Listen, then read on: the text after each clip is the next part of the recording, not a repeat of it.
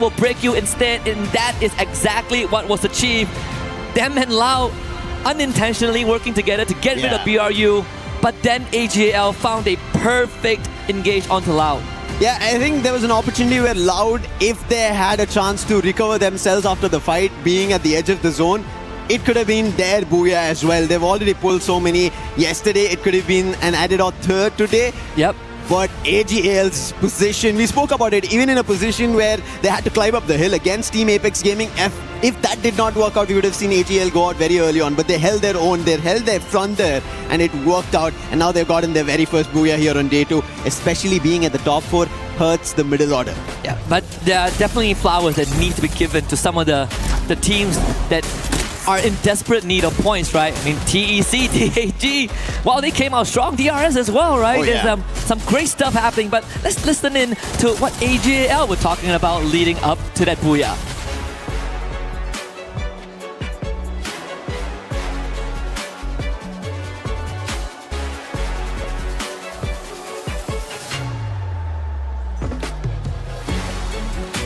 Again, another performance from AGAL that I think shook the opener of day 2, but I would say, right, this goes back to the potential of our secondary scenario. If this trend continues, then might as well let them go through. Let them go through, and we have some of the teams who are chasing for their qualification to Grand Finals play tomorrow. An extra 10 games, but I guess without these heavy hitters being a big threat, it makes the chances slightly better. It makes the chances slightly better if you think about the survival stage, but as you looked at the performance right now, the bottom dwellers, the last 2 who were there, even Titan Esports Club and Demon Sprite, they try to make it towards the top 6 teams, meaning they're acquiring placement points, they're getting eliminations, and they're trying to get themselves out of that elimination threat, meaning the middle order, now it's completely dicey. So you don't know who's going to get eliminated, so better be wary. Either you strike towards the top 4, or you don't know if you're going to get eliminated or not. Yeah, there's always that safety net, I believe, for any Free Fire competition, right? If I can't take that top spot and qualify, the bare minimum, I make it out alive to the next stage. And so if you can't aim for top 4, aim for top 10. But I'm not sure if it's going to be as easy as it sounds or as easy as we make it sound. Because look at Gun Dynasty, they were barely able to get 2 points in this game. That tells you day 1 and day 2 can be completely drastically different. It cannot replicate the same performance, and that's what even AGL, to get their very first booyah, allowed to go out like that, tells you that teams are slowly, strategically planning their championship. They want their trophy, their key put on the shield. Yeah. What more impressively is how this group was a group of teams that basically they enter the boxing ring and they just start swinging, right? They're just filling their arms, they're trying to get some haymakers in, and then maybe after 6th round of just mindless brawling, they decided, okay, that kind of hurt a little bit. We got to slow down. And the teams that actually made it work are the front runners. AGAL, very patient. BRU, very patient. Lao Snickers, very patient. And patience paid off. Yep. Completely. The top 4 teams surviving till the very last, and also being the last 4 surviving teams, that patience, that holding game off, actually playing as survivors and knowing that they don't have a lot at stake to go out. Whereas Gun Dynasty, something that we were talking about, if they miss their performance today and if Falcons rise up the ranks, they might get pushed down. We already spoke, yes, they have high number of eliminations, but that's not going to cascade and help them out to directly qualify if they don't put up a decent performance today. Yeah, I would say that they do have a safety net with the points they have, and let's see how much longer they can lay in that bed of roses. We're going to let them lie down and rest for a little bit, as we will be right back with more Free Fire action. Play is in our DNA. Whenever we let it out, it becomes our superpower. Now imagine an entire city being built to supercharge it. Kadir City, powered by Play. What an intense opener. AGAL secured the first booyah of the day. We are now back on stage with Mekon, Chita Caroline, and of course, we have Yunsel here. That was exciting, right? Yes. What a game, what a match. I mean, what even is that last circle, Yunsu? That was crazy. That was really intense. Imagine we have 5 teams, very strong teams compete with each other. And lastly, only one survived, which is AGAL. And so incredible. I have been watching them since yesterday until today. And finally, they got their booyah. I was waiting for that for the whole day. Yes, and what's amazing is that AG actually scored the highest elimination points the other day in one game, and that was the 5th game. They got 19 points. I'm pretty sure they were able to be doing that again today, hopefully. But seeing what we just saw in the first game, I think things are looking quite promising, right? Yes, from what I can see from yesterday, they have been playing very stable. Even though there is no booyah, but still, as you said, the elimination points was on point, on peak. They were doing so best, and today, finally, after game 1, they got 1 booyah. But still, the first ranking here is Buriram United Esports, which is 149 points for the first ranking. Well, this is our stage hit for the after game 1. Thank you, Conchita, and thank you for your listening. Let's head back to our casters. Thank you very much to our lovely angels, Yunsu and Conchita. We got a lot more in store here at the Free Fire at EWC 2026. Again, Paris can only get more and more lovely with these actions as we quickly drop into map number 2. And this time we're going to change it up a little bit. We did mention earlier on that the map rotation will be slightly different today. And AJL have started off strong with a booyah. So let's see if they can keep that train going. It is Solara that we drop down to. And another opportunity for the teams at the middle order as well as at the bottom. And you can already see a quick swap because of how Titan Esports Club played. And we mentioned this. They need placement points. They instantly got it. And now up. And now they are in a great spot. Yeah, we complete each other's sentences. But I will say that whatever we sort of like set up yesterday is slowly coming true, right? We talked about Demon Sprite needing to come up and again taking a fight with Paradox early on. It's Aswap that gets wiped out first. Enrique, we see here he has great survival instinct from game 1, but top 16 is gonna hunt him down. Aswap instantly brought back. TEC now joins the fight. That is a team that we've been watching out for at the start of day 2. Najat in the fray of things. Rahat also coming in and Blaze slicing through the ranks of Demon Sprite. Oh no, Aswab in the mid-air has been spotted by Gun Dynasty and he will be taken down. Demon Sprite are losing players once again. Paradox get eliminated in the mix of this.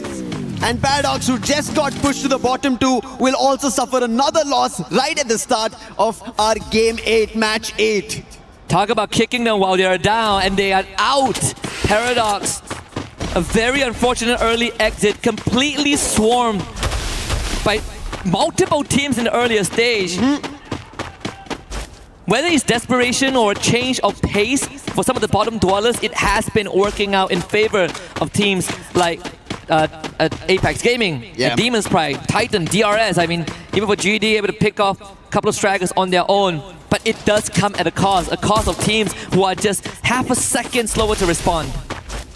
DRS want to be the quickest one to respond right now. They did spot AGAL, but they take the fight to Titan Esports Club and Najad is taken down. And it is the wisest calls I feel right now coming in from DRS, and they're making a run for it. Rahat and Blade, they just have the stairs that they are being protected by, but DRS, they are on a charge. They want to go for a hit. Hadu was backing off, uses the chrono and is now safe and sound, but at least this gives away the position of where the players from Titan Esports Club are. But it's only these two. The other players are in the other direction, revived and are healthy. Pratik is actually getting pressured as well, forced to take the zipline away. Takuri actually getting tagged in the meantime, was brought down. But this was sort of like the demise of Paradox Gaming. A very quick and painless one. At least they take the bottom spot. Aurora still in this game, which is a blessing in disguise if you are a Malaysian team supporter here. But Blade just absolutely popped Rasha. Great shot from afar. Rahat called in for reinforcement. Aurora this time stand their ground and will not be taken out by AGAL in the earlier stages. Jun up the stairs. Cypher barricades himself safely. And Axel with the follow-up. Cypher is out. He'll be confirmed. It's up to Barros and Dew, who's in his flight mode right now, dropping in air. If he gets spotted out, trouble will strike. And Aurora, they need a game like this. They need a recovery game, and it might happen on Solara, where everybody's forced for a fight. Barros tried to hold his own, but he'll not be able to. At least the revive happened. Therefore, there is still chance for AGL, and they don't have to be worried about. However, Aurora, they needed these 4 crucial 4 eliminations. The good news for Aurora is that they are not close to the bottom two. But the bad news is that they technically only have 5 games to play because game 1 they didn't really get anything done. So the catch-up game, there's a lot more urgency for them compared to the rest of the teams. And one of the teams that is in no rush at all is EVOS. And so far playing on Solara, it's one of the maps that they are slightly more comfortable in. Loud Snickers playing a bit of Stroax, completely found out in the open. And Loud Snickers with the first point. Loud are playing, I think, a brilliant game so far. Ending up in the top 4, making sure they stay the top 4 way that they are in. And it continues that they make it to the final as well. We've already been seeing their counterparts from Brazil. MIB are lost in Fluxo. They're keeping their toes matched up, and I think that's what Loud want to do. And if that's a majority of all the Brazilian teams who made it here to EWC, all going to the finals, there is a big chance for them to walk away with being called the champions. It's a lot of pressure also because when we look at even I want to say from the earlier days until now, you would expect teams from Thailand and Brazil, if they qualify to a tournament, they're expected to all make it to the grand finals. It is quite the weight to shoulder, and especially for Loud, who has been on the big stage, they've missed out if they're not, they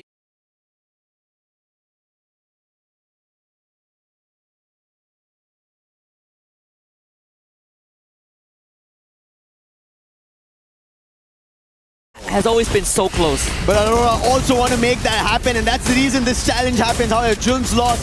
That is Rasha coming in. No way! He puts Suez also down. Confirmations. Aurora are losing players one after another. That's Rasha for you.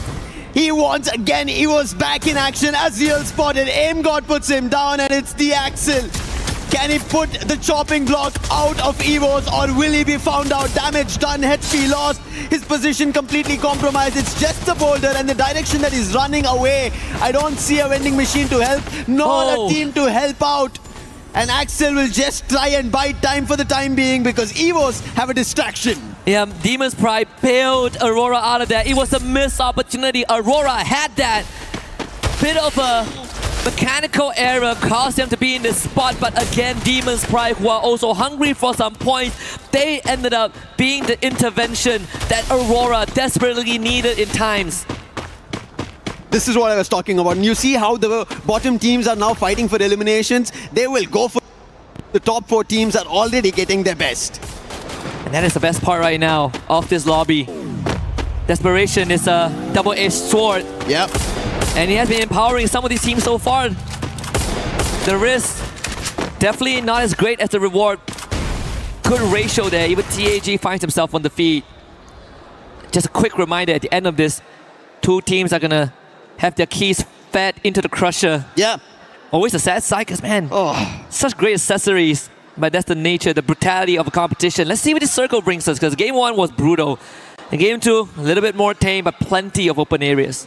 Open right now is going to be a fight between Buriram and EVOS, who just got revived. However, it's only one of the players getting stuck between the lot of Buriram at Eco Drain. And I think he'll be found very soon, but team finding players are tagged. That's Team Apex Gaming. More eliminations coming their way. They're climbing up the ranks, making sure if they have an opportunity, but they need a lot more. They need points closer to 30 in total. Maybe a Booyah also needed if they want a run going towards the top 4. And the bailout earlier on, the unintentional one, gave Aurora time to bring the whole squad back, right? We look at the separation between Falcons and Aurora. It is 49 points. Made worse by the fact that Aurora didn't really get to play the first game, so it is a tall task to expect Aurora to catch up and find a tie, but it's good enough to remain in the top 10 and make it to survival stage tomorrow. As DRS looking for a rotation, Loud doing the exact same thing, but they might be beelining straight into Demon's Pride. Demon's Pride, they just got eliminations from EVOS. They have a compound that they're holding. Looks to be a better game. Loud have just found their one here. AGL, in the meantime, they're finding the players of EVOS, and EVOS seemed troubled after they were about to convert on Demon's Pride. Wherever they try to head out, they've been spotted, taken down, and eliminated. Abax being chased by AGL, and he will be put to rest as well. And that is EVOS losing their players. One last survivor is Aim God. Only gets coins now, but where is the vending machine? On one end, there's Buriram. On the other end, AGL. And right in front now, Demon's Pride as well as Loud going in for a fight. And it's going to be Loud putting a swap down. And the entire squad within a whiff gets eliminated. A full blitz from Loud again. Their execution and these quick hits are so efficient. They make sure that the fight ends within 15 to 20 seconds so that there's time for them to recuperate if a second team does arrive. And it's something that has defined Loud's playstyle in competitive Free Fire. The Wonder Key gets brought back, but that's the most that Aim God could do for the team. And right after that, Axel finds a pickoff. And it's the same situation that Esports frequently find themselves in, playing the survival game. As of now, I think that's the mantra for them. They're unable to find a footing to just go for fights, and they've been just chased by teams. Put them down one after another, and DRS wanted to start out strong. The real soldiers using UAV to just get a grasp of information around. They spot another and they do destroy. Strox, he is the sniper. He's the one who finds a lot of value, but so far for DRS, at least today's start in game number 1 was decent, and out of that, Solara right now hasn't found much. And it's a team that is also a first timer on the EWC stage as well. Finally getting what people say they deserve over their counterpart back in the region. AGAL now facing off against BRU, the same face-off as round 1, but we might find an early ending as Jonah with a good hit on the deal. Saifa still pushing forward with support from his teammate Wasana though will win that fight, and this time BRU, they will show AGAL that once is enough. Barros is poking it out of there, but has to go into the blue with no coins at all. You could see how clever that fight was. They used the Steffi, no throwables that could have been dropped by the side of AGAL, went in for a 4-forward fight, guns all out, and Buriram had the better of it, and AGAL could do nothing of it. It's just very strategic play coming through, and this is what makes champions. And you mentioned Buriram, they want their cabinet with an EWC trophy, and this could be one of their opportunities. Yep, it's the final piece of the puzzle, and how poetic it is that the final piece of the puzzle is fitting the key into the plaque.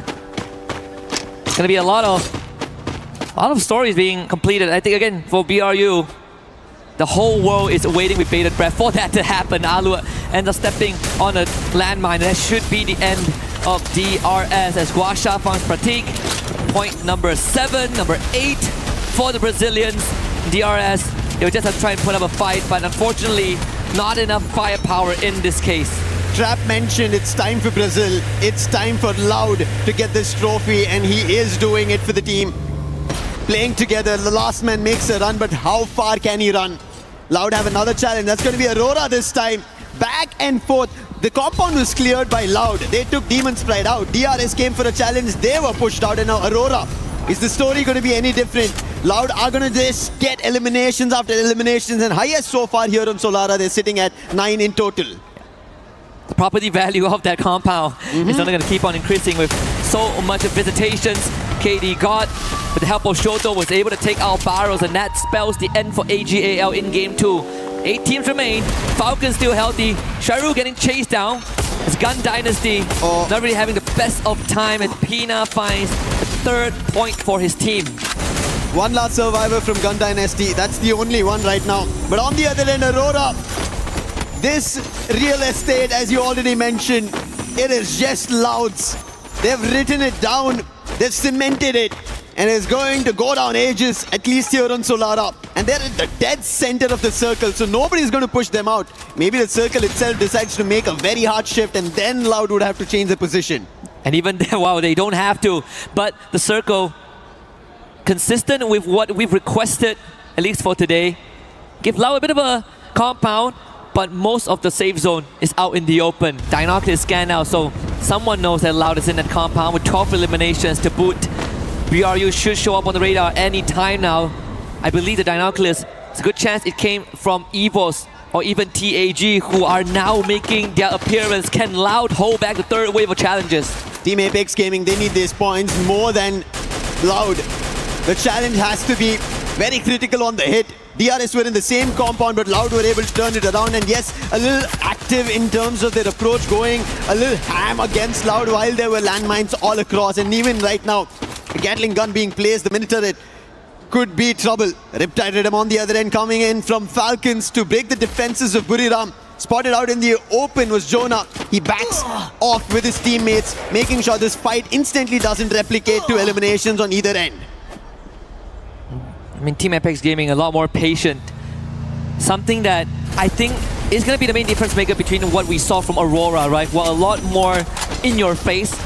Wanted to make more moves. Falcons also starting to feel a bit of that jitters. DRS planting themselves on the low ground as Ray out in the open will be picked up by Guaksha. So that's the 13th point for Lao Snickers. But the rest of Evos, even if they get through Lao, they still have to do a DRS. Apex, what was that? That was a big surprise. Nobody expected him to be behind enemy lines. And Russia being the distraction. And he's still firing. Abax gets another player from DRS, but they instantly put glue walls and stall that at least for the time being. Abax, can he find more? Russia on the other end. These two players on two different directions trying to corner a team, and Russia spots Falcons. Damage being done, finds the knock. Can he find a confirmation? No, again, glue walls being blocked on any approach coming in from Evos. And Russia himself, 6 out of the 7 eliminations this game for his team. Him and Apex completely separated, and Trap will take care of his teammate. The Wonder Kid left to his own devices, and now the circle closes in. Even La will have to start evicting the compound. Riptide Rhythm goes absolutely wide there from TAG. So Falcons not really threatened, and they have such a good spot perched up on this boulder. It looked like it was going to be loud earlier, but right as now, as you mentioned, yes, it is Falcons. They have the best position to hold every team off. The circle's about to close in the next 10 seconds, and also it's shifting. Teams better be ready for this. Wolverine gets taken down by Moshi. A very small, slight angle where he found Wolverine down, but I think it should be an instant recovery. Not much to be worried about. But Team Apex Gaming, they have to put them down right here at the hut. But Buriram now decide to go challenge and get closer. Falcons trying to hit shots, but none of them connect, and Buriram make it safely. And the result between BRU and TAG comes down to how much can Falcons change the course of this battle. The glue wall from BRU will give them some space to work with. Wasana being given one more glue wall as he did ran out of resources, but BRU decides that they can't bomb rush this. In fact, it's TAG that responds onto Falcons. Russia gets freed up, and now he books it for the building where Loud and DRS are perched at. Launchpad being used as well. BRU now arrives on top of the roof. The reposition enabled by the chaos. BRU now in prime spot. However, Loud are taking away those eliminations, stealing it away. Damage being done by Buriram, but Loud, they are getting it all. It looks unstoppable. Russia is in a very compromised position. So is Keroro from Falcons. How drastically this fight changed from Falcons winning it to almost now losing it, and now Team Apex Gaming, they're making a rush out in the open. Keroro has nothing to say, and Shoto finds it. And right now we have the best 5 teams looking forward to points. Falcons are out of the race, and Team Apex Gaming now moved to that prime position. They will have to relocate because the circle decides that will be the case. Evos eliminated down to top 4, and TAG ever so close. And so far they will be unbothered just for an instant, as DRS is going to be the one that faces resistance. Lao, attention put onto Captain Jonah. BRU under pressure. Wasana responds from long range. They need to keep Jonah alive, and Jonah is the anchor that cannot break, but Lao is putting on immense pressure by just rushing in. Aluk is taken now off screen by Trap, and BRU able to retreat to a safe space. TAG now needs to catch up. Just like how out in the open Buriram made their rotation, even Loud managed to, with a plethora of glue walls, lay down the land and they walk across. They're closer than ever. Team Apex Gaming in the meantime, just because Loud decided to rotate out earlier, now they have an opportunity. Jonah finds Takuri, the last one from DRS, and now Team Apex Gaming have an opportunity because Loud and Buriram are close together. However, Get High, he is shooting the players of Team Apex Gaming and not letting them slide down the hill. This is the final lap for Apex Gaming, and hold my hand, Lucifer, because we might be witnessing history here. The top 3 teams, 2 of the front runners still with the full squad left alive. But Team Apex Gaming have the high ground. They have couple of moments, couple of instances where the blue zone will make the difference, and TAG, they are in such a prime position to get this pickoff. Loud, they decided to make a rotation earlier than Buriram, but Buriram had the position and Loud are trapped because the zone's closing in. Glue wall's not working out. Kenny God finds the opening. And they do it here. TAG, the faster they get rid of Loud, the better they ask for him, and Loud, you know that the Brazilians, they don't back down and they are ready to take that fight. The cluster would have been nice if it connected, but now Loud are out of vision, and BRU into the fray. Team Apex Gaming, they have an advantage. Loud have a safe spot. BR, you are out in the open. Riptide Rhythm. It's breaking their defenses one after another. Shoto has had a great start in this game. 5 eliminations already, and a KD got hit again. Wasana is down. Make it get higher. Fulvin finds one more. Team Apex Gaming are also assisted by Loud. Loud are taking away the eliminations, and Team Apex Gaming will not be happy about this. This is looking good. TAG have a chance. Jonah being pressured by Lau. A distraction, they're eliminated. TAG in a spot to make history here against Lau. PZP in the front. Shota with the first one. Can they find a conversion? Lau down low in hell. Guaksha is down. PZP to follow. Team Apex Gaming makes history and gets their first ever booyah on the world stage. This is a very big booyah for Team Apex Gaming. We spoke about their comeback. They start slow, but they make it happen. And especially to do it at Esports World Cup 2026 Paris, the biggest of stages. And Team Apex Gaming for India make a big booyah. Yesterday we talked about this. Dreams come true one step at a time. And I'm glad we held hands for this moment. What an achievement it is for the region.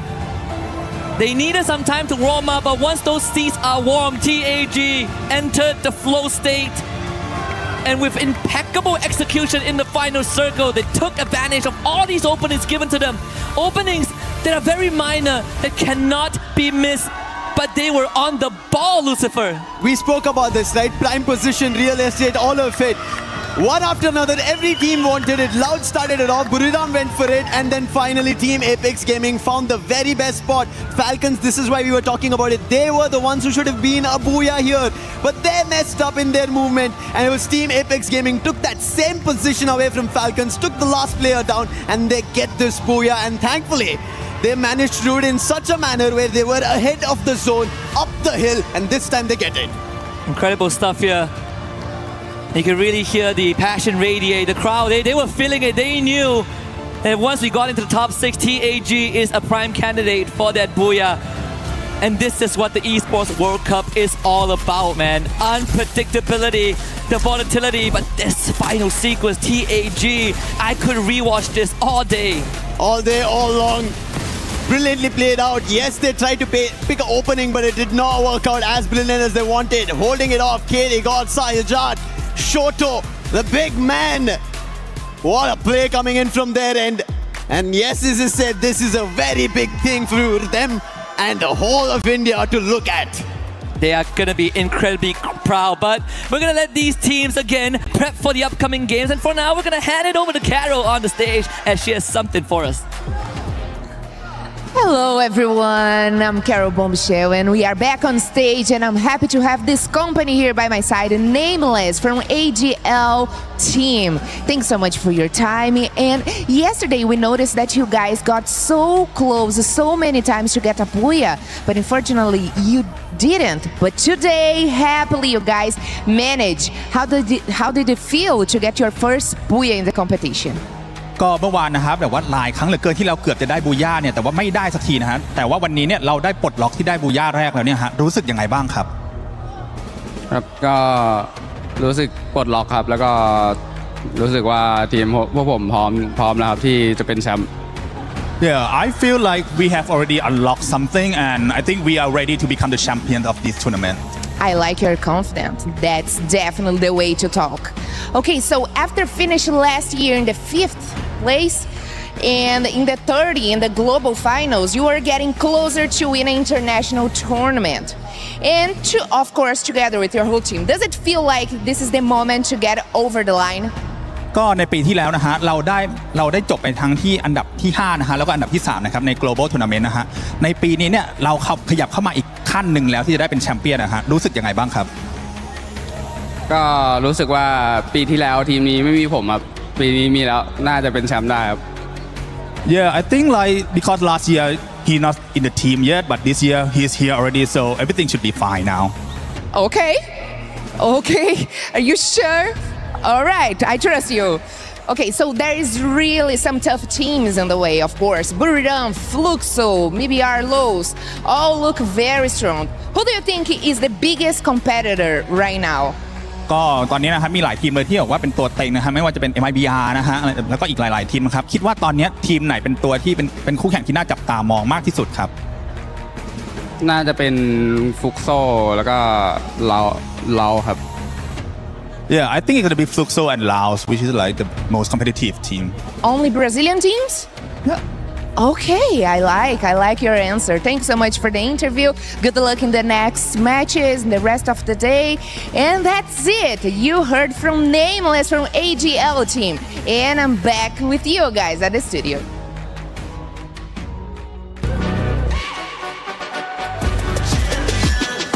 This ain't no regular thing. Came for the ring, you know what I mean.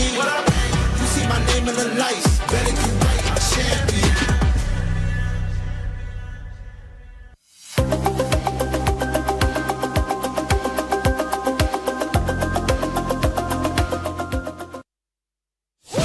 At this year's Esports World Cup, we're bringing you all the games you love, all the coverage you crave.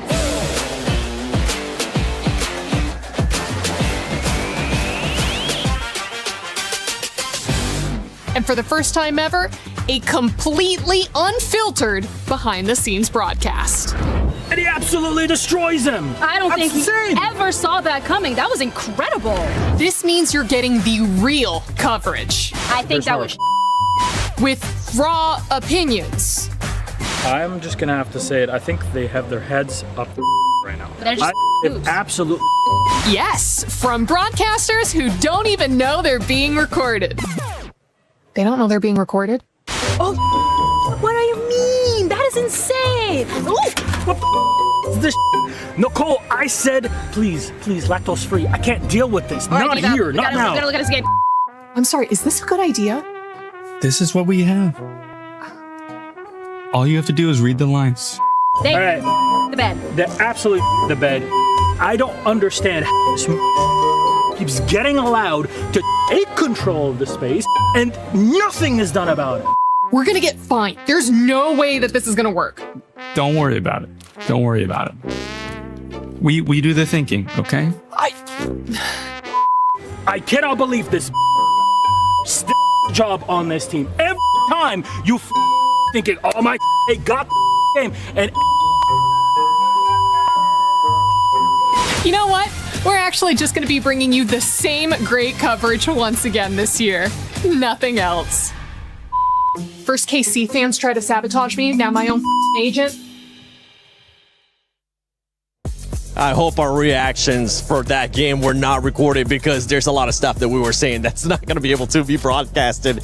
But India finally shows up here with the Booyah, Neptune. Yeah, I'm really excited to see them play because even set the expectation from yesterday. Lucifer did mention that they have a slow start and then they move up, but also in the last two games they plummeted. So hopefully this is a different story right now, starting it off in game number 2 with that Booyah. And it's good elimination as well coming from them. It was almost the same story earlier wherein they could have taken a higher spot, especially in game 1, but it's just unfortunate that, so the story is AG, AL, as well as Team Apex Gaming, they scan each other with the binoculars. So AGL was just waiting for them to rush in. And the moment they did, they got annihilated. Brimred almost got them as well, but it's a good thing that on game number 2, Team Apex Gaming managed to recover. Yeah, but always, I have to appreciate how Loud is also doing so well in the first and second game. I mean, that last circle was amazing. Yes, they were in a bit of a compromising situation. They got lower ground,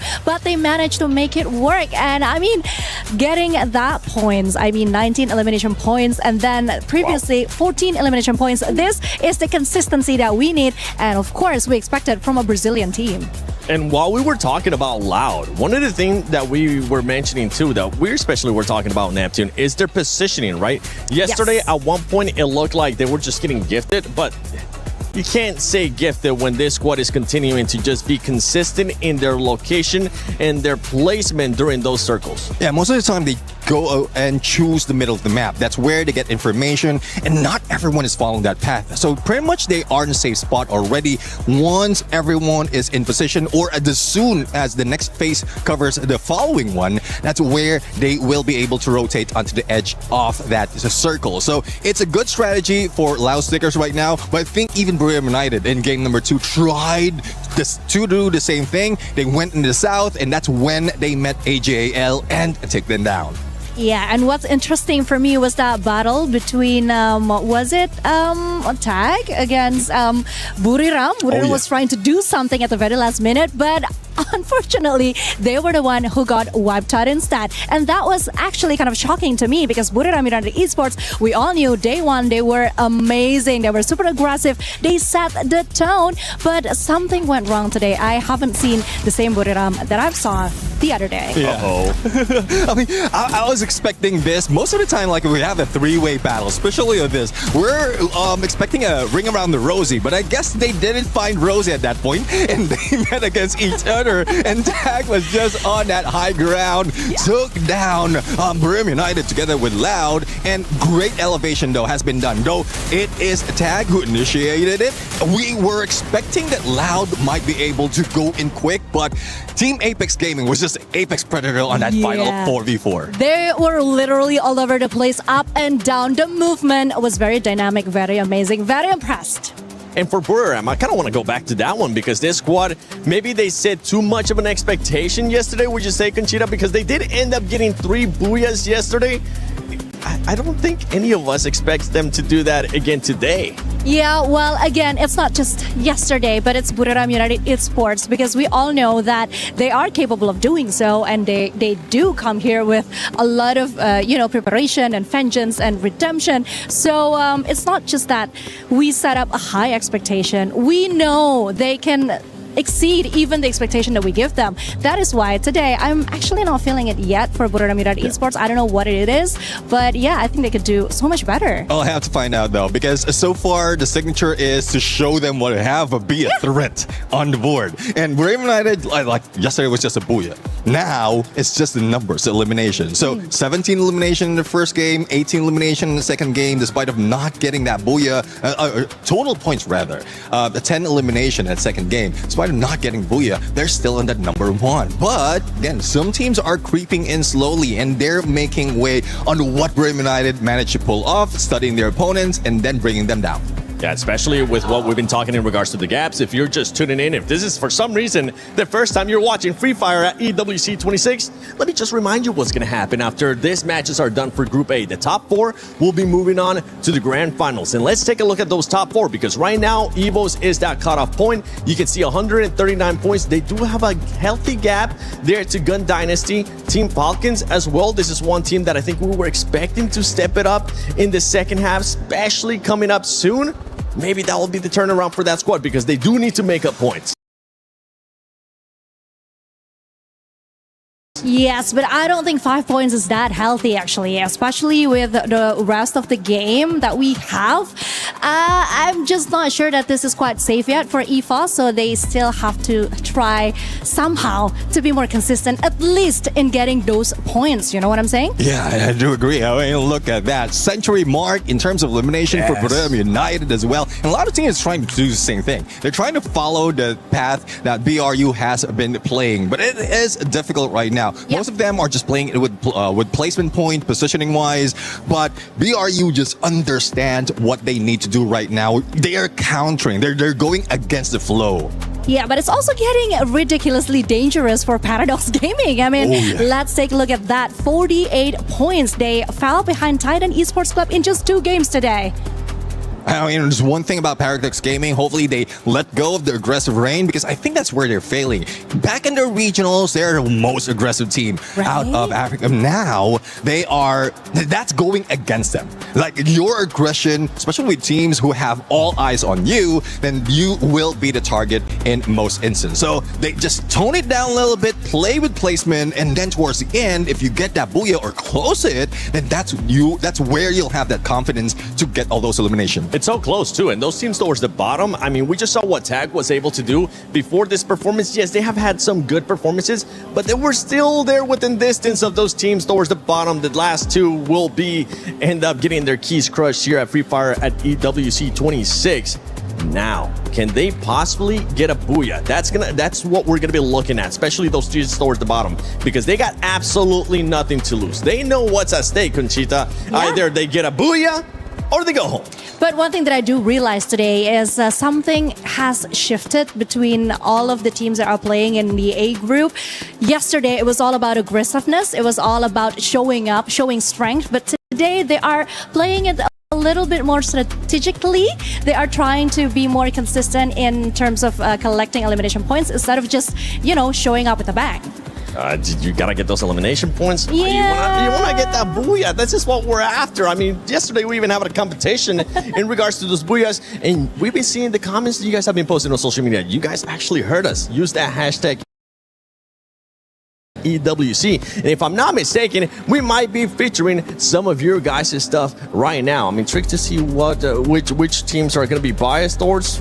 We're totally not biased whatsoever here We are on the desk. We're supporting everyone. It's not like we want all the top teams to continue to do great and take that performance, but you can see it right there towards the bottom. X-Tunis says Trap is the best bomber in the world, Neptune. Yeah, I mean, let's see though, because there's a lot of bombers being in here, and this is something that we were talking in the background as well. Though there are a lot of chances of the M79 grenade launcher to be used, not a lot of them are pulling it off, and not even every team is putting in the Steffi to prevent all those grenades. So I hope that we see those great bombers right now being capitalized, because there's not so much of going against them. It wasn't just Lucifer having the confidence in Tag. The fans are out there with the confidence as well. Whether Tag will qualify, which by the way, right now they're looking like they will be qualifying to survival unless they continue to have some more booyahs. Then maybe we have a different narrative here. They will play like beasts today. But I so agree, because then again, this is the Esports World Cup. Of course, we have to play our best. We have to give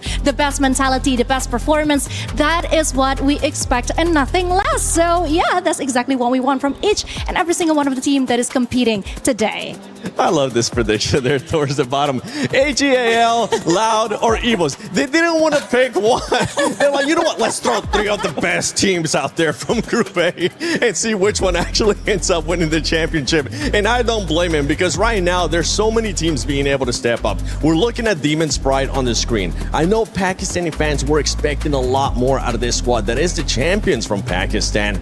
Can they possibly do it? That is the big question mark. What are we going to be looking for them to do different? I know we've been talking about the playing styles that we've been seeing out of their squads, maybe playing a little bit too passive, maybe being a little bit too aggressive. Neptune, what are you looking for Demon's Pride to do? Well, we know that for Demon's Pride in their region, they can be aggressive, they can be tactical as well. But again, there's a lot of teams who has read that already, who has been years ahead of them. Yep. So Demon's Pride just needs to stay in the edge right now. Use all the utilities that they have, especially those binocular skills. If they want to get a safe spot into the next phase or each phase of the circle, use those R-funds, use those binocular scans, so that at least you'll have a clear view of whether you're heading into danger or just in a safe spot. But that's only not only that, there's also those launch pad that is available depending on the map or which map we're playing in. If I'm not mistaken, the next map would be in Kalahari. So this is where those hook guns will be important. Their entry and exit would be much quicker compared to just walking around or running around.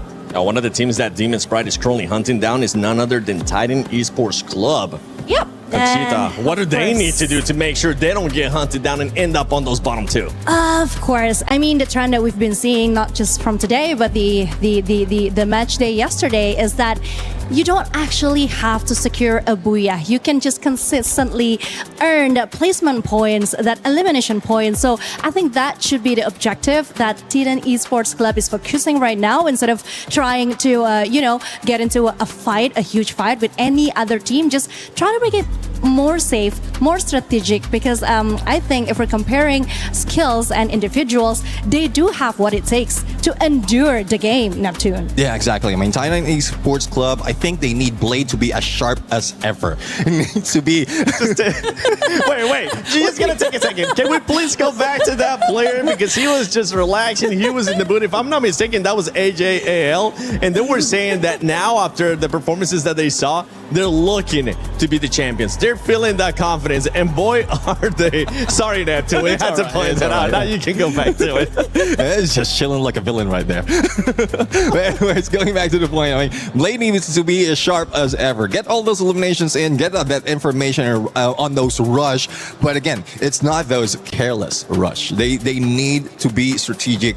Kalahari is one of those wherein they can capitalize on their snipers to find their position first. But again, it's one thing it's a good thing that we are now on day 2 because they can review what happened in day number 1, especially in this map of Kalahari. And well, despite of not having that much of a gameplay in specific maps, at least they have a general idea of where the other teams are dropping or rotating.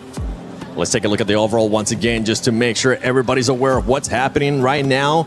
Gun Dynasty, I feel like today we really haven't seen the Gun Dynasty that we saw yesterday. True, because not only they haven't secured a booyah, but the points that they keep on getting the other day, that is something that we haven't seen today. I think that is exactly the problem with the way that the other teams are playing. They're no more showing aggressiveness. They are playing it more smartly, and I think that kind of messed with Gun Dynasty's plan and strategy. Yeah. So it's time for them to adapt now, because actually they were one of the team that were very disruptive the other day. Now they are the ones who has to follow the rules, quote unquote. Yeah, exactly. I think the day number 1, they have that element of surprise. Yeah. Gun Dynasty just brought in the big gun dynasty. Ooh! Anyways, see what you did there? Yeah. Well, it's his uncle in me. But anyways, going back. So they have that element of surprise. They were not caught off guard from yesterday. They have a lot of potential of elimination. But now, give these teams a day's rest, a day's chance of studying your opponent, and this is what you happen. Like, look at Gun Dynasty. They only got 4 or 2 points out of game number 1, and then only 6 points on game number 2. It's not looking good for them, but it's a good thing that they managed to stack it up from yesterday. And right now, with the team being in 5th place, they are about 15 points away from Evos. Evos did start off good in regards to some of the placements, but we haven't really seen the booyah out of Evos at any point. Remember, these are the defending champions of EWC, especially for Free Fire.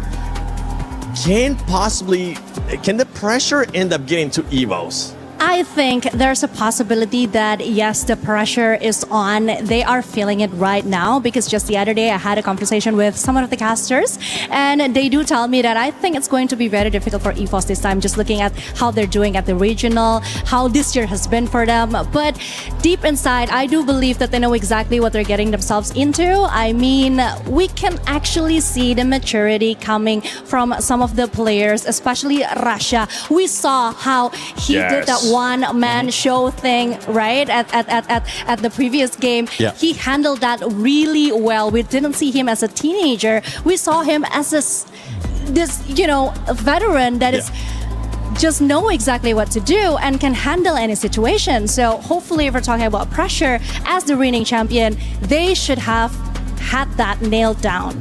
But then again, I mean, if they're just reliant on Russia just ending it, that will be the situation over and over again. He's the last man standing. The rest of the squad will just be waiting to be revived if they can be revived. And that is getting tougher and tougher. One good story, though, for Eva Zivine is after that game number 2 from yesterday, they are getting double-digit points, all throughout up until today. So that's the trajectory as well as the consistency that we're looking for. Booyah will capital them a little bit higher to make them secure the top 4. And for Team Falcons, you got to remember, for Team Falcons, they're truly in contention not just to be able to be the champions of Free Fire at the EWC 26, they're also in contention for the club championship. So they want to be able to get those points. They have won in the past year for Free Fire. Which team and which player from Falcons would you like to see step up in this last matches for Group A? Well, Limited 7.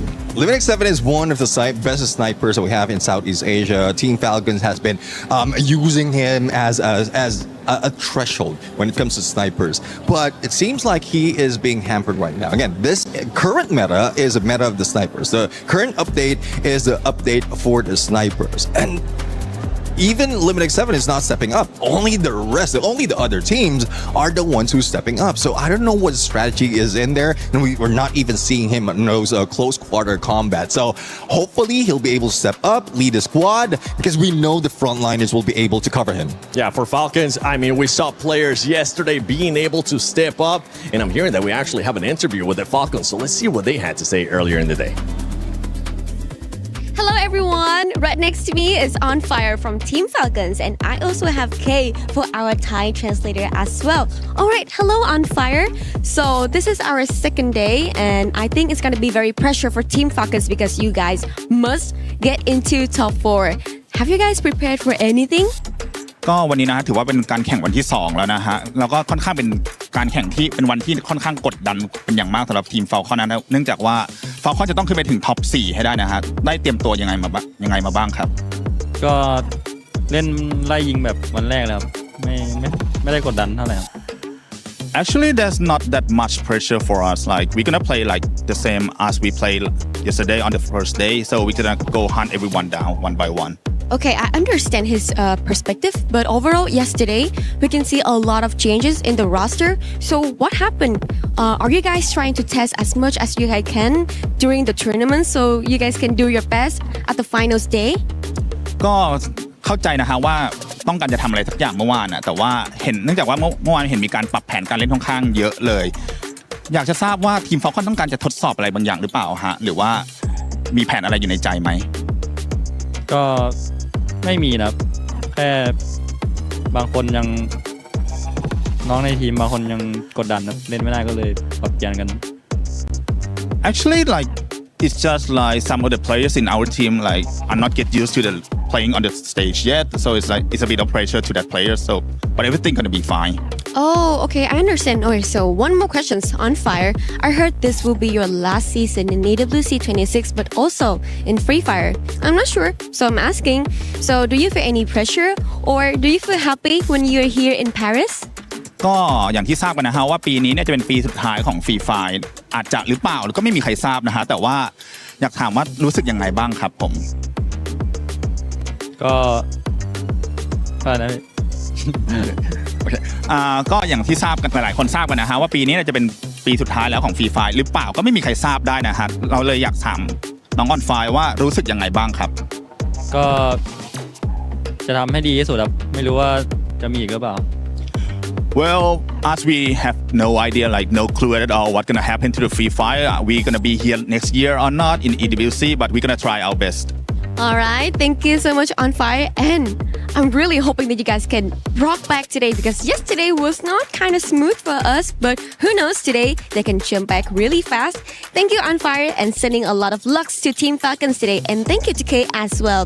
Thank you for your listening, and now let's go around, shall we? I like that for us. Okay, we're not biased at all. We're just a little bit biased sometimes. See, I'm not the only one. You're not the only one. We're not the only one. Yeah, well, let's see now. Well, I think it's time to see if Falcons maybe is going to end up getting a booyah. Let's send it over to Lucifer and Husky. Team Apex Gaming, after getting their booyah back home, their fans feel like this dream which was surreal is now come into play, come into action, and now that will rally everybody to look forward to making it to the finals. And with that, we start our match 9 here at Esports World Cup 2026 Paris. And it looks like Group A, which was supposed to be the group of death, is also becoming a little bit of a comeback for some of the teams to get out of the chopping block. There might be still some big separations between 6th and 7th spot. Falcons still being the gatekeeper there, but Team Apex Gaming has proven that those booyahs, they make a lot of difference. They shoot up to the 7th spot. But when we look at some individual stats, the Wonder Kid Rasha still tops the chart with the most eliminations at 36, Trap and Cypher sharing 33 apiece, which means that these key players are always going to be the biggest difference makers, like what we've seen in the first 2 games. But now we head into Kalahari, and I'm looking at one team to take it back home, and I hope that that is going to be EVOS. You hope for EVOS, the fans hope for their favorite teams as the fight breaks out. Demon's Pride, they're still at the chopping block. They've not made their move. Paradox also the ones, and it seems like Enrique is in trouble. Bit of a tap dance there, Enrique. Still getting up for safety. Paradox. Are there any resistance? Jazzy has already chased down Enrique. So first blood achieved by Demon's Pride. Paradox with the instant revive. Madara with the chase down too. That's sneaky gone. 2 for Demon's Pride, but finally some clapback. But it's not a pick, it was just a knock, and therefore Demon's Pride will still be happy. They'll be getting 3 eliminations at the end of this fight at Foundation, but there's more that they have to pick up in case they don't want to be eliminated. Those keys are dreams to a lot. And coming out from Pakistan, just one dream is theirs: to stay alive, go to the survival stage, and it's not going to be easy because now in front of them there's Loud. And Trap is the second best in the highest eliminations just after Russia. So it's going to be even more tougher. However, his teammates are not close by. I mean, as we get closer to the halfway point of Group A, things starting to feel a lot more surreal by the second. Especially like you said, the dreams, right? These dreams come at the cost of someone else's. Yep. EVOS, despite having more of a tougher game too, we did hear what Conchita said. The survival instinct of the Wonder Kid kept them alive for longer than they should have. Just, you know, humanly possible trap with the pickup on the Madara. And even for TAG that had a booyah in the last game. Woke something up in Aurora, who wants to follow in their footsteps. As KD God that gets chased down. Suez on the case. And a full wipeout here, TAG, from riches to rags. This is not the result they would have expected after getting a booyah instant wipeout, but Aurora also needs something to say for their fans. Out of Malaysia, it's not an easy run that they've had. They've not made it to many of these stages, and finally coming out, they want to make a wave, and they do it. Maybe Kalahari, even Neptune mentioned, the hook comes coming in, the game is going to be faster, the sniper's going to try and battle it out, and the CQC, it'll be undefendable. When we last checked in on the overall ranking, Gun Dynasty pushed out a top 4. Yeah. Currently sitting in 5th spot. First 2 games hasn't been kind, and it seems like it will only get worse as Benel hasn't really found anything. Same for Vegas. And in front of them is BRU, the worst possible entity to go up against in this case. AGAL dispatches of Paradox Gaming's members. Sneaky, he's also been spotted. It's going to be trouble. He's the last one. Is he close to the vending machine? He's making a run for it. I'm not sure how many coins he has. There you go. He has 1,100. So he should be able to bring back some of his teammates. But you can see AGAL, they're already a run.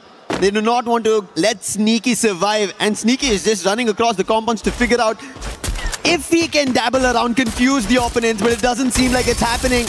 And very soon he will be found and Paradox will be put to an end.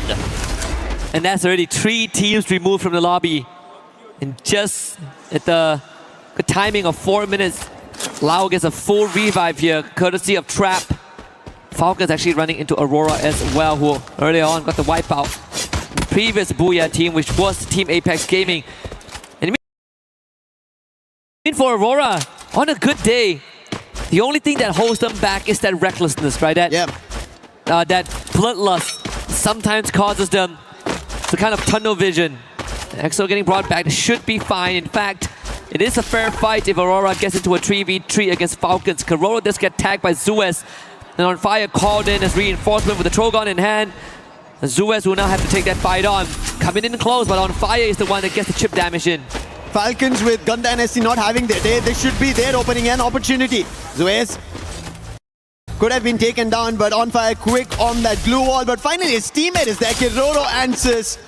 And that's going to be another added-on elimination, the second coming in for them. But on the other end, Damage leader Trap has been besting rushers, youngsters, and he's still been leading the front. But finally, Ray puts him down, not giving him enough chance right now, at least here on Kalahari. But we know the squad, they rally up quickly, they will get him back up. But on the other end, EVOS, after the first 2 unfortunate games that they've had, they would want to pick up points themselves as well because they're the defending champions. They are now close to being pushed down if Falcons make it to the top 4. Absolutely, and even for Aurora, this is going to be a tough game because they are getting picked up by multiple teams and having to invest resources in their revive. Demon's Pride still in the last spot as of yet, found their 4-point. I think in this case, right, we've seen Demon's Pride in the first 2 games itself. It's not like they kind of went out on a whimper, right? They came in, they get a couple of eliminations, but I think it's about time we talk about the placements for them, because some of the first two lobbies, wipeouts didn't happen early on. It's not like Kalahari where we've already lost 3 teams, about to be potentially 4 as Lao are on their last legs. So that means that for Demon's Pride, sure, you're getting eliminations, but if we don't get that injection of placement, you are going to be in that bottom 2, because they have been racking up some digits. I really like that you brought the point of placement points, because it's going to now get crucial, especially if you're in the top 4. There is no in-between day before your grand finals, if you already make it to the finals. And especially at that time, your placement points count. You need to get closer to the champion rush condition, and if you don't, other teams will make it closer, and the Booyah seals the deal of that key and the shield finding a new home. Yeah, and it has happened across multiple regions. I mean, we look back at 2025 spring for SCA. It was Onyx that got that win when no one thought they would, right? We call it the Onyx incident. The same happened for the regional USA, where Mia Corp, not the favorite to win. Yeah. They got here because they got that Booyah. And that's where consistency matters the most. It really hits home the cliche saying, it's not how you start, it's how you finish. Exactly. You could have 200 points in the grand finals, but if a team that hits champion rush at 90 points gets the Booyah, they are going to be the champion, and you will only come in second for your efforts. I'm pretty sure nobody would want to take #2, because we know how devastating it is, especially that the champion can walk away with 3 keys that they would want to add on to their trophy while being crushed. And that is something that esports brings the rawness out of every player, every team. And that's the best part of it. It creates a system of rivalry that they want to again go for an achievement and take them down the next time. But for now, as they're here in the moment, they have to get it going. Quick pause that we have before we resume. Kalahari has already seen 3 teams out of the play, but Buriram, they are on top of it this time. They've been quick to get 7 eliminations. They would want to do a lot more, because every other team, they've been taking it away in the first 2 games that we witnessed, and especially at today's halfway mark for Group A here at Match 9, and after this, just 3 more games. And if anybody wants to get back on the race, make sure they're safe and sound. They need to deny the points to the top 4 teams. Yeah, and I think in the worst case scenario, if a team really has no more chance, and this is probably when we get into match 5 and 6 for day 2, you can play spoilers. Yeah. You can ruin the chances. Kick someone out of top 4. Force them to play 10 more games tomorrow. There's already Gun Dynasty who have missed their mark today. They've not been able to perform in the first 2. They're already the 5th spot. Falcons, they should have been the best ones to take that 4th spot away, but that's not happened yet. And I think the worst case right now, I mean, the situation gets worse for Gun Dynasty, right? Yeah. The first 2 rounds, middle of the pack, just gently pushed out of top 4 by Evo. I say gently, but there was more. There's a double-digit difference. They just got wiped out. Yeah. And I think our panel did say, our host, Barney and Luti did mention that during the team walk-ins that the team that, finishes top of the group, they get the privilege of operating the Crusher. Oh! It's 2 keys, but still, Yeah, those are 2 dreams. You hold the dreams in the palm of your hands. That's a lot. That's a lot as a responsibility, but at the same time, to see your chances just being crushed, powdered down, and I don't think anybody would want it, but that's how Group A, that's how terrifying Group A has been since yesterday. And even Conchita mentioned this, right? Such a drastic change between Group A's performance on day 1 and day 2 of how teams have become tactical, strategic, thinking about their chances, thinking about the number of points they need, thinking about can they make it out and survive further. Yeah, and I do enjoy the effort of some of the teams, some of the unproven regions. We saw TAG, but we put Pakistan in the conversation, Demons prior, Paradox from Africa, Titan Gaming as well, DRS, basically those at the bottom. Even Aurora, they're coming out a little bit more harder. They're coming out with more aggression and sure, double-edged sword.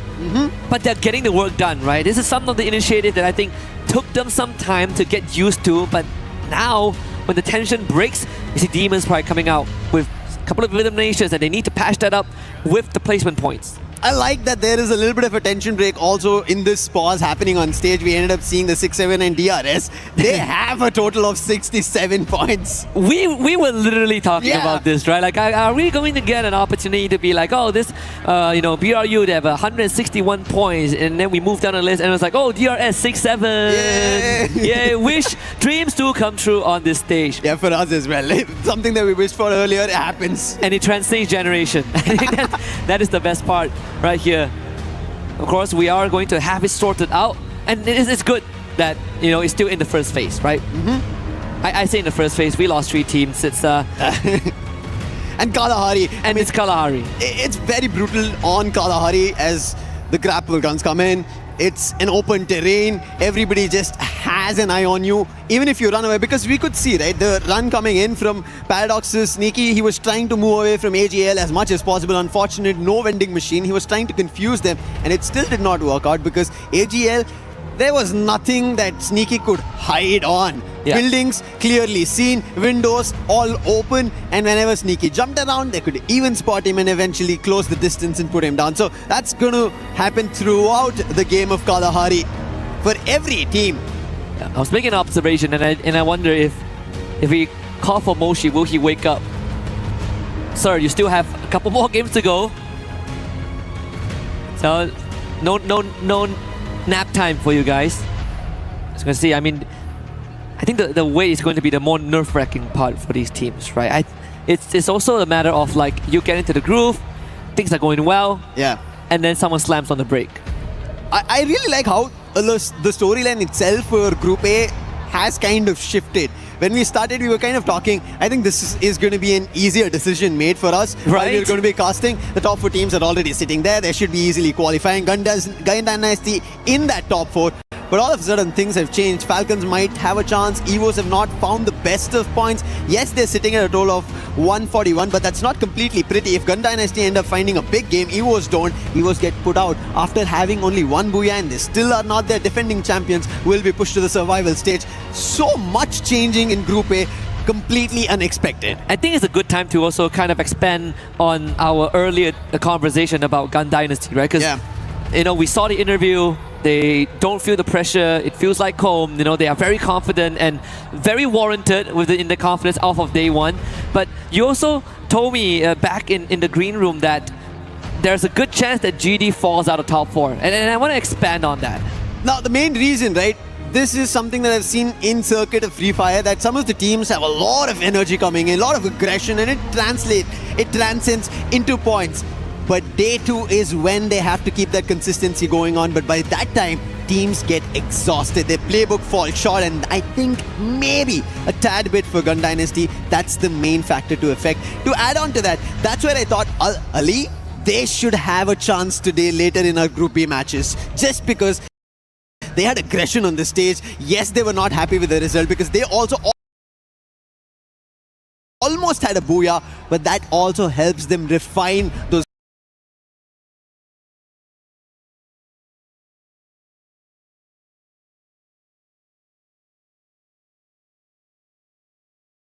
mistakes that they did yesterday, maybe to qualify today.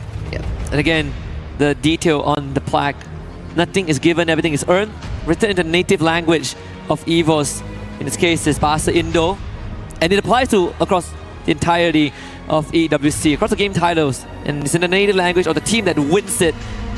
It'd be great to see it maybe in Portuguese if a Brazilian team brings it back. There is a good chance. That has been the story. And I think, the interesting part is always that we look at the Thailand as the best region. Yeah. And that's only because we see them more often. But we get onto that world circuit, suddenly Brazil is in the conversation and the playbook completely changes. We even see the bullseyes kind of shift, right? At first it was just BRU. If we take BRU down, we own the world. But now it's the entirety of Thailand. Yep. Indonesia starts to step up. And I dare say South Asia, India, Nepal, Pakistan have a dang good chance of making something happen. But I mean, even for Demon's Pride, smiles on their face, completely different from the walk-in where oh yes, where you can feel that nervousness. Now, I think they're just enjoying the moment, and maybe that's the best way to survive another day. I think that's something while we were back in the green room, we all were talking, right? Some of the teams need to have some fun. Even Neptune mentioned this. You have to take these games at least with a bit of fun. If you don't, if there's too much in terms of thought put into it, a lot being, I would say, relayed between each other, a lot of talking that you should be doing this should have gone better, and all of those thoughts will eventually make you a lot more nervous, anxiety running high. That will end up messing your performance. And I think it's time to have a little bit of fun, to bring back the game that you use in your own region, where you top your region. That has to be brought back. That element, you have to isolate yourself. Like, I think that's what Gun Dynasty were channeled into yesterday. If they channel back that today, they should be back in the top 4 and pushing competition out. Yeah, if we have seen TAG achieve that history for the region of India with that very first world stage booyah, I think Demon's Pride has a good chance, right? Yes. We were going through the narrative and you were telling me that, you know,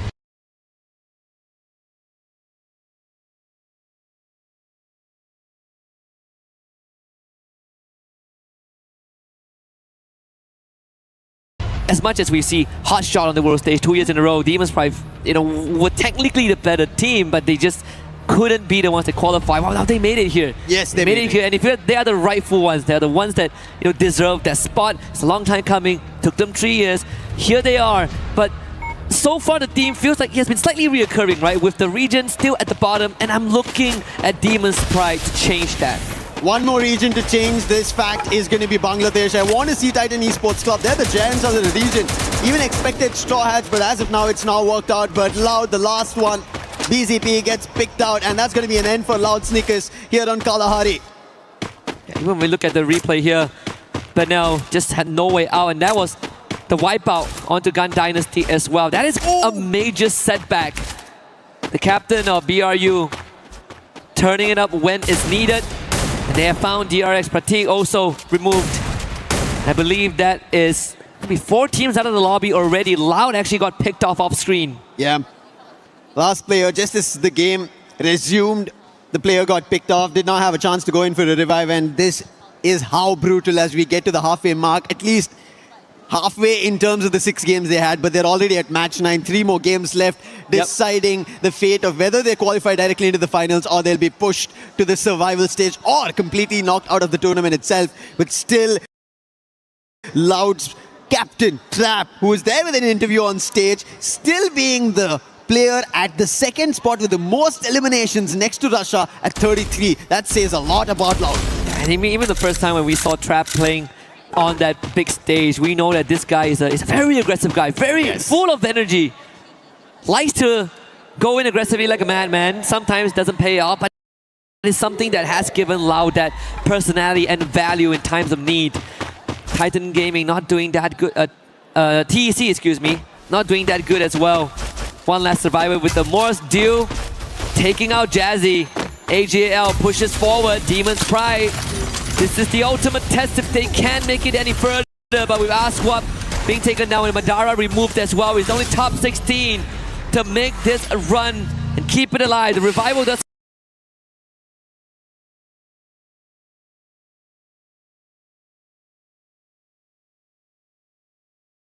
come true. Only enough for one, but one is better than none. Yeah. It's better than completely getting eliminated. Top 16 position, yes, no, and they are surrounding him, making sure he has nowhere to run. And that was a quick movement coming through. That was just distraction over there for top 16. And he'll also be picked up. AGL scoring total 8 elimination, 4 going in for Dew, and Dew has been phenomenal today. The sniper coming into play. They start off with the very first booyah, and they're continuing those spree of eliminations. I mean, Dew has always been the player that no matter what happens to a roster, you want him to be the constant. And yes, it has been so many years. I remember first time seeing Dew, it was back in 2022, and they came close to a global trophy. That was taken by BRU under the leadership of Jonah. Imgod on fire here. Falcons, you just say there is the race between Falcons and EVOS, and so far EVOS are winning.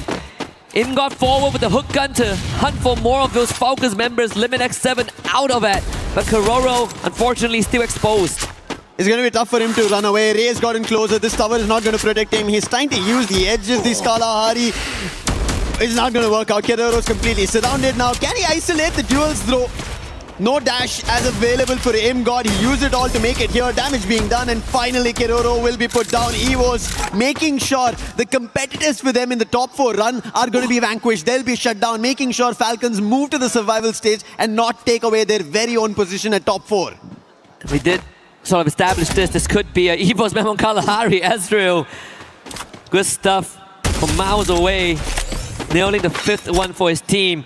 It's one of the few imports we have for a Malaysian team. In fact, the very first player that was imported was Crime MKS from Indonesia. And ever since then, it has been working well, improving the ecosystem over the years. And I'm happy that Aurora has made this change and made this move.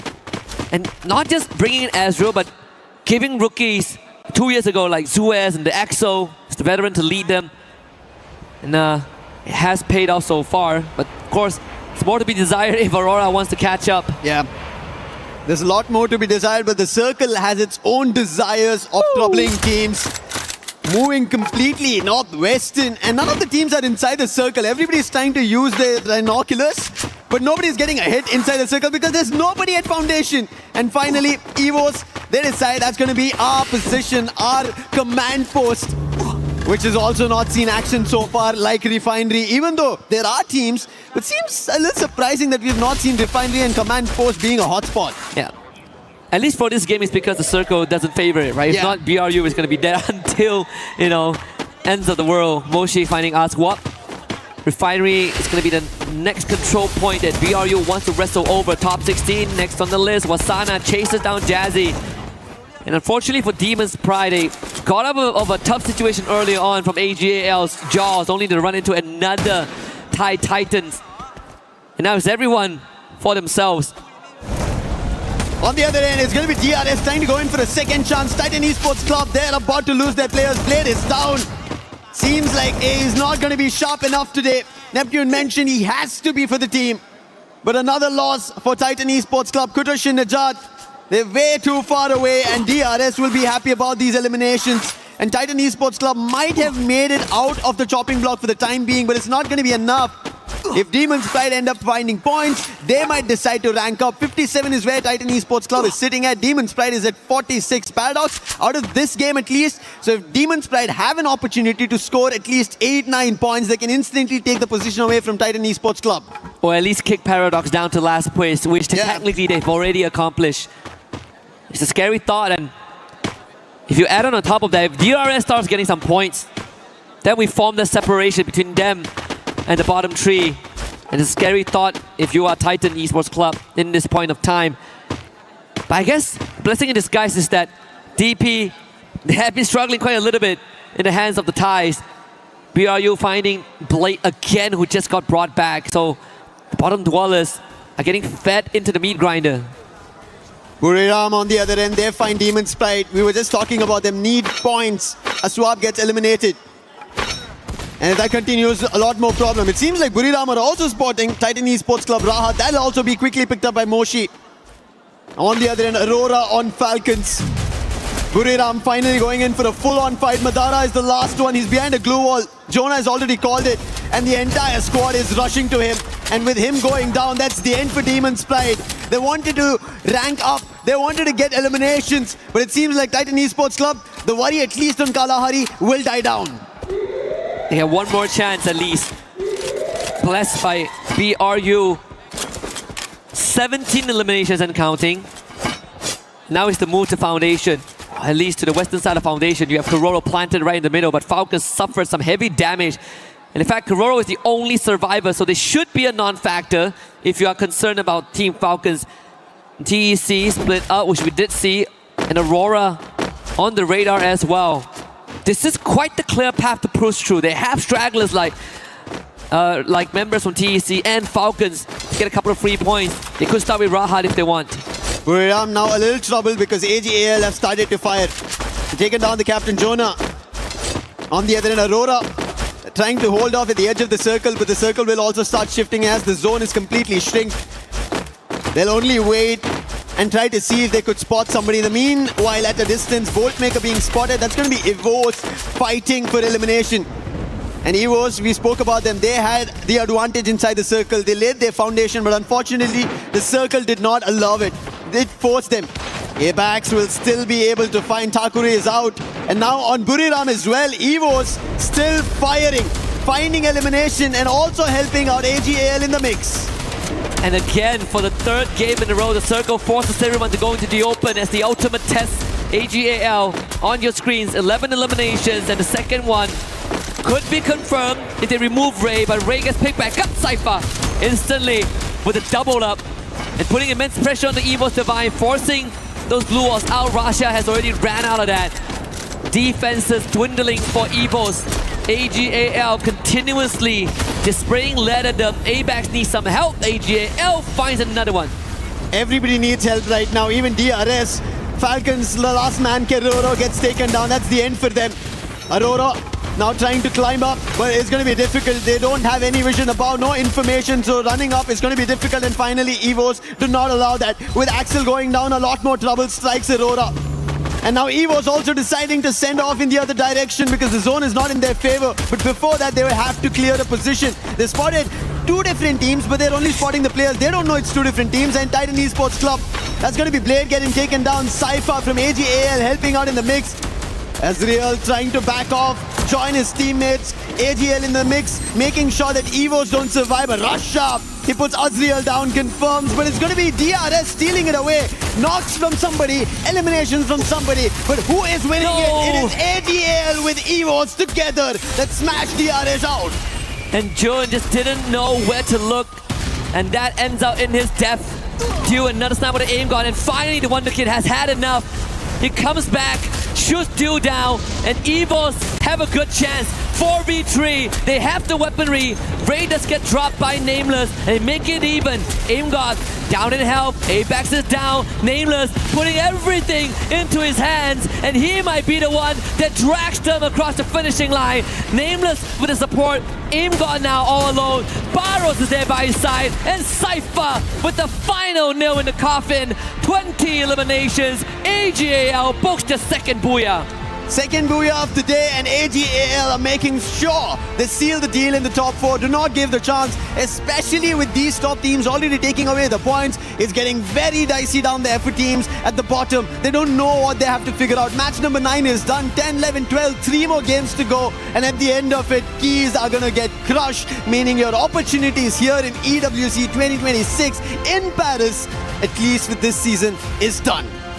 Almost done. We're about to close the chapter on 2 of these boats. The halfway point being crossed means that pressure starts to set in for the teams at the bottom, potentially in the red zone. But I gotta say, EVOS, sure, no booyah, but they held on for so long. In the battle of attrition, they were on the losing side, and this was the spirit that got them that trophy lift last year, and we're seeing it on display again.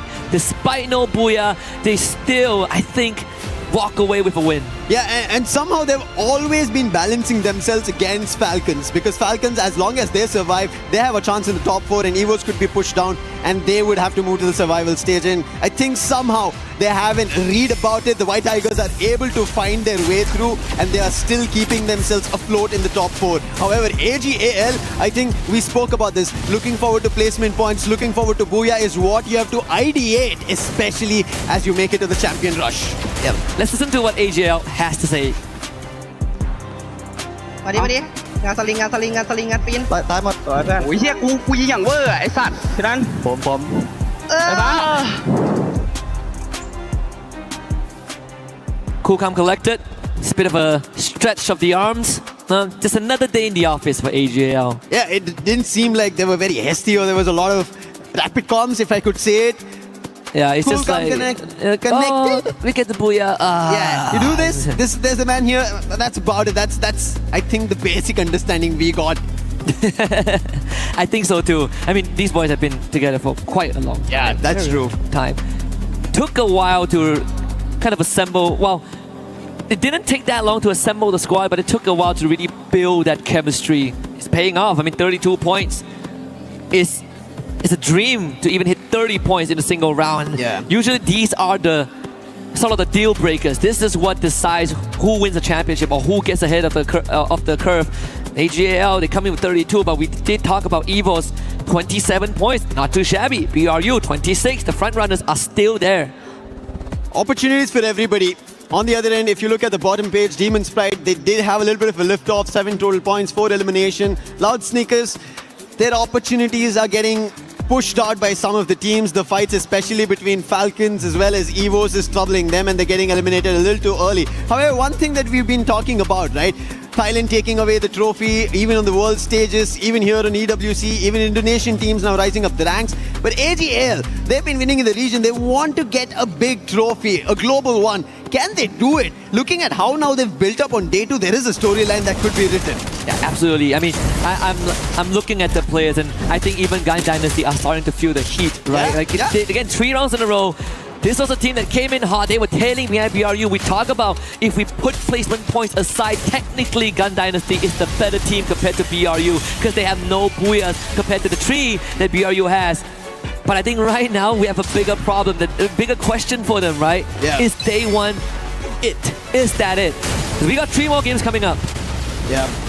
I hope Gun Dynasty change their approach because they still have a chance. With 3 more games left here for Group A, there's an opportunity, but looking at how these teams are fighting, right, especially the Southeast Asian teams, they are going all guns blazing. They're looking unstoppable and they're not giving points to anybody to even approach for. And that is unfortunately not giving them an opportunity to look forward to a lot more. However, opportunities right across this breather for everybody.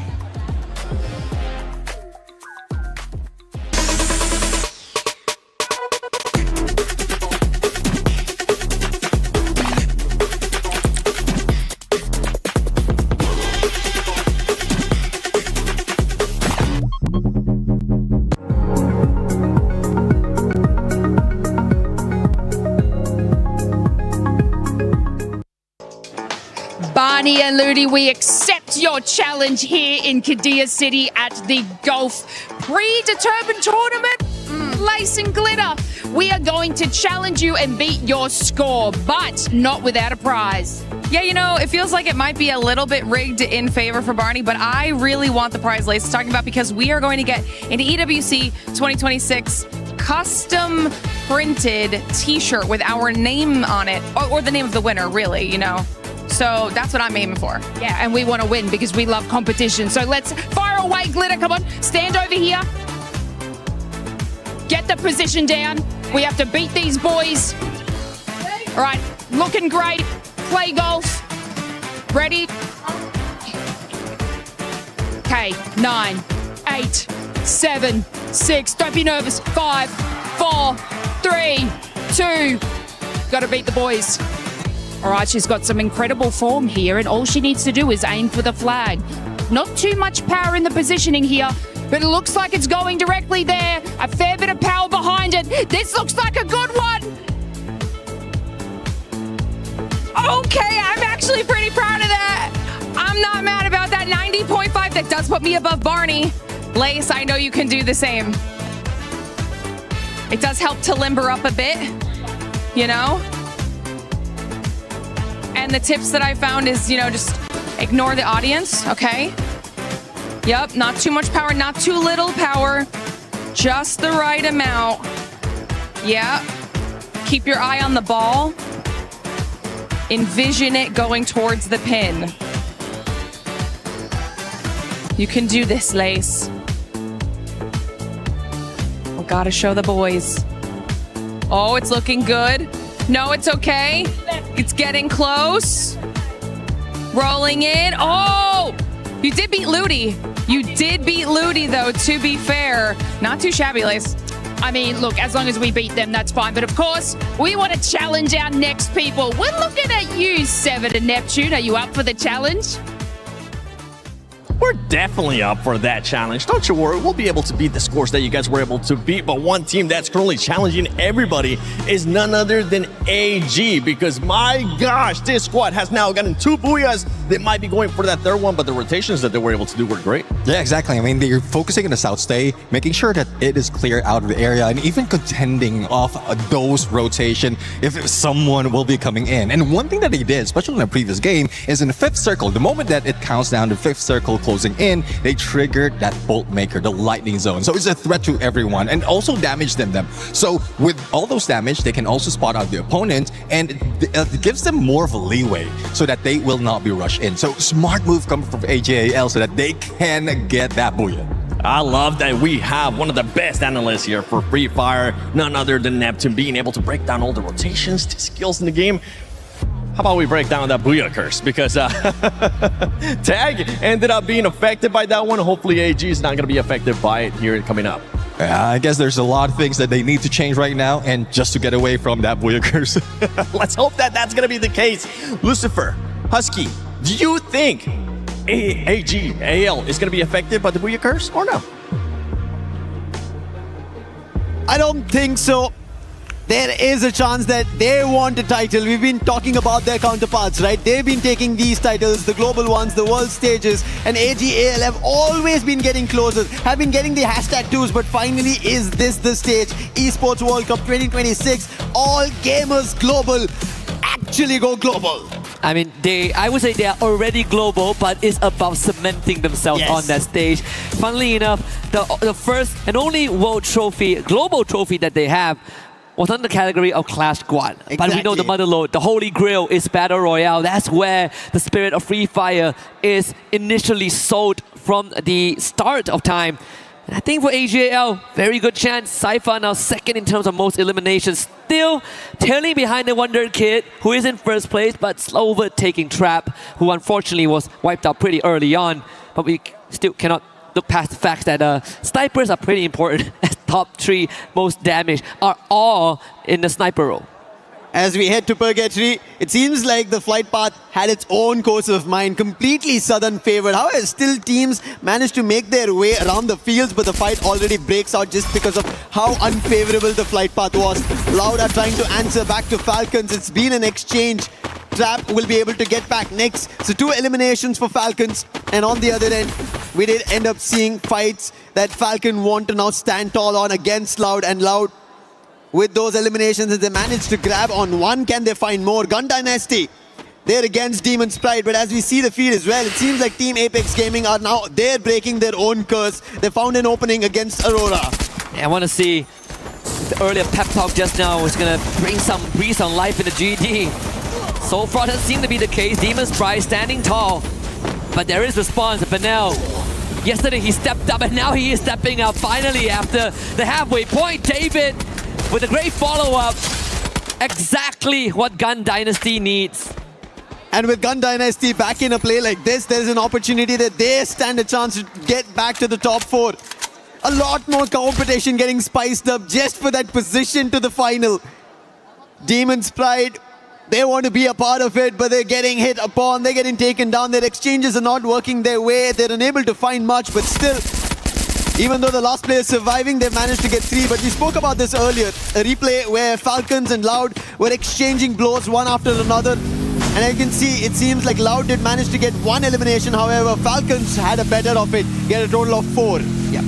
We even saw Paradox Gaming having a pep talk as well during the intermission. And I think the expressions has changed, right? We look back at some of the player reactions after round 3. Reality is starting to set in that this could be the 3rd last game for some of them, and certainly going to be an early exit for Aurora Gaming. Twice today. Yeah. Out of 4 matches, 2 of them is Aurora Gaming being the first one to leave.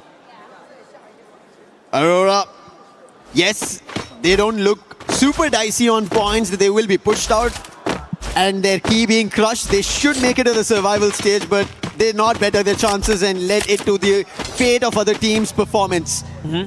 AGL on the other end, I think, as you already mentioned, we were speaking about it. It is Battle Royale that they have to get their hands on, a trophy, a title.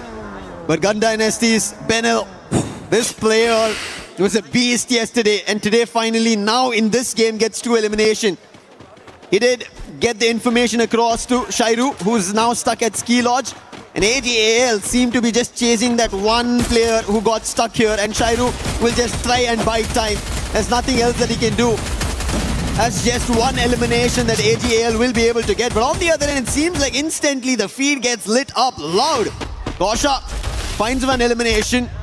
Evo's getting troubled in this action, and now they're also rushing closer. Nyx moving in the right direction, but there's also Falcons in the mix. Aimgod actually taking a lot of heat as well. Aimgod does bring the Wonder Kid back, but Limit will take out Ray. Once more, brought back by the captain of EVOS.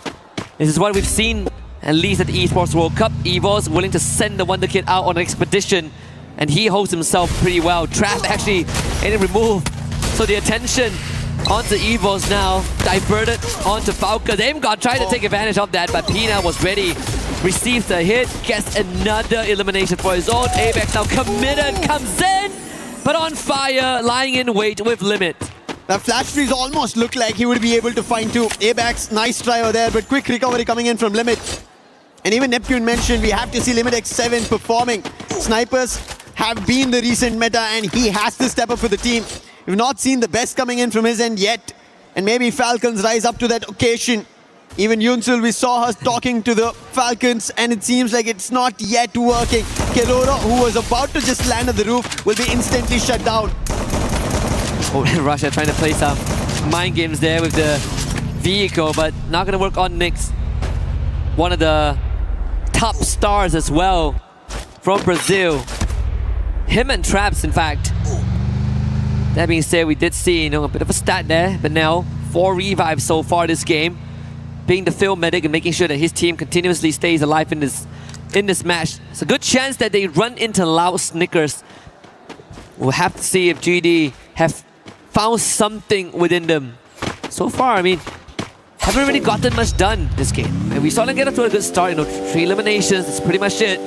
Now we need to see that conversion. We gotta go further. Disappointment and stress on Aurora Gaming's players' face too.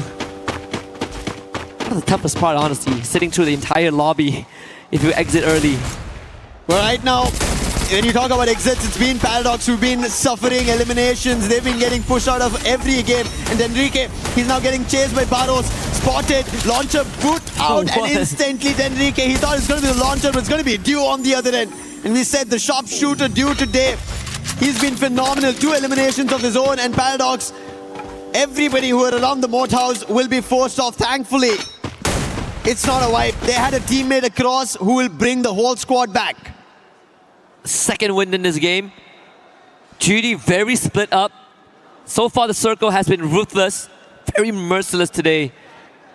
It seems like it's going to continue to be the case. Brings us to north of Brasilia. And with Fields as center point, AGAL now takes on TEC. Blade snapped in half. Rajat down to 10%, bleeding out as well. Knockdown is still with the delivery system, and this time up close and personal. Kudush trying to make a run from this, but he's walking right towards Team Apex Gaming. It's going to be difficult. Last man standing. If he doesn't survive this, it's going to be an end for Titan Esports Club. Their chase towards making it towards the finals. If there is an opportunity, it has to be the survival stage. And somehow Kutush, in terms of his maneuvering, he's been able to cross between both Team Apex Gaming as well as All Gamers Global and survive for the time being. Gotta play for placements now. Kutush calming with the rest of his team. He does have coins. Now he needs that vending machine. Purgatory is one of the bigger maps we have. And that makes it very, very hard to navigate with no vehicles. And we're out alone in the cold. And to make things worse, AGAL still prowling nearby. We took at the rotations. EVOS Esports, the very bottom. BRU still holding on to Quarry and Marble Works, which is their favorite spot on the western side of the map. The favorite drop spot, in fact. We should expect a rotation through Marble Works in just a little bit as Limit picks up Nyx again. During rotations, even Ganda and ST right now, they picked up a total of 7 eliminations. Benel, while we saw him being the medic, he's also managed to get 5 eliminations of his own. That's how brilliant he is. And what a play coming in from Rahat here. A quick replay for Titan Esports Club, a quick drive-by, putting the player out, getting an extra elimination. Ganda and ST, they have to find a lot more as such, as we just witnessed. But on the other end, it seems like Team Apex Gaming were about to go for a fight, but they're stuck in between 2 teams. On one NVC, DRS, on the other, that's Demon's Pride. So it's a standard situation. They have to get out of it very soon. I think Paradox also switching it up. This is one of the few games that they are able to really not get into any altercations early on, which is something that they've been trying to avoid. DRS in the crosshairs of David. Yeah, the shots gotta be good. Gotta hit harder, gotta be a bit more sharper. Missed opportunity there for Gun Dynasty. But now having 6 out of the 8 eliminations for the team. TEC gets full revive. I think Gun Dynasty's next target is gonna be on DRS. Look at this quick switch that they did. Went to the drop and then they told what was available and sent Benel out there to quickly grab and make their way back. Gun Dynasty seems like communication in this game is coming into play. The precision as well with Benel performing in such a manner. However, everybody is clustering right now. It's only one team who are out here in Purgatory. 11 still surviving. 10 minutes apart to be on the clock. And even Falcons are entering into the close compounds. It's a lot of teams clustering one after another. And we'll also soon see a circle shift. Does it favor any of the teams? It does to those 3 teams we earlier pointed. The sandwich situation. DRS, Team Apex Gaming and Demon's Pride. Even Gun Dynasty has a very good chance. In fact, I think TAG are in the toughest spot in the center. We just see a knockdown early on. Recovery shouldn't be an issue. BRU now see moving to TEC off screen. But I think even for DRS, they have a very good chance of holding back not just Gun Dynasty, causing some damage to Falcons and Evos if the rotation is right. So crucial rotations as we are getting closer to the last few games of Group A. Everybody's trying to bite time. Everybody's trying to bite their own play. Figure out what's the best approach. While we all were thinking at the start of the day, hey, top 4 teams, they will be safe and sound. They do not have to be worried about. They're slowly trying to get worried. Except for Buriram as well as All Gamers Global. Yeah, those two, I think, without a shadow of doubt, have already qualified for Saturday. But then they still want more. Can never get enough points. AGAL, double digits. 11 and counting. Dinoculus used with the scan towards the southeastern side. Or at least the north side of fields. Should be able to rotate there. There's a small compound to work with, but better yet, high ground advantage that puts them within range of proximity of Paradox Gaming. And I think the second Dinoculus have confirmed that. There is Falcons there though. And Falcons are already busy in a fight. That's going to be against Paradox. Windy already down. Sneaky trying to fend off. It doesn't work. He'll also be taken down. One last player. He is closer to the vending machine and he'll quickly strike the revive button. And Drendrike will be brought back. Snipe. With that happening, Falcons have an idea of where he is, and Snipe will be sniped out by Limit X7. Nice shot. And that's going to be the 5th elimination for Limit. And this is what Falcons needed. Every sniper out there performing, Limit had to do it. One of the rising stars a couple years ago. And since then, we know that Limit is special. Look at that. 2 more. No confirmation just yet. No utility dump. More than enough to cause a lot of issues there. Pressure onto AGAL. Can they continue to deliver? Pina now getting pushed. Sci-Fi in the forefront. Let's have the Cassie helping out. Meanwhile, full team on the Gun Dynasty as Trap launches a quad nade. But the pressure now mounts onto Limit. As attention shift, Limit knocked down. And AGAL breaks the spine and the anchor of Falcons, and that should be it. AGAL once more coming out on top of this exchange. They always do it. You give them a small inch, they take the whole ground. And Falcons, who are ahead of it, playing outside the zone, get hit upon it. Their sniper gets taken down with the damage on the zone itself, and All Gamers Global quickly act on it. Kiroro, can he do something different? The last one, and it's going to be Cypher showing his own precision skills. And with that, Falcons are out. There's a possibility for a 3rd Booyah with how things are going for AGAL. BRU hasn't really shown much action yet, much activity. Only 1 elimination so far. Yeah. As we're down to the last 8 teams. Paradox Gaming, Enrique perishes to the blue. Barrow's actually getting knocked down by the play zone, same as Sci-Fi. Nameless, can he get out of this one? DRS getting some free pickings. A hefty price to pay for AGAL. Yeah, playing it outside the zone, we've always talked about it. We thought AGL were ahead of it. They knew what was about to happen. But DRS, they came in as a surprise. The real soldiers, they want their opportunity. As Titan Esports Club are trying to close the distance, they do not want to give it away.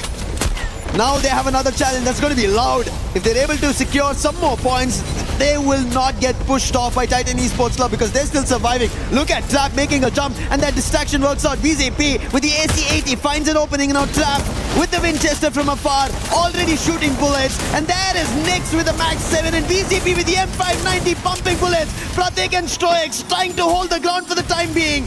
And Takure, he has to help out.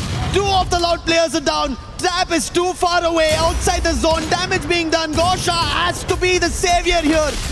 Pratik gets confirmations, but the sniper is not going to help out. His Trap is also taken down. And Guaksha, can he make that clutch happen? That's going to be one. Two more to go, cutting down the ranks, find the isolations. Guaksha again, down to just 50 HP. Takuri around the corner, secures it. DRS lives on. You have to give it to Stroix over there.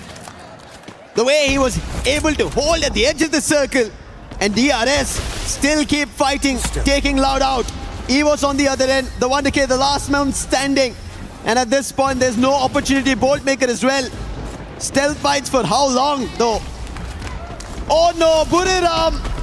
The team who just held their front, get some points. They find them out. And that is DRS out and Russia, his position revealed. And Team Apex Gaming, they get that elimination, make it to the top 3. TAG have another chance, but guess who else has? Demon's Pride. Pakistan on the radar. Right into the dens of BRU. With some help from TAG, they might be able to get it done. And BRU now facing a 4v8 odds. Jonah good on the one. Jazzy knocks down. Wasana ready for the rush. Madara shot down as well. And the attention paid on DP by BRU would be the undoing. But guess what, Lucifer? TAG have a chance again. Once more, Shoto with the dash. Wasana is down. Kenny gone. He finds it, and that's a second for Team Apex Gaming. They get the second for India. A booyah! And it pays forward. Once was not enough. They joined AGAL on that leaderboard for the second booyah. And I think at this point in time, Lucifer, guaranteed survival round. Guaranteed a second life. They needed this. This is what was in the making for TAG. Team Apex Gaming, the champs from India.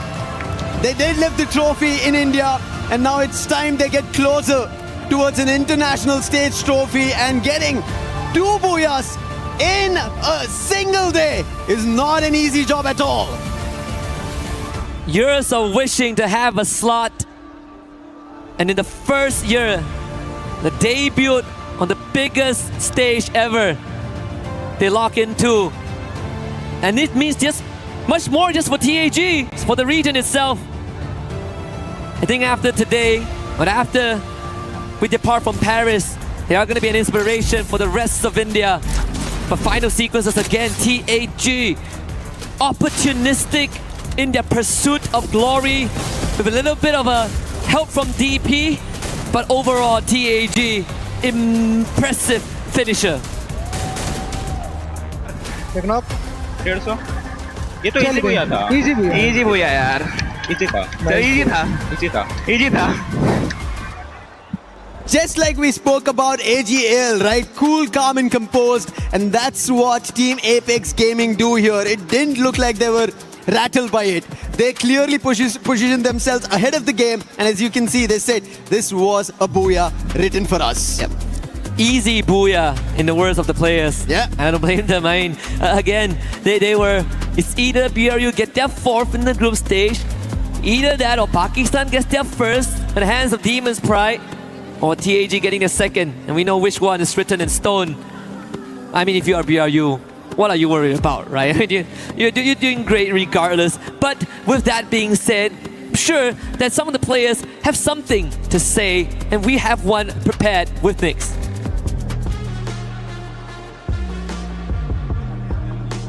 Are we in? Are we live? I believe we're live. I'm not hearing anything, but I'm going to take it How's it going, everyone? We're back on the main stage. We of course, have Nix here joining us from Loud Snickers. My name's Barney Banks. I've got Carol Bombshell joining us here.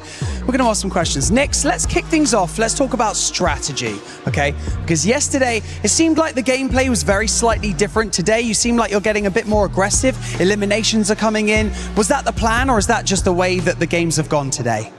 Falando um pouco sobre estratégias, a gente viu que ontem vocês começaram muito agressivos, muitas eliminações. E esse era o plano desde o início? Vocês queriam começar nesse estilo mais agressivo? Não, a gente foi mais um improviso, mais oportunidades que a gente via na hora. O nosso estilo de jogo é mais centralizado e acaba que os times que estão ao nosso redor, o trap de lança, pá, assim, pô, fica mais fácil também, né? Well, that was not the plan at the beginning. Yeah, we had to improvise. We took opportunities, so we see the teams during rotation, so we just took opportunities. Yes, we used the right guns, and our coach and our team captain just gave us the call, and then we did it, the aggressive games type. Okay, Nick, so would you consider your group, the group of death that's we like to call, consider that including the reign champions, Evils, even Team Falcons, Buriram, does having all these strongest teams in the same group make it the toughest team in the tournament so far? Tendo times, você considera o seu grupo, o grupo da morte, levando em consideração que tem os atuais campeões, o time da Evils, tem também Team Falcons que venceu no primeiro ano, tem uma Buriram também. Você acha que tendo esses times que são fortes, faz o grupo de vocês serem um grupo da morte? Eu acredito que sim, porque se não fosse por isso, não seria campeões mundiais, né? São times que são muito bons em endgame e acaba que no endgame esses times que são muito bons dá uma dificuldade assim. Eu acho que o nosso grupo é o da morte, mas a gente também somos bons, né? À toa que estamos aí distante do top 5, se eu não me engano. Yeah, definitely we consider these teams the group of that. Of course, we are among the strongest teams here so far. And having like the reigning champions and also Team Falcons who won AWC 2024 definitely make this group the strongest so far, especially because we have all this kind of teams here from Thailand, Indonesia, but also we are not behind them because we reached the top 5. You're definitely not. You're performing incredibly well so far, and obviously a few more games to go to close out the group stage for you guys. Now, I want you to cast your mind back, because playing regionally before you got here onto the global stage, you guys are playing incredibly well in Brazil. So I just want to know, did that boost your confidence coming into EWC, knowing that in the later stages of this tournament, you're likely to face off against some of your Brazilian rivals? Bom, chegar aqui como os campeões, né, do Campeonato Brasileiro faz com que vocês consigam chegar aqui nesse momento mais fortes, vocês consigam jogar um pouco mais parelho. Você acha que essa confiança de fato veio junto com vocês?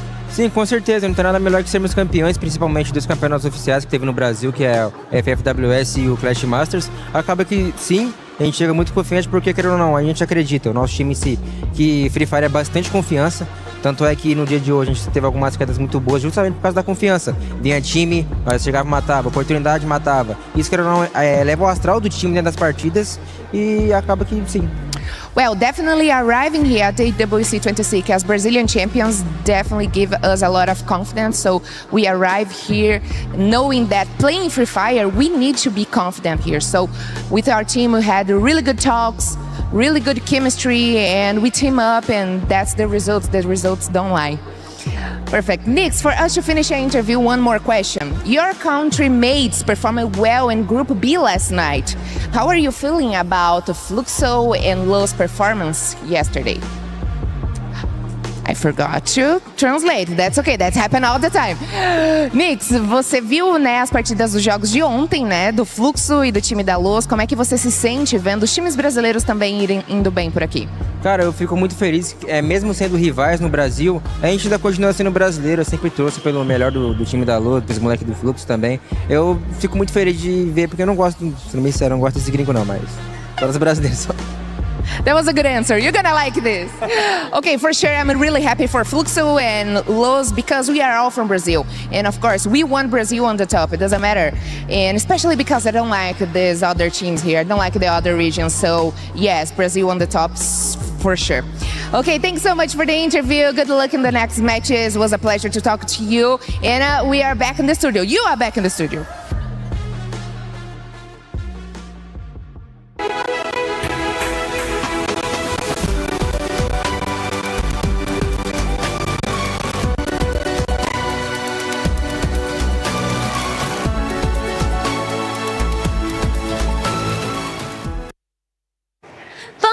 it's Yunsu, and right here I'm at our co-streamer place. Once again, we're meeting our famous character Background, and of course our super fan from Team Secret, Cyrus. Xin chào tất cả mọi người. Thì hôm nay cũng là ngày thi đấu thứ hai của Free Fire EWC 26 rồi. Thì không biết là mình nói về ngày hôm qua một chút đi. WEG cũng như là Team Secret đã có cho mình một cái ngày thi đấu khá là ổn khi mà có được một booyah và cũng như là một cái số điểm tương đối để có thể tiếp tục trong ngày thi đấu hôm nay. Thì bác Gấu có suy nghĩ gì về ngày thi đấu hôm qua của Team Secret ạ? Chào tất cả mọi người. Thì nếu mà nói về ngày thi đấu của Secret WG ngày hôm qua thì bản thân mình thấy là chưa ổn vô lắm các bạn. Hôm nay sẽ là ngày thi đấu quyết định của Secret WG. Các bạn biết là một ngày thi đấu, sau 2 ngày thi đấu thì chúng ta chỉ lấy 2 đội thôi, 4 đội thôi. Và hôm nay buộc Secret WG phải thi đấu hết sức có thể để ghi tên mình vào trận chung kết. Không biết là Cyrus thì cảm thấy như thế nào ta?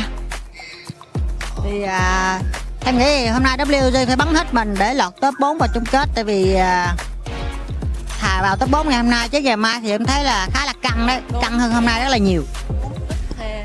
So as we can see from yesterday, WEG from Background said he doesn't feel that good, that well about Team Secret since they are doing just only a decent ranking in our group stage A, of course. But overall, he said that in today we have to try our best, especially get into the top 4 as soon as possible. If not, getting into the group tomorrow would be a criminal to them. You know, it's gonna be very difficult, very hard for them to compete. And of course, for our old teammates, here's Cyrus, our old teammates of Team Secret, also having the same discuss with Background that they have to try their best in order to get into top 4. Today is a very important day for everyone, both in Group A and Group B. We all must get into the top 4 if they don't want to be left behind. Of course, if you're not getting into top 4, you're still having chances. But if you're at ranking 11 and 12, boom, you are out, not being available into the game anymore. So, as we can see in the chats, ở đây thì em thấy là mọi người có vẻ như là tương tác rất là nhiều. Thì không biết là phần lớn, bác con nghĩ như thế nào là mọi người sẽ thường nhắc đến chủ đề gì ở trong cái phần chat của comment mình ạ? Ở trong cái phần chat comment của mình khi mình coi stream thì tất cả mọi người đều tập trung về Secret WG cả, và ủng hộ cho một đại diện duy nhất của Free Fire Việt Nam. Tất cả mọi người đều muốn rằng một kết quả thật là tốt trong cái buổi thi đấu quyết định ngày hôm nay của Secret WG. Vâng ạ, và nghe kết quả có vẻ rất là khả quan và cũng như là tinh thần của người dân Việt Nam mình rất là đoàn kết với nhau. Thì em cũng không biết là em muốn hỏi là thường những cái buổi livestream mà nó mang tính chất quan trọng như thế này thì bác Gấu sẽ ngồi xem cùng với bao nhiêu người ở trên livestream của mình vậy ạ? Thật ra là vào những cái buổi livestream quan trọng như thế này thì xưa giờ mình chỉ xem một mình thôi, nhưng hôm nay thì có cậu em Cyrus của mình đi theo thì tất nhiên là có cậu ấy.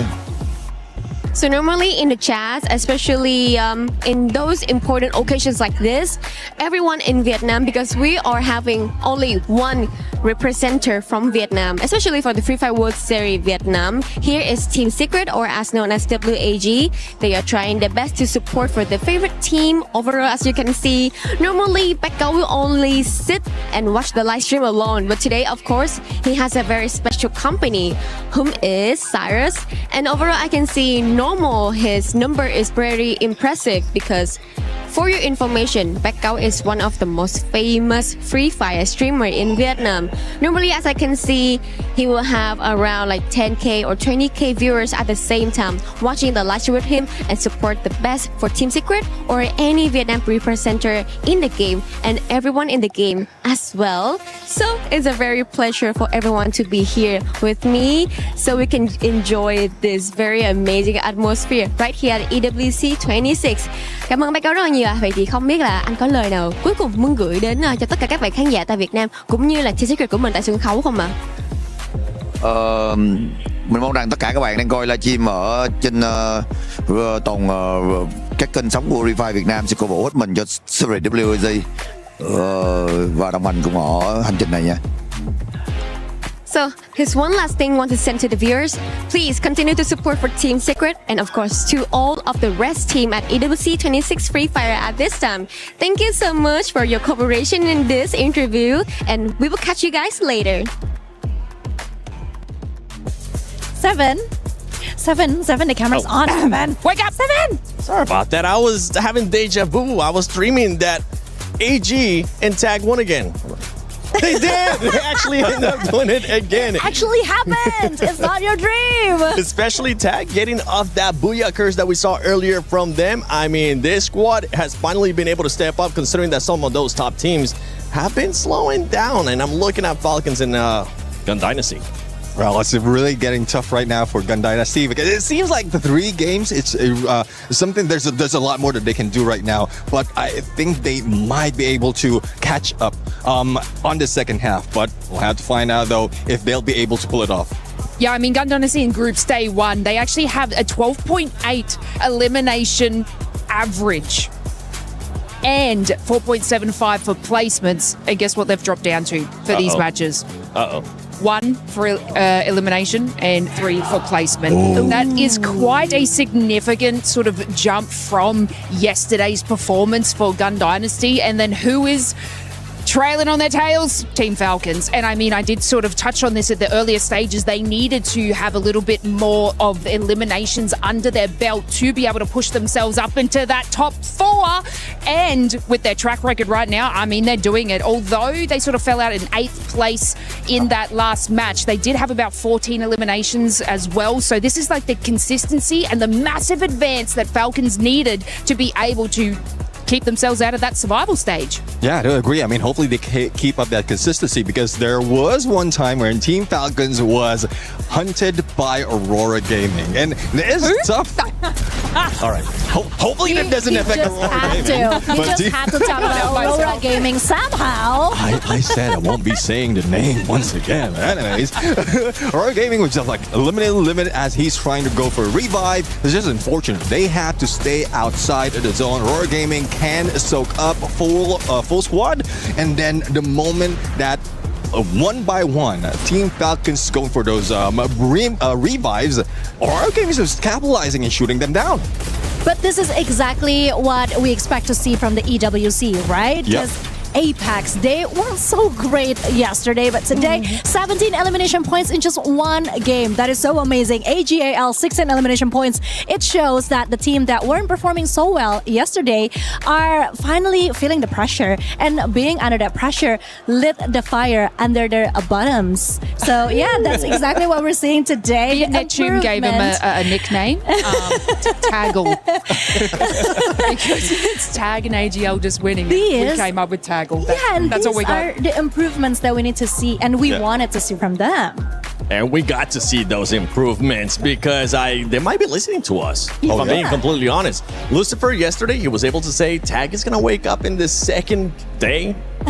Lucifer, I see what you were doing. I'm wondering if you maybe went and told me, okay, you really need to make sure you wake up in the second day. I'm putting my credibility on this. But another squad that has been able to maybe listen to some of the stuff that we've been talking about has been none other than AG. Yeah, exactly. I mean, from earlier, we were talking about how well they are holding the south side of each circle, how they go rotation is just keeping them safe. And in the previous round, we saw them in the north. So the same strategy that they were able to pull off. And one thing is, like, even if you make that adjustment, it's not easy. But good thing that they have good snipers, good information getters, as well as those frontliners who keep those paths safe for them. So the rotation, either way, south or north, east or west, it doesn't matter for AGAL.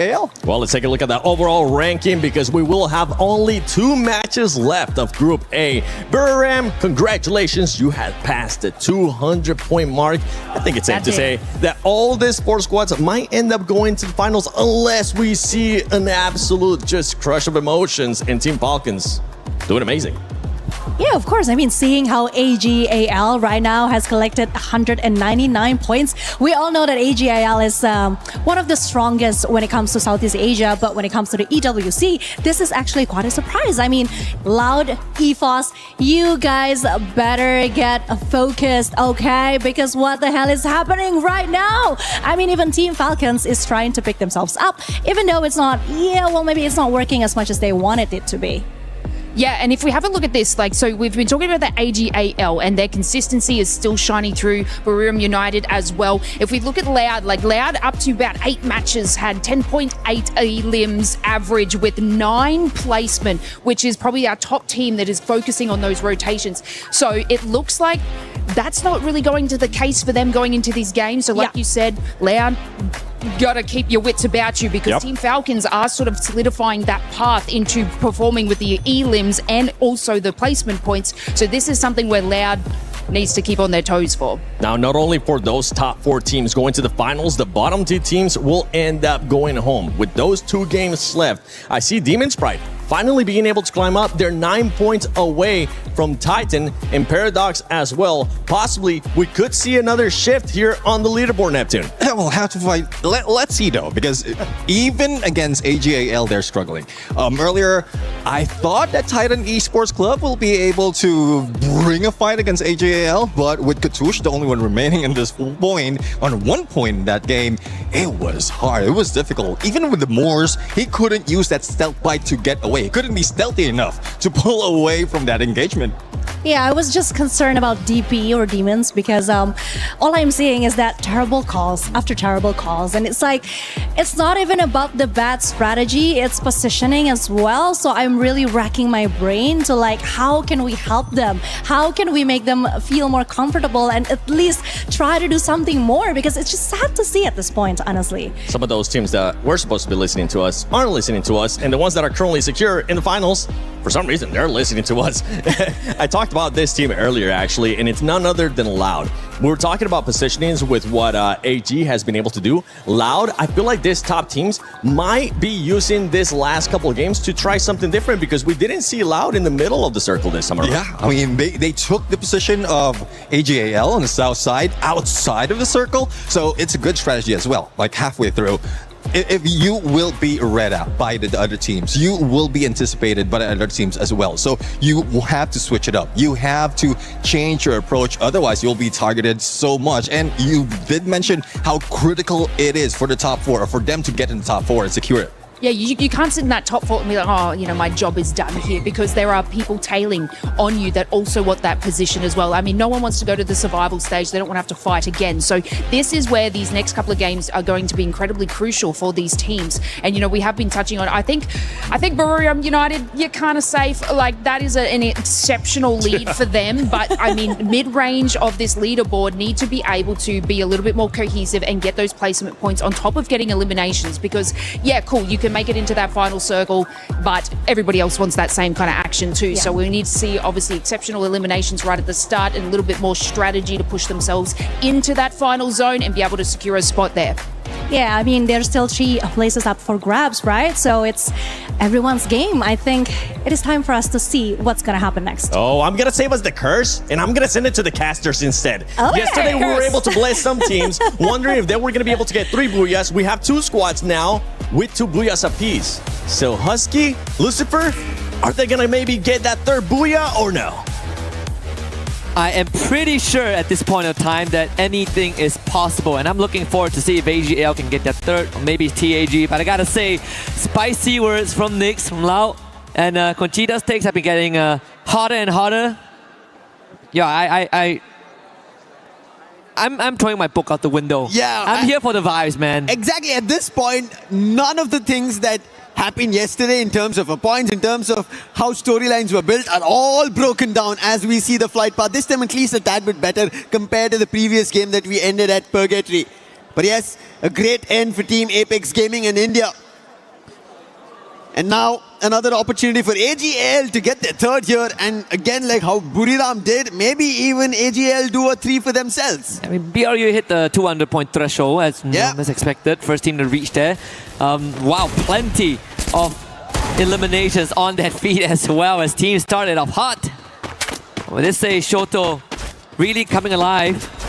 Paradox, unfortunately, almost snuffed up of theirs. Madara, get a confirmation. That's the 2nd one for Demon's Pride. Should be able to get the pick up there. Jazzy though, under fire. As pressure mounts. There is Apex nearby with Evos by their side. Yeah, this is not the best of the battle, but look at Shoto. He has looked like a beast, completely going all in, the rusher. And now again, another opportunity that he wants to strike at. And there it is. Before going striking, he goes in for a revive. Abax quickly challenged by Demon Sprite. And Shoto going in for another revive. A couple of losses that they had. And Shoto gets all their players, one after another, back on their feet. Going and getting in. One last player left from Team Apex Gaming. And Shoto right now doing the magic to get the Apex back. And after an extended breather, suddenly this match 11 of Group A turned into the Wild West. They are still going. Top 16 needs assistance. Apex getting gunned down, but Russia that covers the flank. Madara ends up losing out. Demon's Pride needs to find a way out of this. They are slowly running out of gas, but Evos with a choco right around the corner. It's Jazzy confirmed. Demon's Pride vanquish. Match number 11 this is, and Demon's Pride going out at this point makes their chances and their keys all going out of their hands.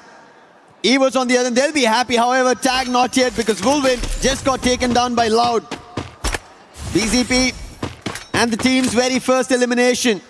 And Sahil Jad in a complete different direction. Tag spread around the map itself because this start was not great for them. They're unable to replicate what they just did in the previous game.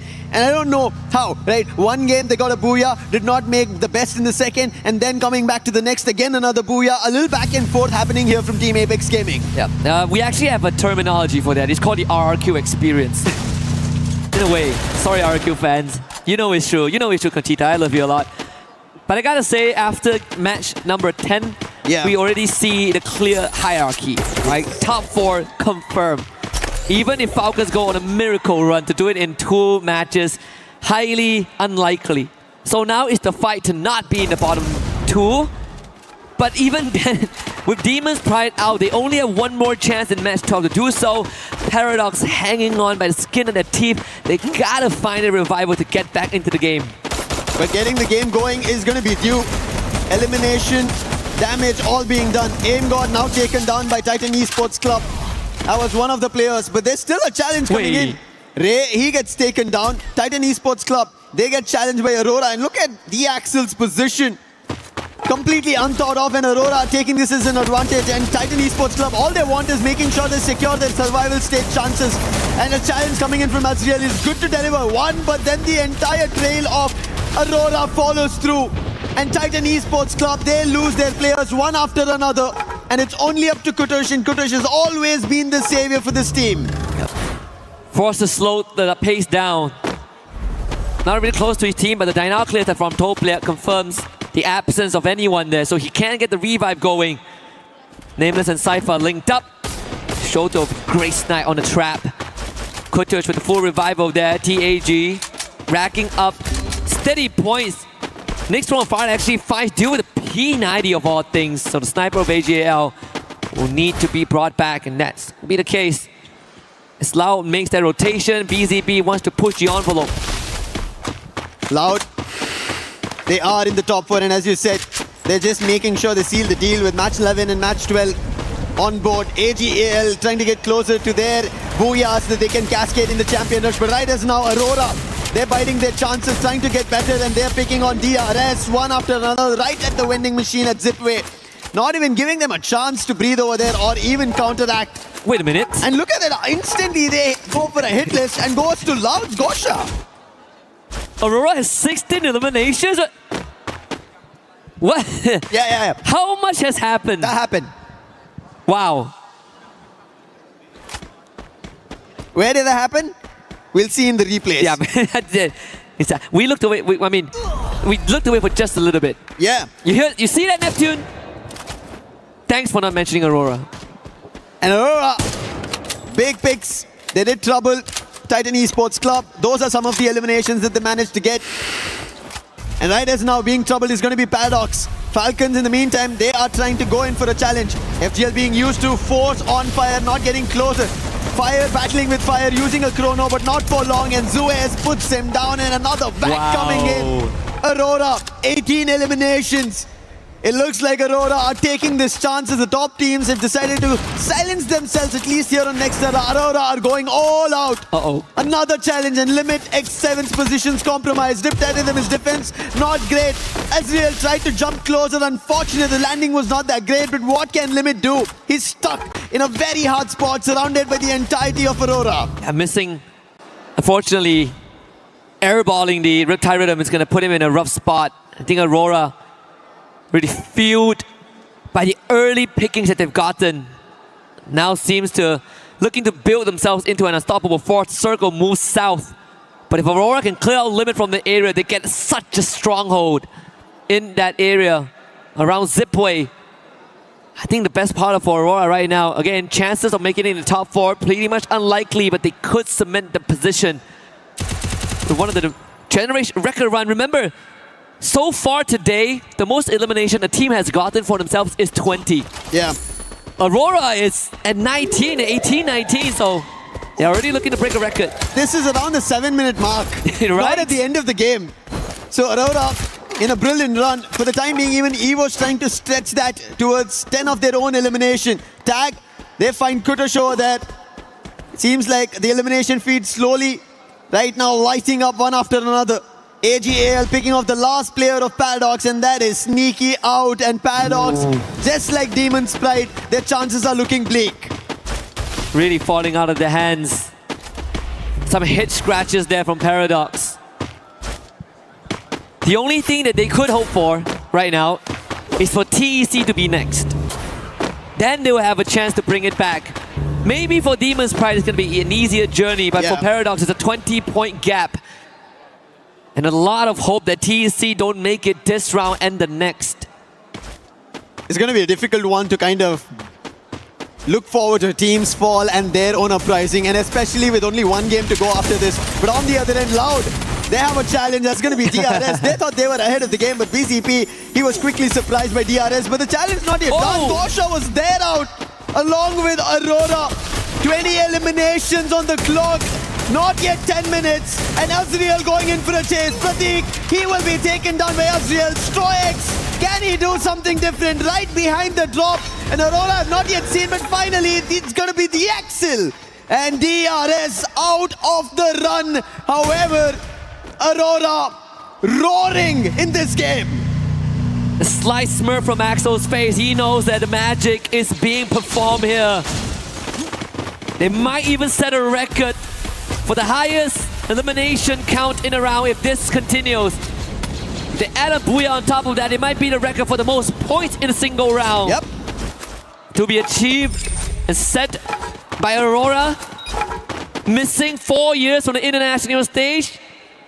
I don't care if they win the trophy in the end. There is going to be them inscribed in the history books by the end of this one. Yeah, to do it at the Esports World Cup, to break records is not at all easy. Titan Esports Club, their journey started today in recovery, and somehow they are above the chopping block for the time being, and especially maybe a blessing in disguise that both Demon's Pride and Paradox are out. So get that difference even bigger. That's what they have to act here at Deca Square. Right close to them, they have Team Apex Gaming to be worried about. Best part is that with DRS being wiped out by Aurora, Titan Esports Club have a better chance now to ascend in the rankings. And not to mention booting Paradox down to the last spot. Race of hope for TEC. Evos has been a bit quieter this round. I think they were sitting at around 10 eliminations there. About to move forward, potentially bump into Falcons. BRU making the rotation over the boxing gym. Launchpad will be used. This is going to be quite the rotation straight in. Stealth bites by Rasha. Going ahead. And guess who lays ahead? It's Aurora.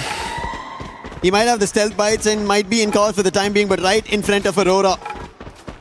The only two teams right as now here in Nextera having double digits. Aurora and Evos both next to each other, and it seems like Evos do not want any fight of this. They're back off the compound. Move to a different angle for Rasha. He finds an opening on Jun. Do they continue this action? It seems like they're not yet, but that was a warning shot coming in from Evos. Yep, indeed. Rasha, always the consistent figure in the team. Even in the darkest day of Evos, Rasha is the beacon of hope that you can lean your shoulder upon. Even yesterday we look back at Evo's track record, right? Yeah. Russia is the one that enables everything. He's the one that lights the fuse and gives Evos the second wind. Survivor and Dominator all packaged into one. It's going to be quite the standstill between them and Aurora. Maybe BRU will break the ice. They now make the presence into the circle. Every team getting closer, inching against everybody. 4 points for eliminations to be above and surviving, afloat. And I think right as in at least in next era, every team is safe and sound. Whether it be the top 4, the middle order, because the chopping block teams are already out. They are under threat of elimination. It almost seems like they've already been placed to the guillotine here. Yeah. At the EWC's terms, the Crusher. This is silence just before an complete cascade of an action breaks out. Yep. Zones closing in. Falcons, a very big spread right at Deca Square. But with the binoculars being used, it gives an idea of a totality of the number of teams there. Either it came from Tag or it could be Titan. So it showed that there are 2 different teams holding in the major compound at the center of Deca Square. Yeah. Lau now makes their move. Hits the timing just right. With the circle centered around Aurora. Najat takes out BZP rotation. Lau has no way to retrieve him. Russia from the back one. Backside takes out Trap as well. Blue walls have to be used, but even for Guaksha, didn't really have much window to keep his team up. Evo's now being the difference maker. And that gives Aurora even more time to set up. TEC will have to move. But then this Falcons lying in wait on fire. Shows it head! And there's a bait and switch with Limit following up. Blade just popped up and instantly, as you said, the setup coming in from Limit and now Titan Esports Club. They wanted to create a difference in the number of points they have, and Falcons have them surrounded. But on the other end, it is Team Apex Gaming. They decide to jump in, put Limit itself down, but Kiroro acts quickly. Volvin and Katie got her down. Sahil Jha trying to recover this. Shoto has to do something brilliant right as now. Falcons have him surrounded, cornered, zones closing, and Shoto is in deep troubles. However, there's a close vending machine, and Sahil Jha with Shoto will be able to get one of their players back up. And this could be an opportunity for TEC to take advantage of. Get a couple of knocks down, whittle down the members of Falcons and give themselves a chance to move on forward. Have to contend with Pina though with Quitters down. And they will have to get that revive going again. Every single second spent not rotating is going to be detrimental. BRU up with the monster truck. There is going to be pressure. Aurora, they gotta receive this hit. Can they overcome BRU? As they crash through, hops on top of the roof. Falcons wipes out the members of AGAL. AGL going out. Aurora have a chance to make the biggest record here at EWC 26 in Free Fire.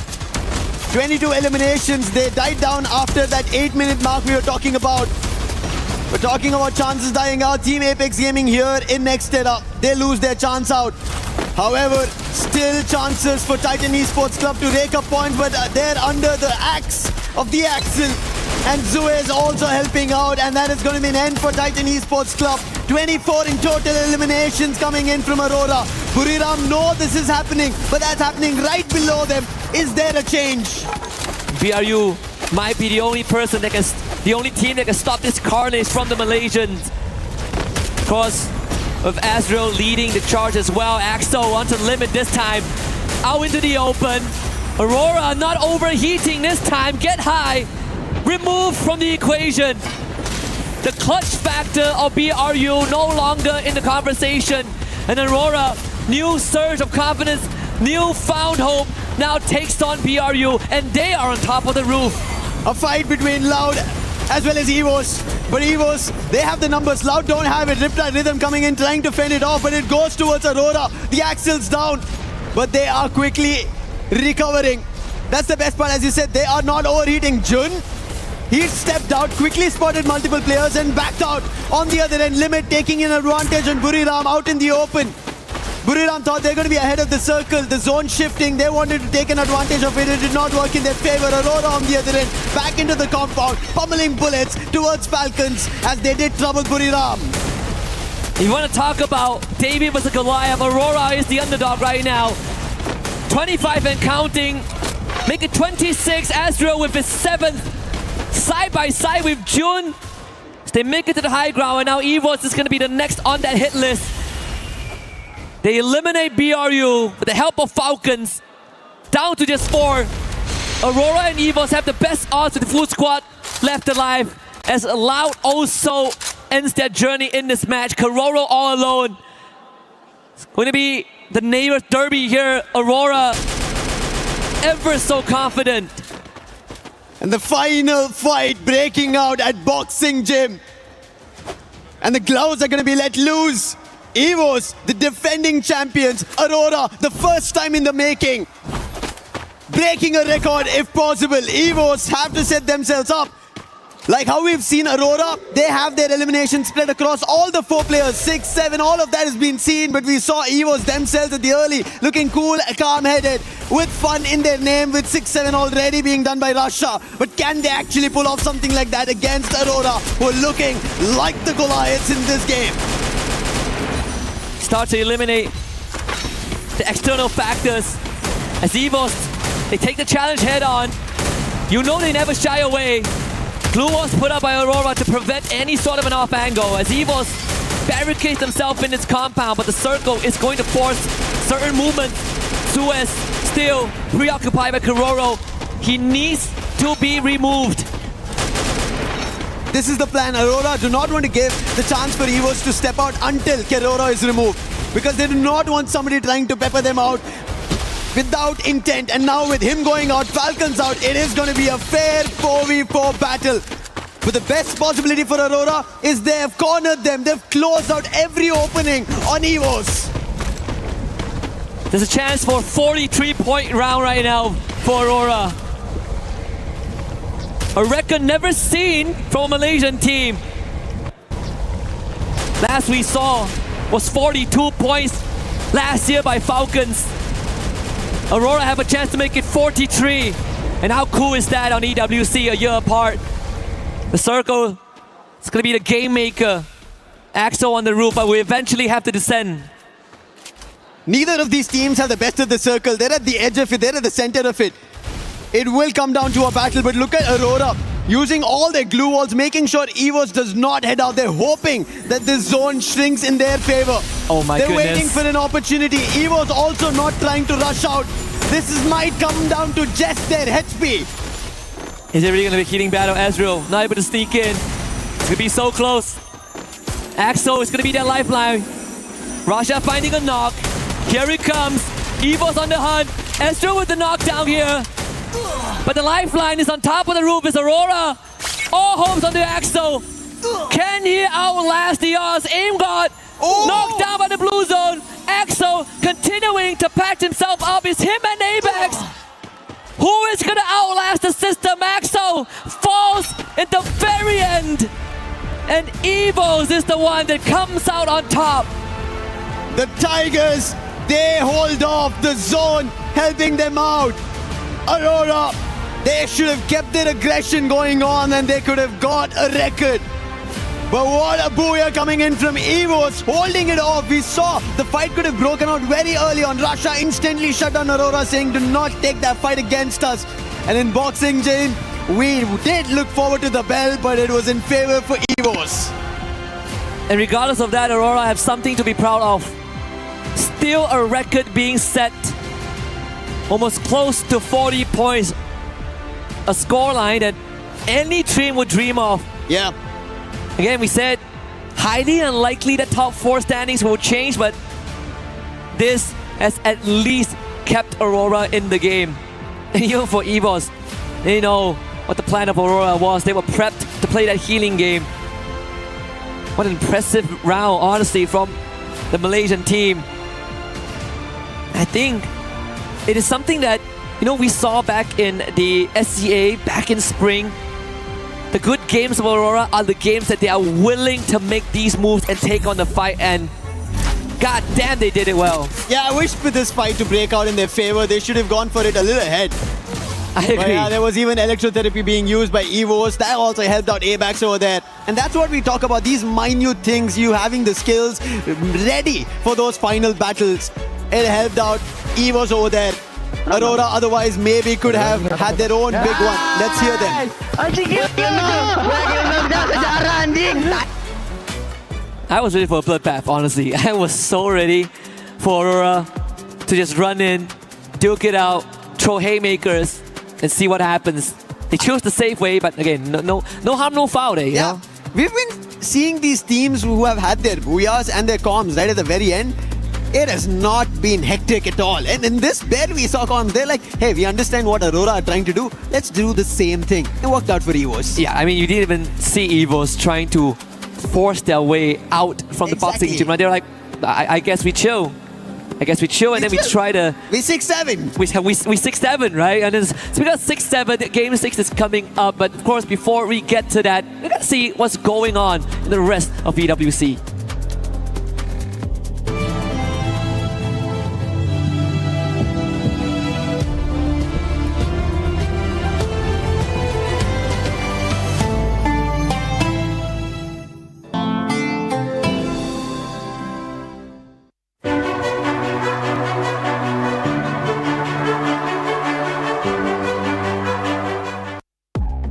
Me, there's a machine. I don't really understand how to play or how to use it, so I'm gonna ask this man right here. Hello. So can you explain how can we use or play this? Because I really want to give a try. Yes. So it's easy. I will push the start button, and you will have 5 seconds to prepare, and it will start falling down. You will have to catch them all. So there are 10 in totals. And once you catch one, you can drop it on the floor. Wow, this game is gonna be very hard. It's about flexible testing. Okay. Let's see if I can do it or not.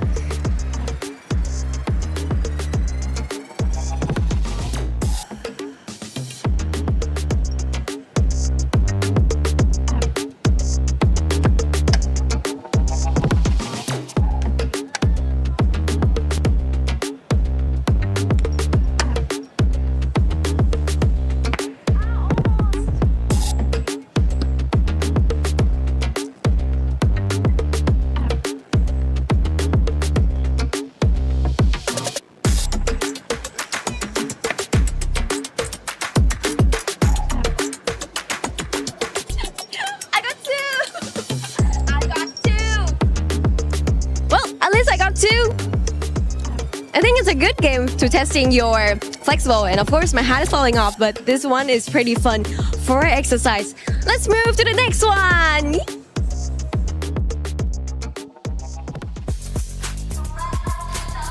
From that last map, I mean ending it with a healing game and a record almost broken. Can you believe this, AJ? I can definitely believe it. What I cannot believe is the fact that it was a Malaysian squad that almost broke the record of Falcons themselves, right? Massive game for Aurora, but that's exactly what you want to show the Malaysian fans out there, that you're not just here to fill a slot, that you're here to go all the way to the grand finals, and because of Champion Rush, maybe even run away with it. Yeah, it's anyone's game because today has been crazy. Yeah. We started off the day with booyahs from TAG, and they had 2 of them despite struggling yesterday. And AGAL still rampaging and finally clinching in that booyahs as well. Absolutely. It's just Chuck Day India all day long. This is the moment for Team Apex Gaming to rise up to the occasion. They clearly knew it. Yesterday was a warm-up day for them, right? I wasn't too concerned about them at all because we've seen the way India plays, and it is all about the patience. It's all about reading and understanding the rotations of the other teams and then going in for the strike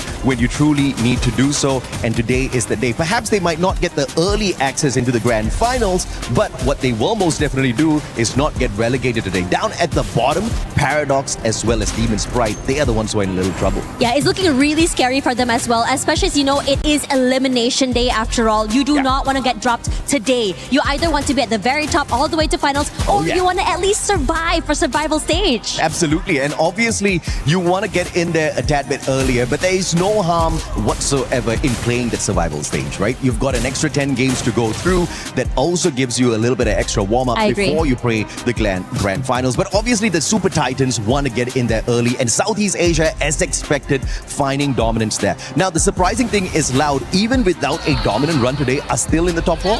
Yeah, they still are. They're still farming. They're still going crazy right now, and I am very excited to see what will be happening. So, after this, After this, we've got the final game. It's the final showdown. It is the final opportunity for the two teams down at the bottom. The ones they are chasing, though, is from Bangladesh, TEC. Now, they've done good enough so far to stay clear of that bottom spots, those two bottom spots, but they're a little bit too close to being uncomfortable in the competition. This is that round. I'm expecting them to make a breakout run. Yeah, it's really scary to think about it. But again, anything can happen. We've seen records almost broken as well. And I think that after this, before we go, I mean, again, it's the final game before we go into the second series of the day, right? So in your opinion, what do you want to see on the final map? I want to see the underdogs rise up to the occasion, even though Demon's Pride, as well as, the ones who are closest to them, are not going to find a way to maybe get the booyah at the end of the day. They still need to try. They still need to throw out a lot of points as much as possible. So if possible, get to that final circle before finding your eliminations. I also agree. I want to see the battle of the underdogs, but who else better to tell us what will be happening in the last match? Other casters, we have Lucifer and also Husky. You are damn right, Tash and AJ. Last match of Group A. And we are about to see some dreams get crushed in this brutal reality of an international competition. Paradox Gaming down at the bottom, followed by Demon's Pride in 11th place. But there is still hope. Even a slight glimmer is what might make the difference for these two teams. We saw TEC, they ran away with the previous map thanks to a bit of intervention. Paradox Gaming have a mountain to climb to even make it to 10th spot. But for Demon's Pride, for the pride of Pakistan, that journey might be slightly extended if they just get a good round. It needs to be the greatest of rounds for both Paradox and Demon's Pride, as this is the last game for Group A, match number 12. And it starts now with Paradox already taking a dive towards Moat House, but they have trouble. That's going to be DRS, not the great journey as they dive out very first. Sneaky, however, has taken a dive in the other direction, but very close is even Demon's Pride. Both the ones almost at the bottom, out of the race, are very close. This is unfortunate. Yep, very poetic as well that the last map is Purgatory. And can they survive Purgatory? Pratik making a home look a bit glim there. L2K doing the same. The Enrique needs to be picked back up, but L2K needs to be able to hold the fort so far. Paradox down in numbers. DRS with 2 already. This is not looking great. Windy, he wants to do something, has a vector on hand, but can he do something brilliant? Skill ready, but he doesn't even get to use a single bullet. And he gets taken down by Pratik, the P90 putting him down, but Sneaky. Thankfully, there was a revive, so he can go for this battle, but for how long can he do this? Paradox need to recover. They need to understand the stakes right now. That if they get eliminated so early, the result for sure is elimination. Not only that, you're also feeding points into the DRS machine. And that means, at least for this situation, it won't change much. But with Demon's Pride arriving, you gotta make something out of it. As while finding L2K, that makes it even worse for Paradox. Windy will bring him back. Finally, Sneaky getting the job done. Getting the first for Paradox. A step in the right direction. Strowax will want to find revenge. But Sneaky is doing his absolute best to stay alive. But Strowax pulls out the sight and ends Sneaky's streak. Madara now is gonna queue up and see if he can make something happen. Demon's Pride, they also need points. If it was Paradox and they were battling against them, that would have been extra points. But DRS, they're safe and sound. So battling with DRS could be trouble. And they've looked better so far in the entire journey of the 12 games that we've seen. Hope Demon's Pride are prepared for it. One thing for sure in the intention of moving towards Moat House is the fight is isolated. Whatever happens, you may be able to recover it. But can it work out? It doesn't. Both top 16 and Madara, they get taken out. And that does not look good at all. At least for Demon's Pride and Paradox, they're still in it. Still a chance. TAG, on the other hand, not doing that well. Madara gets brought back. Gun Dynasty watching that top 4 slip away. Now we'll have to see if they can at least end on a high note. Do it like what Aurora did in the previous round. Almost 40 bomb. Shairu getting spotted out by Jun as half his health bar gone. Aurora, just before this, they had only Jun surviving, but thankfully got the whole team back up. So his life at this point, losing it out is okay. But on the other hand, as you did mention, going out with a bang is something that Gun Dynasty should expect and should replicate, because their top 4 chances are now gone. Unfortunate for them. The great run that they had on day 1 cannot do or say much here on day 2, because the Southeast Asia and Brazil, they went all out. And again, going in for a battle is going to be EVOS and AGAL. Not yet found an opening. Bullets being exchanged on either end. Q now gets closer with his sniper. Can he find the opening? Yes, he does. It's going to be Ray getting taken down. Confirmation not yet there. Aim God running right across. Ray's confirmation will follow to Dew. And now Cypher following with A-Bags going down.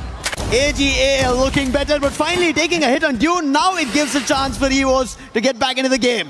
Aim God's gonna get surrounded as he revisits that area. The double back for AGAL paid off big time as they picked off the majority of EVOS and forcing them into that revive game. Dew doesn't even go down. None is lost on the side of AGAL as the feed continues to light up with some of the bottom teams. Stroax finding his 4th on the sneaky. Jazzy picked up by Get High. Things continue to develop in a negative way for Demon's Pride and Paradox. TAG needs to find a way to get Woven back into action as Azrael also destroyed by Pina. Falcons at Central, a UAV to scan. They do not find anything. On the other end, Aurora, we spoke about this. After almost a record-breaking performance, this last game of Purgatory is now working in their favor. Last time it was Jun, this time it's the Axel. On the other end, DRS are still hitting on Paradox, getting extra eliminations from them. Quick on the revive, thankfully had enough coins to get the whole squad back up. What is this again? Demon's Pride and Paradox one against each other. And Windy quick on the revive. Madara had the same intention as well. But at the end of it, it's going to be Madara who gets that elimination. And that's going to be a second. But DRS is still close by. If Demon's Pride as well as Paradox keep going at it like this, their chances of making it up will not work out, because TEC, they've already picked up 5 eliminations of this game. With top 16 going down. Again, a reset, a hard reset onto Demon's Pride. Madara would just have to make that rotation. Blade making good on his opportunity. Takes down Wasana in the meantime. Players of Paradox on your screens. Again, it's going to be tough. Sneaky losing out again. And like you said, Lucifer, this cycle of point churning, if it's not into the pockets of Paradox and Demon's Pride, there's no chance. Not sure what the thought was. Maybe they both wanted to go for a drop clash and DRS ended up becoming the surprise. And DRS are getting those extra points at the time being. TEC in the meantime, they are getting their own eliminations. They're already, we saw just before this, at 80 points. So a chase towards them is going to be very difficult for both Demon's Pride and Paradox. And especially they're losing players one after another.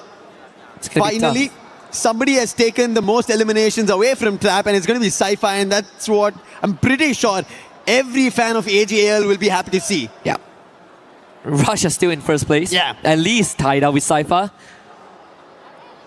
The previous Clash Squad tournament, he actually is the most damaged, the highest damage dealer, and no one could get close to him. Yeah. Even though they didn't win the whole thing, and that's the craziest part. Wasana actually getting removed. But now, coming to life, Gun Dynasty, that's exactly what they need. Maybe the last game, but still, give it your all. A warning to the teams who will make it to the survival stage. That's what Gun Dynasty need to look forward to. Paradox, in the meantime, do get another revive again to their teammates, but driving away their chances. A Titan Esports club from Bangladesh, something that we were looking forward to. When we speak about South Asia, yes, India now looking great, especially after Tag getting 2 booyahs. I'm pretty sure teams from Bangladesh would want to do it because they're Straw Hats in our Group B as well. They've not looked great. At least Titan Esports Club have taken it up a notch. Yeah. And it could be a source of motivation for Mia Corp too. Yeah. And no, it's the first time for South Asia, but they have had a slight taste before this.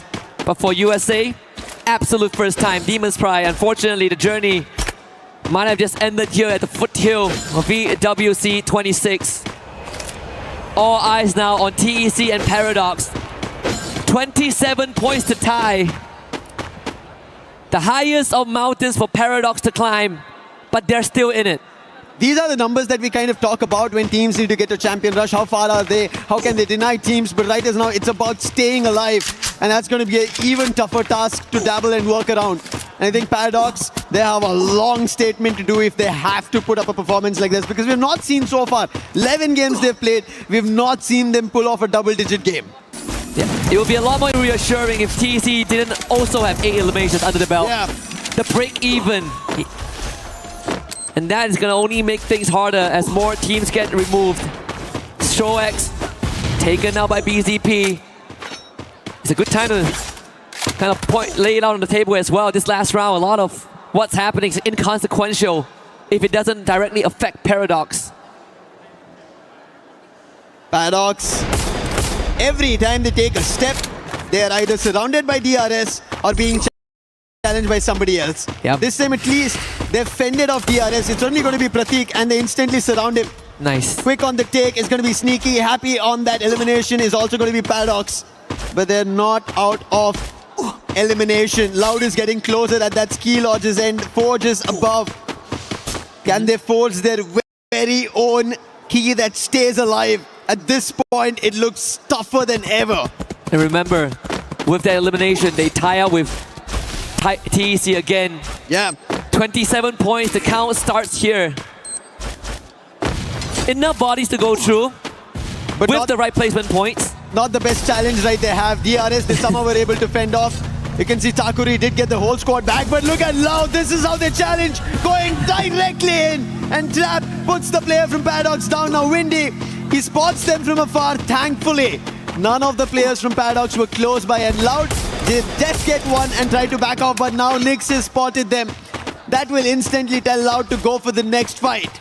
Yeah, forget about a hit and run. How about hit you straight? Again, Paradox sent on the run again. You look at the radar, Paradox actually have a good spot to not only get the revive, but reset again. But for Loud, they've already cemented their 4th spot. Really doesn't matter how this round turns out. Falcons, impossible to make it to grand finals. We'll have to play for survival. Gun Dynasty continues to make a statement on the feed as well, taking out Pratik.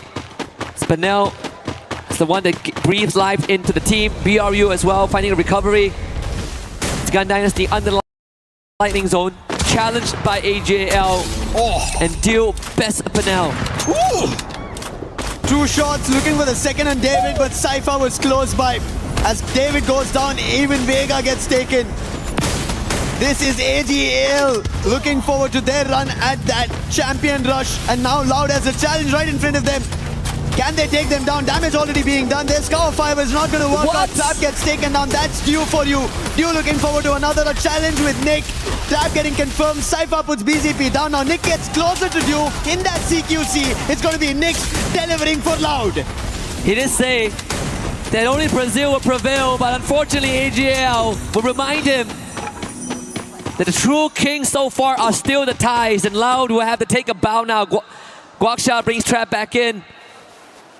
Another reset for Aurora, blowing all of that steam in the previous game and now sitting at no eliminations and a rough round ahead of them. With only 1 remaining survivor. Paradox back in action. BRU right in front of them. If Paradox can get through this hurdle, gotta start with the TAG. Which is the best fight for Paradox to pick? At this point, none. But they have to. If they want their chances at Esports World Cup 26, go to the survival stage right here in Paris. And Tag right now closed off. Instant dash coming through. Windy has to find the opening, but it's going to be Shoto to turn it around, denying Paradox an opportunity. However, KD got been exchanged. That confirmation will not work through. Oh, they do actually. And Shoto trades it off with one of his own. Could have got a lot of words for Paradox, but bailed out by Windy with his life, with his dying breath. Enrique now with the challenge, absolutely decimated. Paradox down to 2 on their last legs in front of TAG. L2K now removed. Shoto making sure that Paradox will breathe their last here. BRU now show up and Sneaky out in the open And that is all she wrote. Paradox Gaming briefs their last in Paris. They held that fight for far too long, holding it out here. And Buriram also got closer. Now even Loud. So Buriram, they are also at a disadvantage. They also need to decide to pick it up. And looking at the best spot is going to be Team Apex Gaming. In the meantime, as Paradox has gone out, the troubles for Titan Esports Club have vanished. They did lose a player, but I'm pretty sure the threat of somebody else raking up a lot of points is not something that they will be worried about. Najat is the last one. A nice hit coming in from Ray, denying Aurora and eliminating them. Evos, they use their binoculars, they spot 7 players. And that's going to be Loud, that's going to be Buriram along with close by Team Apex Gaming. Najat trying to time this perfectly. He's behind all the enemies who've already made it inside the circle. And I think Titan Esports Club are making sure no second chances left to anybody, that they still have points and they qualify, make it to the survival stage at least. Yep, they've done just enough for another 10 rounds tomorrow. So from this point onwards, there's no more consequences to whatever happens. But it'd be nice to get the booyah to add on to that record. And GD, they're doing the Aurora run, man, Lucifer. Yeah. 18 eliminations. They've gone big. Gun Dynasty now in a cluster though. Loud has spotted Najat. So for his survival, it looks not that great. He should be picked off very soon. Team Apex Gaming, they've been holding in that tent for far too long. Their position was already compromised when Buriram made the entry. But Buriram, now they have an attention to pay to somebody else. That's going to be Gun Dynasty. But Gun Dynasty, before giving them any heat, they want to take a fight against Team Apex Gaming. But Team Apex Gaming, they've closed all the fronts. Just like how an entry was done by Paradox. No other team is getting an allowance like that. And now Gun Dynasty, they have more challenges in front of them as Evos walks up. And BRU is listening in closely, in a separate tent as well. Russia will have to spend some time to heal back up. The medic gun speeds up the process. Loud taking care of Najat. The Titan Esports Club are writing their last. But again, just enough to make it to tomorrow. But Loud now have distance, great angles to intervene in this 4-way fight happening right in front of them. Last 5 teams, out of which only one team has all their 4 players surviving. That's going to be Evos. Sahil Jad, Shairu did blow open in a place to enter the doorway, but it did not work out. Sahil Jad was holding it off. BZP on the other end is spotting the entirety of Gun Dynasty. The chrono for the time being, will it save him? He gets into this own monster truck that was brought by Gun Dynasty and trying to hold it off. David on the other end trying to use his own guns to put the player down. It doesn't work out. One by one, players from Loud get taken down and Gun Dynasty get eliminations raked up. Hit it to 21. They tried to save David, but the blue zone hurt too much. Attempted Grand Theft Auto by Loud. Punish. In the loss of GD, Russia getting tagged from afar. Benel and Shiru, both going big. Circle closing in less than 10. Evos now on the aggression. Inching closer and closer to a GD. This is great for BRU and TAG, and I believe we've seen this before earlier today. Just like what Evos ended up doing on day 1, instantly showing why they're the defending champions. Now they're closer to one more for themselves. However, Gun Dynasty, they do not want to give them a chance. They want to make sure this last game, everybody gets to know their name once again, just like they made it on day 1. Chrono being used, Evos get closer, damage being done, and that chrono will protect Gun Dynasty for the time being. The circle is moving, BRU calls dibs on that. Team Apex Gaming staying behind, but the last 2 times they did that, they won the round. Yeah. But this time, they have one lesser member. They don't have KD God with him. But they still have Shoto. Every time fight breaks out between 3 teams, it's always Team Apex Gaming have an advantage. So they want to wish Evos and Buriram go fight against each other. But it looks like Evos have their clear intention of who they're going to take this fight against. Evos clearly had the numbers advantage. The Blues are starting to hurt TAG, forced to take the long road. That's going to cost them some help. Wasana already waiting in the flank.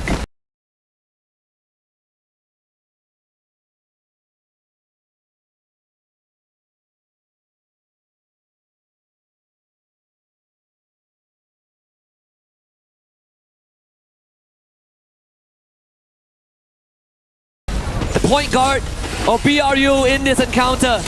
Evo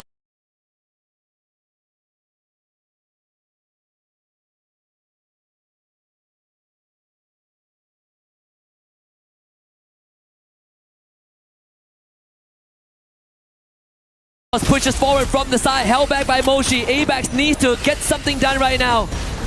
Can Imgod break it open? Shoto certainly does, as he takes down the young prince of BRU. Woven finds one onto Evos. Abax responds, but it's on to Moshi. That's the execution right out in the open. BRU seems to be the target. Shoto gunned down by Rasha, but moving, picks him back up, drops the dough. TAG are so close. Another opportunity for them. Team Apex Gaming, a man down, but they have a lot of hopes with the aggression they would want to convert on. But the damage being done, nice shot coming in from Aimgod, falling through. Wolven, the last man, is the savior. Can he do something brilliant? Aimgod says no and shuts them down. And that's going to be Evos, your defending champions of EWC, looking forward to making sure they have a statement at the end of Group A games. Back-to-back booyahs to close out the group stage, at least for Group A. Evos have made a statement indeed. 1 year difference. Since 25, since they hoisted that trophy, they have been on a slump. People were wondering if that is it for Evos. So much doubt throughout fall, throughout Global Finals 2025, throughout spring. And here they are, 2 good days in a row. And that's Paradox Gaming on your screens. The rep from Africa, all love. But throughout all of that, BRU have done more than enough. They are gonna be the ones that tops Group A. What a game coming in from Buriram. I think while we talk about teams of consistency, right? They showed us what consistency means. Yes, this game and the previous one, a back-to-back booyah pulled off by Evos, showing why and what they are, what they're looking forward to in EWC 26. But consistency is the key. That's what everybody wants to place inside the shield. And maybe Buriram might be writing it for themselves. Let's listen in on what Evos is talking about with that win in the final round.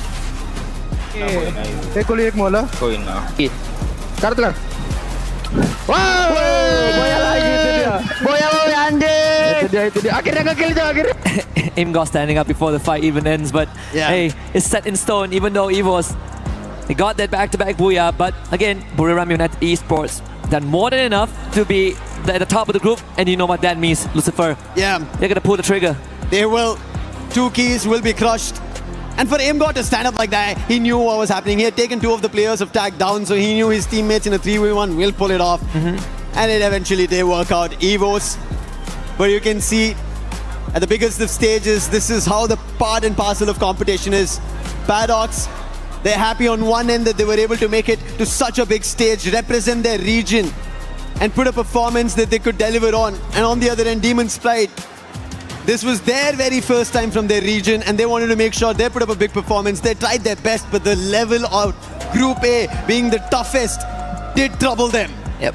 Of course, the Latam fans here in full force, and that's just a fraction of it.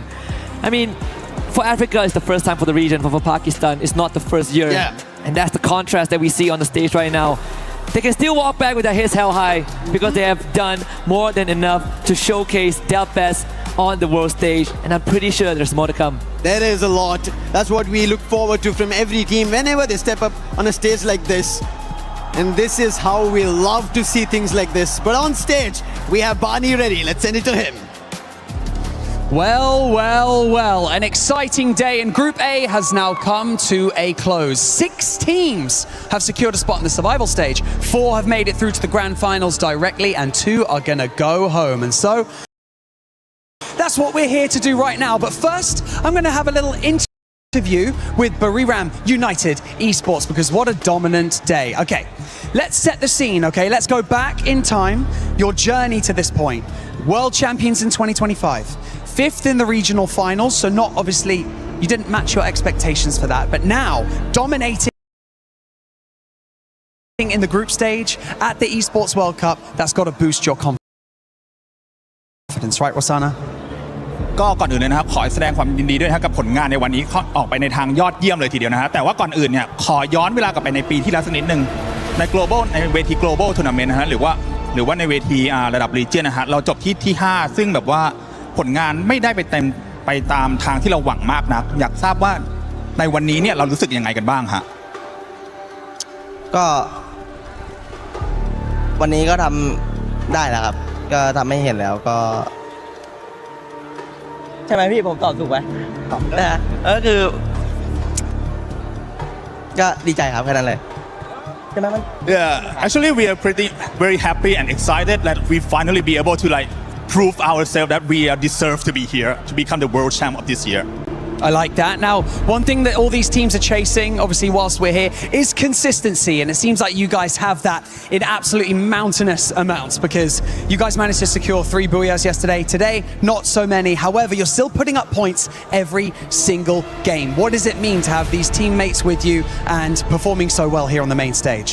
ก็ในเวทีการแข่งขัน EWC 2026 ณ กรุงปารีสนะฮะในกรุ๊ปสเตจทั้ง2วันนี้เนี่ยเราทำผลงานออกมาได้ดีทั้ง2วันเลยถึงแม้ว่าในเมื่อวานเราได้ทำบูย่าไปทั้งหมด3ครั้งด้วยกันแต่วันนี้เนี่ยถึงแม้ว่าเราจะไม่ได้บูย่าเลยแม้แต่ครั้งเดียวแต่เรายังได้แต้มทุกเสมอทุกเกมเลยนะฮะรู้สึกยังไงกันบ้างครับผมก็รู้สึกดีใจครับก็ได้ตามซ้อมตามแผนที่เตรียมมาครับผมว่าคะแนนประมาณนี้พวกผมก็ทำได้เป็นเรื่องปกติอยู่แล้วก็ไม่ได้รู้สึกดีใจหรืออะไรครับแค่รู้สึกพอใจตัวเองมากกว่าที่ทำได้ตามฟอร์มครับYeah, actually we are pretty happy and satisfied with our performance because like this is supposed to be our true form and true power. So if we can do it like this over and over again, I think we're going to be able to claim the champ trophy.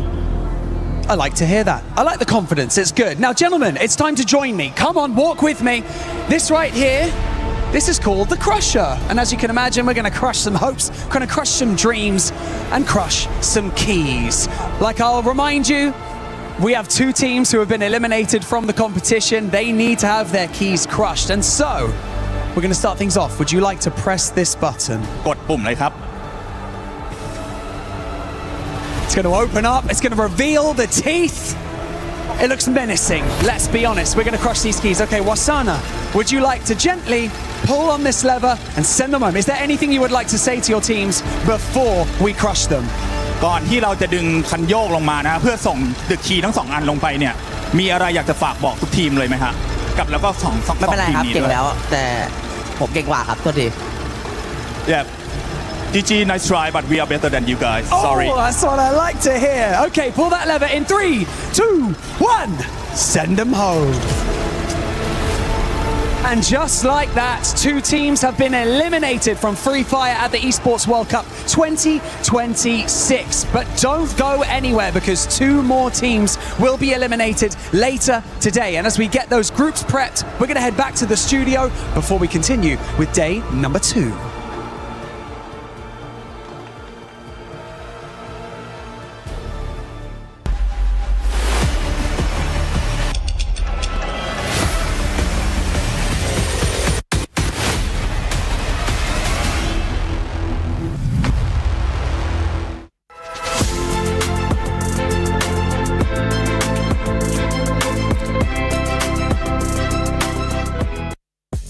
Now, something that really hits close to home, and one of the things that we cherish the most here at the Esports World Cup is support for our players on the main stage. And one of the most incredible things is, of course, when families, fathers, sons, brothers, mothers are here to cheer for their children and for their siblings on the main stage. It truly is amazing.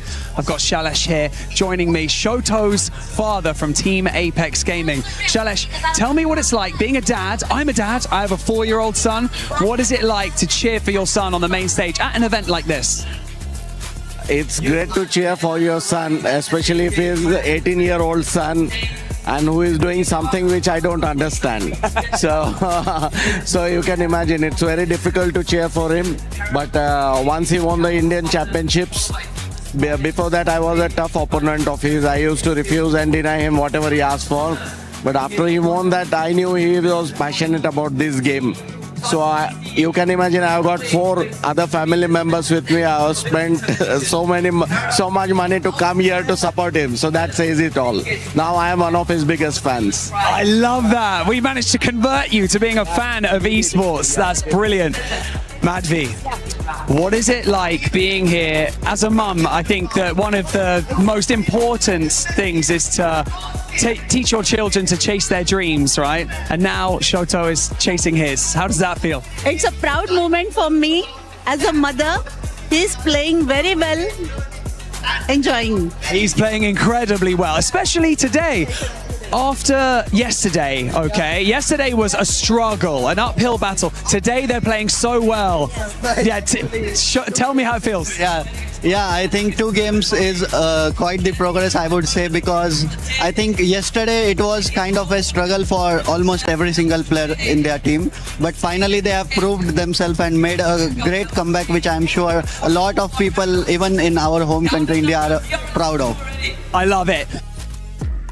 Shoto's family is going to be happy because Tag is going to survival stage, as we saw the first keys being crushed here for Free Fire at EWC 26, none other than Demon Pride and PDX, but we'll talk about that later because we're going to be talking about the teams that are in the top 4 and will be going to the finals. One of them, Buriram, are very consistent 2 days. Yeah, consistent as heck, but it seemed like they did run out a little bit of speed from day number 1. I felt day number 1 was explosive for them, and it felt like today they're maybe in power saving mode, but after all, they're still up there in the lead. Do they really need to rush a little bit more? Yeah, absolutely. I think Loud was on power saving mode as well. They didn't really need to do much. They were just being very consistent, very average games, and they still remained up in the top. But what's interesting is Gun Dynasty kind of slowing things down today, intentionally or unintentionally. Unfortunately for them, Loud has taken away their spot in the top 4 already. They get to move on into the grand finals. But more importantly, it was the storyline of who's at the bottom. And Titan Esports Club, TEC, many doubters out there. Of course, tons of supporters as well. They have managed to save themselves from relegation. Just barely. It feels like just barely, because at the beginning of the day, I mean, throughout the day too, that squad was just there in contention, doing enough to what it took to keep them away from those bottom 2. But the way you were talking about Gun Dynasty, that's a team that slowed down in a big way. Yeah. Lace, boy, did they slow down in another squad that was kind of able to bring it back up as we see the top 4 teams that will be moving on to the grand finals was Falcons. Yeah, I mean, Team Falcons, you know, I sort of said that this is something that they need to showcase a little bit more grunt into it, and boy, did they do that. So from up to about 10 matches, they were about 9.4 average kills and to 4.4 placement, which is actually beating, you know, teams like Gun Dynasty, who, you know, just brought it back in these last couple of matches. So seeing that sort of, like, I guess, competition between these 2 teams, Falcons, Gun Dynasty, is obviously what makes these storylines so fantastic. Clearly not enough to make it into that top 4 we saw in that final circle. It was like looking good for these teams, and then somewhere along the lines, you know, they came in from the eastern side. I know, like, I think it was Loud holding the eastern corner there for quite some time in the position. So it was very difficult for Team Falcons and obviously Gun Dynasty to sort of get that fruition and get those extra placement points that they needed to push them up to that top 4. But look, if we're looking into like survival kind of matches here, this is an excellent feat from them. So I'm pretty keen to see like what happens with like the next group and how these guys will go in contention with that. But like a great, obviously, you know, I guess team effort from Team Falcons for them today. Indeed. They need to find a way to get those booyahs, because as you saw there in the top 4, it was just squads that were able to get booyahs. Apex Gaming, I mean, we saw what one of the players' families was saying there, happy with their performance. A little bit too late from what we saw in the first day, but a great bounce back for this squad going into survival and taking some momentum with them. Yeah, it's crazy seeing this team, if you think about it. Yesterday, fairly quiet. Now coming in today, I think coming in really hot. And I think it's really good as well, because day 1 is more of like icebreaker day. Everyone's just trying to get a feel of each other as well, as right? Yeah. But another team that I really want to talk about as well is Aurora. Yeah. Because coming into this, don't say that around Neptune. True. They were a team. I felt like yesterday they were struggling. They were knocked out a bit too early so many times. We saw the vision, but not the execution. And whatever it is that happened yesterday or today, in fact, they almost broke a record today. Yeah, absolutely. But I want to bring the conversation back to Team Apex Gaming, right? Because I think this is a whole big win for India as a region who are making it back into the global scene after a long, long time. I mean, many people would have expected these Indian teams to be rusty, and that's exactly what they were in day one, at least for Team Apex Gaming. But today they have shown us that they can play some good fights, they can rip away some good booyahs, but is it going to be enough for them to qualify into the grand finals? Because if you're looking at the teams that are stacked here, that are going to probably make it into the elimination rounds, it's not going to be easy. I mean, in this group in itself, I've got 3 or 4 favorites, but there are only 4 spots left for survival rounds. And you mentioned it too. I mean, first time being able to be in this kind of stage. It's been a while. We even heard Lucifer saying the first day was going to be a bit of a slow start. The second day was going to be a hyped up moment for them, which ended up being exactly like that for this squad. Going to tag, though, I know you've been at the global finals many times. You've been at many events. What is something that you would like to see Team Apex Gaming do coming to tomorrow for survival? Because only the top 4 will be going, and it's not 2 days. It's just going to be 1 day. Let me just put it this way, okay? The Indian teams are already winning, okay? Shoto is already winning. I want Indian parents like that, man. I mean, when the common factor for any Indian boy in his house is you become a doctor, lawyer, engineer, or you're a failure in life, all right? So to explore esports, to have your parents fly all the way down to Paris to celebrate you and to support you, I think that's a huge win already. They are setting an example for everybody else out there. I wish and hope those other parents support their teams as well. But, you know, on a more serious note, I think they're doing very well. I'm not expecting them to run away with the EWC trophy the very first time they've stepped back into the global stage, but it's more to prove to the rest of the world what India can do. And I think they're doing a very good job at that. And Tash, one thing that we saw being able to do from that team was getting the booyahs. Yeah. And in regards to those top 4 squads, we ended up seeing they had to get those booyahs. I feel like that's going to transition into tomorrow for survival. Oh yeah, absolutely. I think that one thing's for sure though, when you are going to be running this and you do make it to that top 4, that survival stage, for me personally, I think that having that 1 more day to play gives you momentum, gives you an edge in terms of trying to learn what exactly needs to be fixed and how you can fix it throughout the day. As you go into the grand finals, and granted that you do go into the grand finals, it does give you a little bit more of an edge for me personally compared to the teams that already just go straight on to that final day. Yeah, absolutely, man. I mean, I think teams like Titan Esports Club, they are a little bit more grateful that we've added in more squads, right? They're a little bit more grateful that more regions are in here. So now they are kind of like the veterans in the competition. So they've survived this stage already, but to survive survival stage as a whole is going to be very tough because of the kind of teams that we have got going in there. We've also got Group B who are going to be playing in a little bit as well.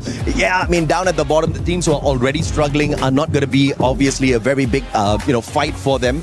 But the teams that do make it in there, I think the survival stage is going to be a hell of a lot more exciting than whatever we've seen in the past 2 days. Yeah, on the broadcast, I think it was the other day, we watched this group and I've been saying that it's kind of like 2 lobbies in one group. Yes. We have ahead of the pack, the top of the lead, the AGLs, you know, all sitting up there, and then everybody sort of fighting in your mid-range to the end, which is pretty tough for this lobby. Like, this lobby is exceptionally stacked. And, you know, if we do sort of like swivel over and move over to our second lobby that will be coming up, you know, you're talking about India, SAUL, they're sort of in that middle pack range as well. So it's going to be an absolute grand fight, I feel like, in the survival match. But one thing I want to pick your guys' brains on, if this is okay. Yesterday, Paradox's performance was actually exceptional. Yeah. They have now found their way right down to the bottom of the leaderboard. Yeah. I guess, you know, I'll hit this with you. Was there any sort of inconsistencies that you saw being like watching this team throughout their play style today? No, not at all, right? It's the first time Africa is stepping onto a stage like this. They don't really have a lot of experience in the esports scene within their own country. They don't have a lot of powerful teams to go up against, to scrimmage against. So coming in here, it's all about learning. It's about the experience. It's about, you know, traveling around Paris, just watching, exactly how the culture is like here, you know, having some baguettes. I mean, it's exceptional just to get here in the first place. Absolutely correct. Isn't it? Yeah, I think it's inspirational. That's what you were for the saying rest of the about team. tag too. I mean, you feel like this is definitely a win for that squad. The experience that they're going to be getting is going to transition into later on with some of the other squads. And I think this is something that Neptune was touching about. And we even heard Conchita touching upon it too from Evos. They did have one of the players that was just starting off. They started off slow, but they ended up bringing it back as well. Same with the other squads. Aurora, I know that's one squad you were just talking about earlier on. They weren't able to bring it up. It's been quite a bit of an inconsistent 2 days for Aurora. Yeah, they were struggling on day number 1. Even today, I think one thing's for sure about them, though, kind of like Tag, right? Yeah. You can see that they were making it up with these big hero plays, these big hero moments. You want to play catch up. It's good. But for me personally, consistency is key. You want to be able to go to that next map with at least 5 to 10 points just to keep yourselves ahead of the rest of the teams. That's for me personally. Yeah, you are being too Asian mom with this right now. We have seen Aurora play for many years, and I think, you know, 2 out of the 4 players on the main roster already have got the global stage experience, but they've been missing the past 2 years, right? Multiple roster shuffles, but now they are kind of getting it together. So this is one of their best performances that we've seen from them in the past 2 years. So based on that, they're doing hella well, right? I didn't expect them to walk away with an almost record-breaking game That in was the game crazy, number though. 5. Yeah, that in itself shows how good they have come.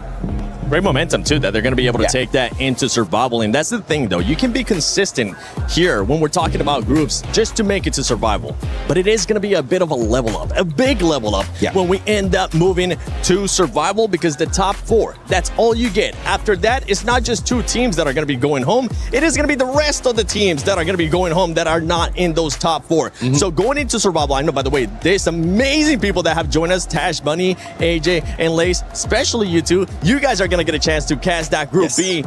We'll get a chance to break down Group B with the other squad, but I want to just pique their brain. Who is somebody that you're going to be keeping a close eye on coming up in Group B? Man, I am not keeping my eyes on anyone, right? That's the beauty about shoutcasting a battle royale. Anything goes, anything happens. Like from what we've seen already in Group A, teams that kind of didn't really do all that too well yesterday, even Titan Esports, they weren't having a fantastic run yesterday. Today is where they showed us what they're truly capable of, right? And that's exactly what I'm expecting to see. Teams who were not doing too great yesterday to step it up. Teams who are doing great, maybe, you know, take a little bit of a pause, just like what Loud did, just like what Buriram did. Don't get too crazy with it. Yeah, I think for me personally, I mean, I did dig a little bit with Carol about the Brazilian, I think, scene, right? Yeah. And she was telling me, like, in the regular season for Brazil, one thing's for sure, the Fluxo was known as the Boogeyman. Yeah, the boogeyman, right? Yeah. They were the ones that goes for back-to-back booyahs coming forward. But now in this tournament, they are the ones that are just farming eliminations. Yeah. So they've changed up the way they play, and I agree with you. You really cannot tell what's gonna be happening, and I'm so excited to be part of this with you, AJ. Likewise, Dash, right? And, you know, speaking about Fluxo, I am not too worried about them at all. That's the team that we are definitely going to see at the Grand Finals. I'll be shocked if we don't see Fluxo in the Grand Finals. I mean, let me give you my little opinion here on the end, guys, because I shouted it from the rooftops right at the top. We need to look at Team Secret, guys, okay? I have placed them as my underdog, all right? The very underdog! Yes, and if we saw from there, like, obviously, groups from yesterday, shaky start, but then they pulled out these bazingers just to skyrocket up the leaderboard. So, you know, I don't want to jinx them. I know we're all about jinxing, unfortunately, but this is going to be one team that needs to obviously make this happen. Yeah. And I'm going Team Secret. I mean, this group has been just talking about when we went to Group A, it was pretty much Southeast Asia. When we went to Group B, it was none other than Brazil. You can hear the crowd in the background. You can hear them getting hyped up. And for everybody currently watching at home, don't forget, support your local team. Get into Free Fire. Make sure you support your local team, whichever one it might be. You can be biased. It's okay. We try not to be biased here, but sometimes it ends up happening. We'll be getting ready for Group B, but we do have an amazing video with Mia.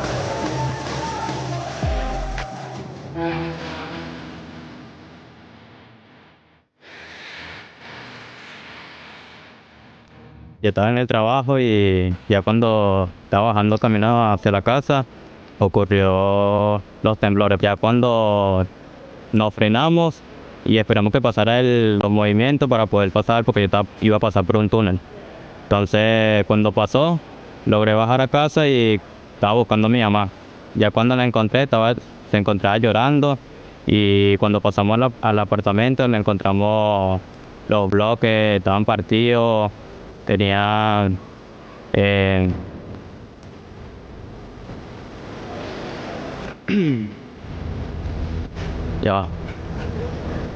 ya de ahí salimos del apartamento porque no era habitable. Ya estaba partido, estaba botando el agua, pasaron muchas cosas. De ahí estábamos esperando reunirnos con la familia para poder llegar hacia donde nuestra abuela, que allá era un poquito más habitable. Ya nosotros nos fuimos a una plaza donde era más abierta y estuvimos ahí en el carro de nuestro tío esperando que las cosas estuvieran bien, porque había muchas réplicas. En un momento nosotros estábamos en la plaza y yo estaba logrando contactarme con el equipo, pero no podía porque no había señal, no había luz, como durante 2 días.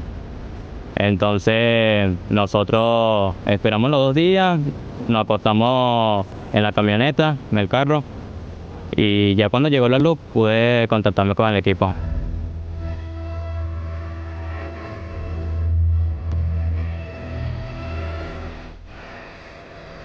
Right after the earthquake hit, I didn't realize how hard the earthquake had hit. It had happened right when we were going to join Discord for a meeting, and I ended up not joining the meeting for another reason, and found out a couple hours later that it was tragic. It hit me pretty hard emotionally.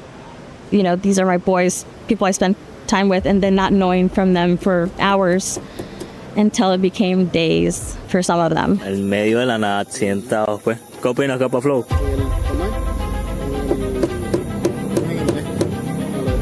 Feo porque nosotros teníamos pensado ir desde el aeropuerto de Caracas, que me tía.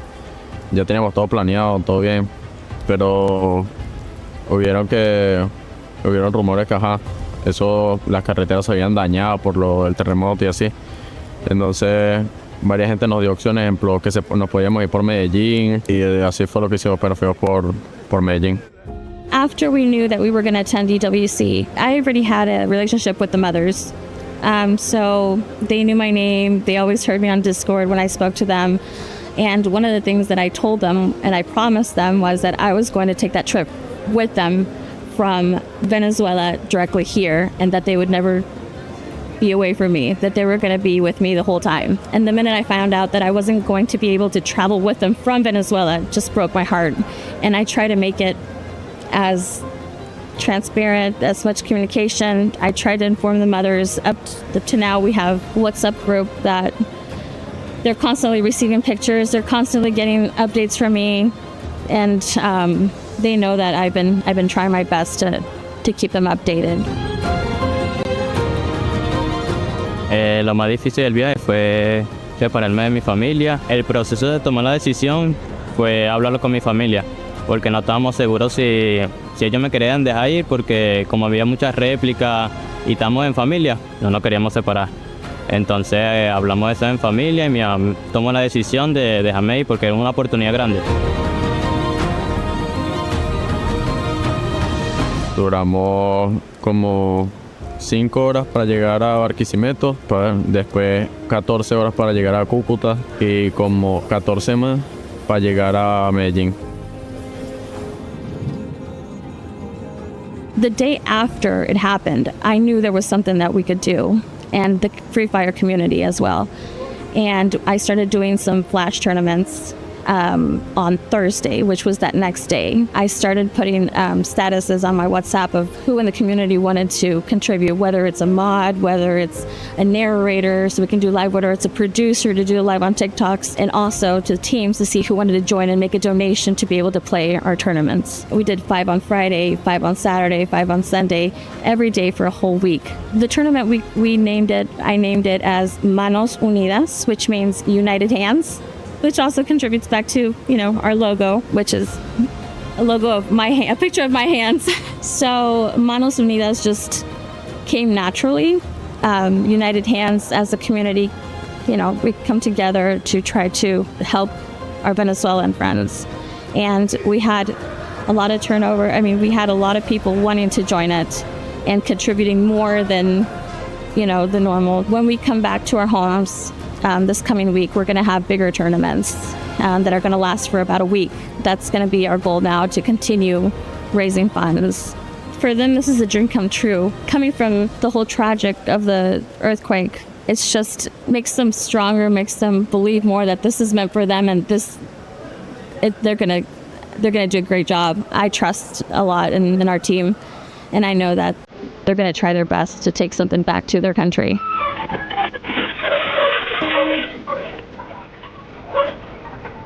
pero pues que todo es un sacrificio, que sigan su sueño y así, que nosotros pues aquí vamos a demostrar y así.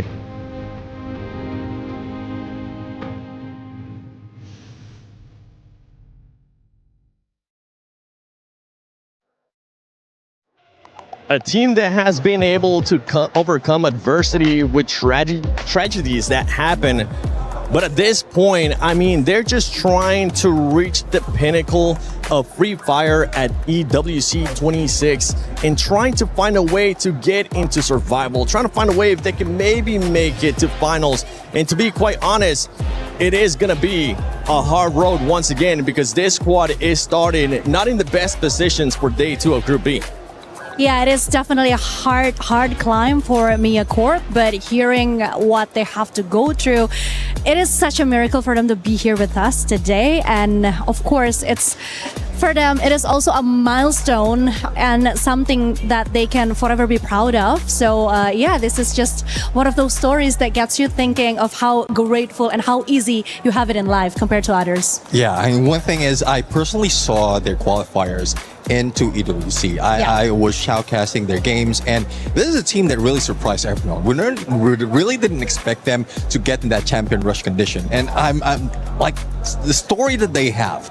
They fight through it. They manage to just go with what is needed for them, and they didn't have that much of booyah even from the group stage. It's only grand final, so it's just the effort that they put in to get here that is what we are looking forward to. Yeah, you can just see how much it means to these people. You know, they're going through all this sort of, you know, we talk about the mentality of performing on a stage like this, but also, you know, you got to add the pressures or what's going on at home and everything around you. So just to be able to, you know, we were saying before to the other guys, just make it to Esports World Cup is a fantastic feat in itself, of course. But look, the battle's not over yet, Seven. It's not. Definitely not. Yeah, the battle's definitely not over yet. 33 points they're truly having to overcome to make it to the top 4. But as we saw in Group A, that's going to keep moving along the day. They just have to make sure they are consistent.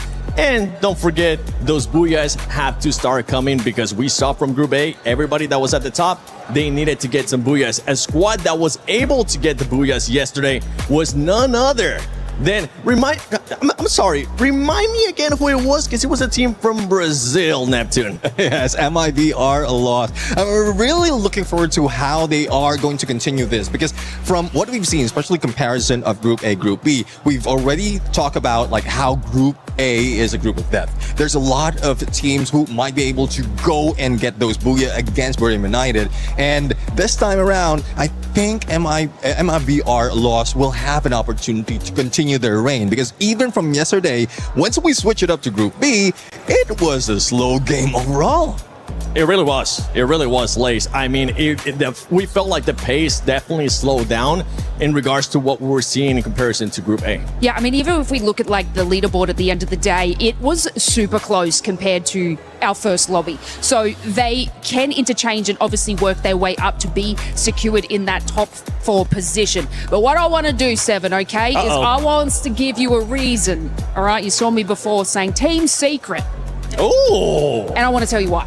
Why? Okay? I want to tell me why. Okay, so I want to tell you why.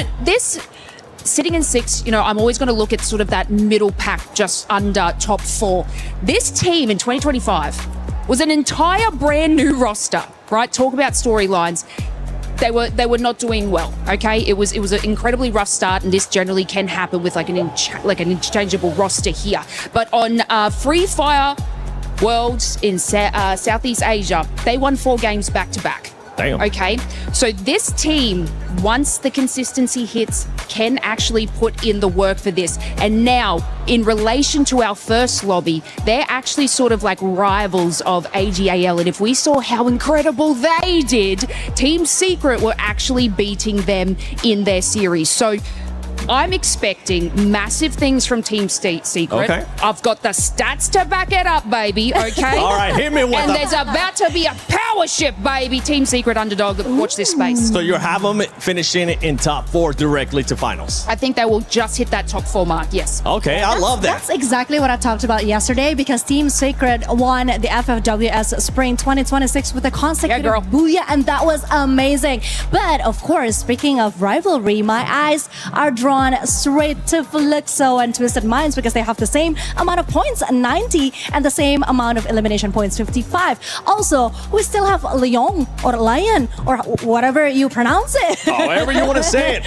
However you want to say it. Because this is actually one of the strongest team that did not perform well on the first day. I mean, just look at it. 7th with 72 total points. And this is not the Lion or the Lion that we knew, especially with all the great players they have. One of them is Games King, right? Yeah, I mean, I do agree. Games King will be able to bring the fire to Leon, but I'm looking at another team. We've seen how well Team Apex did in Group A. Now, another team. This is the blessing, by the way. This is the blessing. Blessing. Preface. Right. You're about to be blessed by none other than Neptune. Yeah.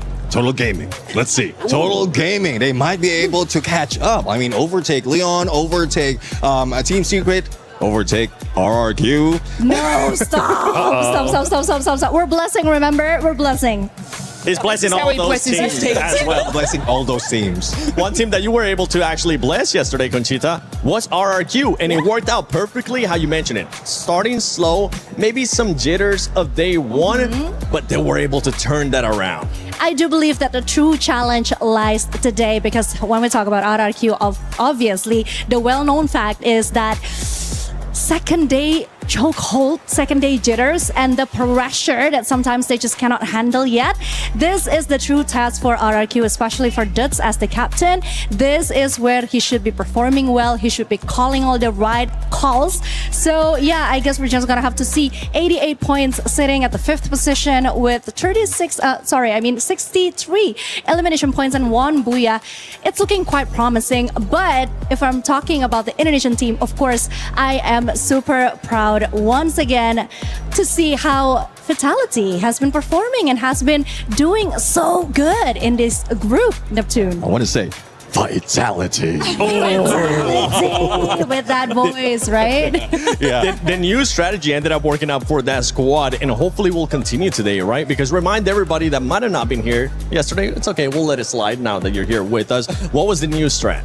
Yeah, my strategy of going for double snipes. We've seen that from Southeast Asia. We thought that they are going to let go of that because even Brim United, we're seeing them trying to do the same thing. But out of that, they just capitalize on it. They can easily switch up to, especially for those who are just adjusting the sniper, they can easily switch up to sniper, mid guy, or frontliner. So that's what I'm loving about Team Vitality right now. Yep. And again, going back to Chris Joe, like the mindset of the coach, it's just so much of things that we might expect from Team Vitality. And they might be able to start hot right away instead of what we were able to see yesterday. One team that's looking to get some booyahs is Fluxo because their fans are behind us. And if I'm not mistaken, I think I see, is that Barney and Carol? What are you guys doing here?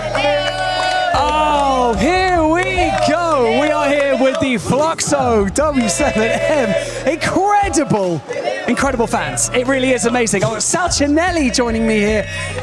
Tell us about traveling here with these guys and, you know, what this team means to you in this competition. My family, I can explain how important group is for me. It's really amazing to be here because it's my first time traveling abroad and with the organization, it's like living a dream and it's so perfect. I love you. We can't hear you, unfortunately, so I'm going to pass this. I'm going to use this.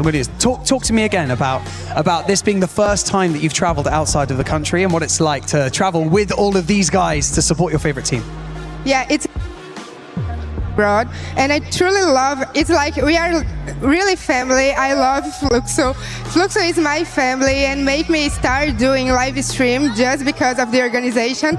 So all that I am is because Fluxo. Saltinella exists because of the Fluxo. So it's awesome to be here, and I know that everyone has the same feeling. I love that. I'm going to take this mic back off you because we've got to learn some of these chants because they're absolutely incredible. Go on, let's go, Carol. Definitely. Amoroso.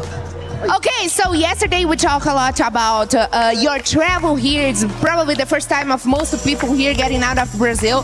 And you guys share with me incredible stories. But I want to know if you guys have prepared any kind of song for this moment here. Cara, preparamos algo muito da hora PwC para aproveitar bastante esse evento. Trouxemos várias bandeiras, inclusive uma música nova.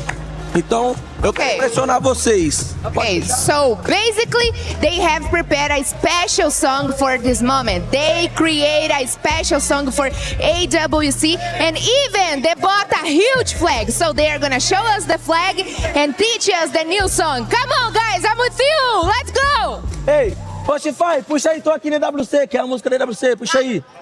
Bora. AWC song, let's go. Vai. Puxa aí. Oh, I love this. Oh, this is good. E o meu fluxo vai vencer. E o meu fluxo vai vencer. MT vai deitar. O MT vai deitar. O Curtizinho vai ruxar. O Curtizinho vai ruxar. Chama aí o Luking. Chama aí o Luking. Chama aí o Luking. Chama aí o Luking. O Gil é muito bom. O Gil é muito bom. Pops vem pra ser campeão. Pops vem pra ser campeão. Brox completa a seleção. Brox completa a seleção. Chama aí o Bentinho! Chama aí o Bentinho! Chama aí o Bentinho! O Fluxo vai ser campeão! O Fluxo vai ser campeão! Fluxo absolutely popping off on the main stage, and we love it. For now, we're going to head back over to the studio, and we're going to head down to the main stage to kickstart the second part of Group B, Day 2. There we go. Oh yeah, let's go, Fluxo. Oh, I got distracted. We're back on us. Okay, Fluxo. I see you with the energy right there. Let's go. Let's go, Lace. This is a squad that, as mentioned earlier, they're going to be looking to get their first booyahs. And it was none other than their Brazilian brothers actually stopping them from getting those booyahs, Neptune. Yeah, I do agree. I mean, well, it has been said already. Despite of not getting booyahs, they're still taking the top of board. So it really doesn't matter at this moment. As long as they can get to the top 4, then it's okay. No booyah, no problem for the moment. No, I want to see some booyahs out of them. Imagine how if they're crazy right now, if they're being loud right now, the Fluxo crowd, Gachita, it's gonna go crazy. I know, but that's exactly what I'm waiting for, actually, Seven, because we have Buriram and AGAL in Group A, but we also have Lost and Fluxo in Group A, and that's gonna be interesting. All right, well, it's time for Group B, Free Fire at EWC 26. Let's get started. 6 more games to go. And half of our players now know their fate, while the other half is ready now on this Guiria City Ride. That is right. 2 teams have now been eliminated from the competition, so the tension just got a little bit thicker because the consequences just became real. Indeed, Barney, there is no room for error anymore. With only 6 games left, it's crucial to hit the ground running Day 2s now. Look, expect insane plays, expect heartbreaks, but above all, expect absolute chaos. And so, with that being said, it's time to introduce your next 12 teams to the main stage to fight for survival, starting with the Mia Corp.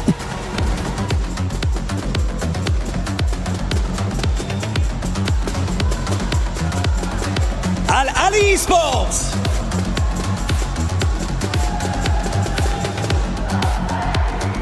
Team RRQ.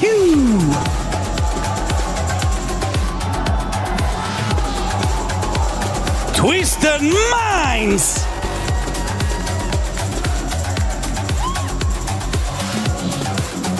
Team Secret.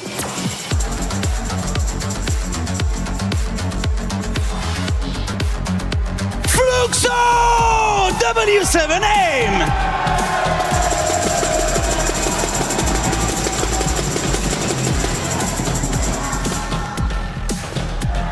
Total Gaming Esports IQ.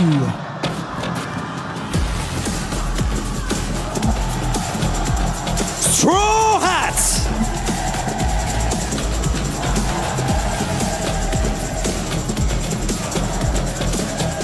Lion.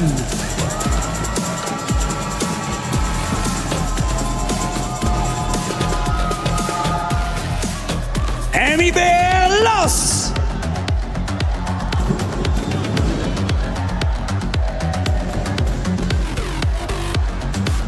S8UL Esports.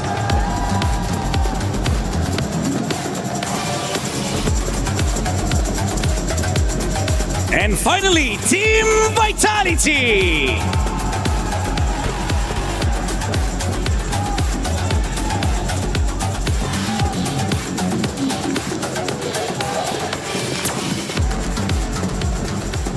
Here we are, our Group B is ready.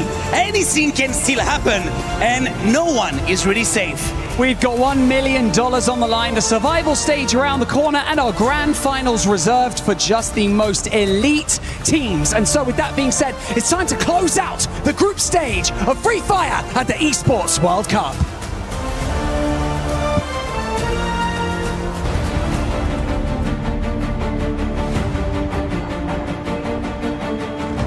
Four of the most dominant teams in the world will step onto the Gadir City grid for the first time today. Teams who swept through their regions and left their opponents in the dust. But now they stand at the base of a mountain faced with an almost impossible climb.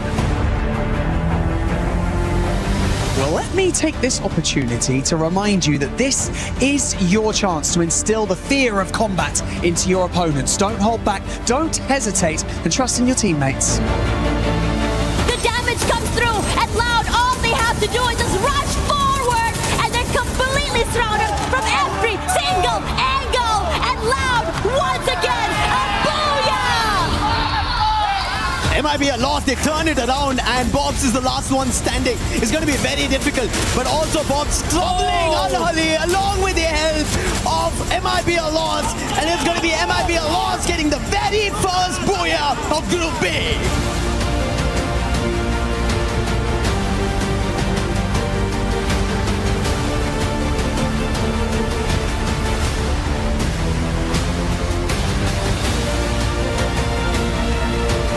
Looking for the final player, Kororo, looking for that recovery, and they will be denied as Buriram pulls away the third booyah of the day to take the #1 spot on the leaderboard. And Lion are losing players one after another, and as that happens, even Dix gets eliminated, and Games King was the last man standing. And it is going to be MIB lost getting the final booyah of Group B's Day 1. Our eyes on the teams who are in the top 4 slots as well as the bottom 2. Today is the chance for early qualifiers. Today is an unfortunate moment of heartbreak for 2 teams who will get to go on a little bit of a holiday here in Paris before they fly back home. But who is it going to be? Mia Corp, Straw Hats down at the bottom, and SHUL a little bit too dangerously close to them. Yeah, because today is anyone's game. Oh, yeah. Game 1, or at least Group A, was a story where any team could still make it big and survive. And I'm wondering if Group B will tell us the same story. Yesterday, loss went huge. 3 booyahs, ending the day strong. And I'm pretty sure that every other team in this group as well want to replicate that. Yeah, absolutely. And obviously, it is a situation where MIBR lost, wanted to control the situation, but also wanted to find out exactly what they can do in a lobby like this. They've already proven themselves yesterday. I'm expecting them to have a little bit of a slower day today. I'm expecting the teams who are down in the mid part of the battle instead to really show us exactly what they've got. Obviously, it's the fight to squeeze themselves into the top 4. Even if MIBR kind of sleeps on us, giving us average games back to back, I don't think they're going to be at risk of getting kicked out of the top 4. Absolutely. I think one thing's for sure though, everyone wants to maintain that top 2 slot. Yeah. After all, again, you get that holiday, you get that direct slot to that finals. Yeah. And on top of that as well, you mentioned just now during, the desk, right? About how hard it would be to be playing through that survival stage. It's going to be hard, it's going to be lethal, and most importantly, it's going to be mind-bogglingly stressful. Yeah, absolutely, because we have got the best of the best from around the world. We've only got the 4 slots. I guess a little bit of a blessing as you take these Super Titans out of the race. Now you get to go up against teams who are maybe just a tad bit better than you, right? Because you're taking out the teams who are very down at the very bottom, so no easy picking. I think it's going to be ruthless. It is going to be very challenging for the teams to maintain consistency when we get into the survival stage. But of course, beyond all of that, if any teams do manage to show us a constant streak throughout those 10 games, I mean, color me surprised for sure, but I'm looking forward to a situation like that. What's going to be the fate of the Indian teams? Now, we saw the support for Shoto. He's got his family members here, but for the rest of the Indian squads, I hope they are not going to be depending on the support, but they're going to be depending on all that they have conversed, all that they have prepared for before reaching this stage, because there's still a lot to prove, and more importantly, you got to save yourself from Miracorp as well as Straw Hats, who are sure as hell going to be looking to climb up the leaderboard today. Yeah, and I think what's really important as well is that day 1 is the day that you get a feel of everything. You have an idea, you learn from your mistakes. You have that few hours before coming into today to really fix up your mistakes, whether it be changing your drop spots, whether it be figuring out which teams you'd rather go head-to-head with. And that is why, it's really scary today. Definitely, I think the heat is up. Everyone's playing a little bit more faster compared to cautious compared to yesterday, at least from Group A, that what we've seen. I wouldn't be surprised to see it here too in Group B. Absolutely. Fluxo, the potential of them going all out today, I really don't see it, right? Because at the end of the day, this is a team that usually flies under the radar, and when it's definitely needed at the finals, that's exactly when they show you what they're truly capable of.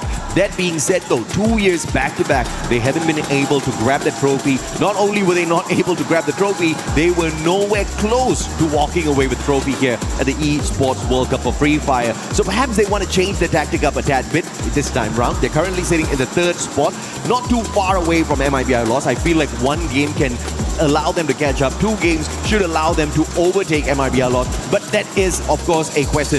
Is MIBR going to allow such a thing to happen today as well? Yeah, because yesterday they were on a streak. They were taking advantage of the fact that everyone is going to be cautious. It was very high-risk play, but it worked out very well in their favor. And now today, after hearing about what's happening in Brazil, right? Them in the regular season, how they were the boogeymen, how they were always back-to-back-to-backing when it comes to those booyahs. Can they bring that happening here today? Because definitely they had changed their strats from yesterday till today, but that is why things get really interesting, because definitely all eyes are on this top 2.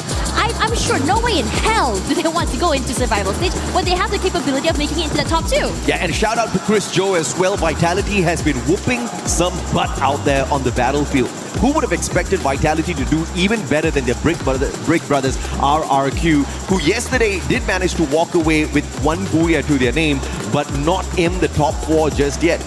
Vitality, on the other hand, are doing better than Fluxo as well as Twisted Minds. This is a big factor. I feel like they definitely need the confidence boost. Seeing Vitality make that early access into the grand finals is definitely going to be fantastic for them. We've got the RRQ fans out here versus the Fluxo fans as well. Who can be louder? Who will have these smiles on their faces by the end of these 6 games? And also, most importantly, who will be silenced by the end of the day as well? I'm really curious to see who it's going to be. But we all know who's the loudest of RRQ. Conchita in the backstage. She was screaming for them. I highly doubt Conchita only screams for RRQ. That woman is unbiased. She wants to scream for everyone, but she sees the potential in the kingdom of RRQ. But I have to tell you, the Fluxo fans are a tad bit more lively, right? I want to see that exact same energy from the opposite end as well. RRQ, y'all need to stand up. Y'all need to make some noise, baby. Y'all need to yell, that's for sure. Give your energy to your favorite team as we go into this game. Oh, they're starting to dance here. There we go. That's the energy. More energy, RRQ. More energy. Yeah, I want to hear them sing. I mean, we hear a lot of the Fluxo chants, right? Yeah, so I need to hear them start singing, start yelling, because they do have a chant, by the way. Yeah, absolutely. I mean, we're eventually going to hear it. And I hope they continuously cheer their team on, because the kingdom of RRQ just tend to get disappointed a tad bit too early sometimes. And I know RRQ is not really looking to go wild out there on the battlefield today, but it would be nice to have that early access into the grand finals. But knowing the team, knowing how they play and how they do love getting some extra experience out there, seeing exactly how well the rest of the teams can do, I think RRQ might be taking it a tad bit slower this time around as well. You also have to look at the teams who are trying to maintain the top 4 spots, right? Twisted Minds, Fluxo, MIBR Lots. These 3 teams are going to be very difficult to knock off of that perch.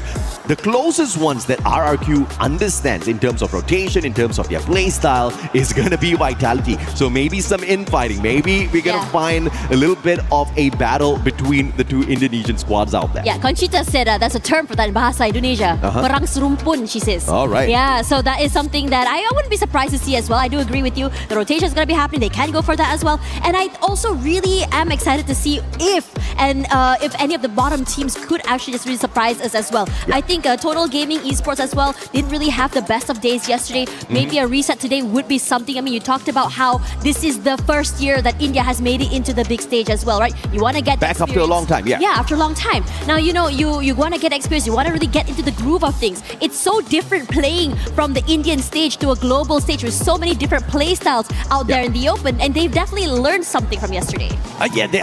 Tough lessons were learned yesterday for sure. I think IQ Total Gaming, SHUL Esports, they have a very heavy burden on their shoulders, because if you look at the size of the fan base in India, expecting them to perform, it's absolutely stressing, right? Some of the other teams who don't really have a huge support back at home, they've got nothing to lose. They've got nothing to worry about. Not many people judging them out there.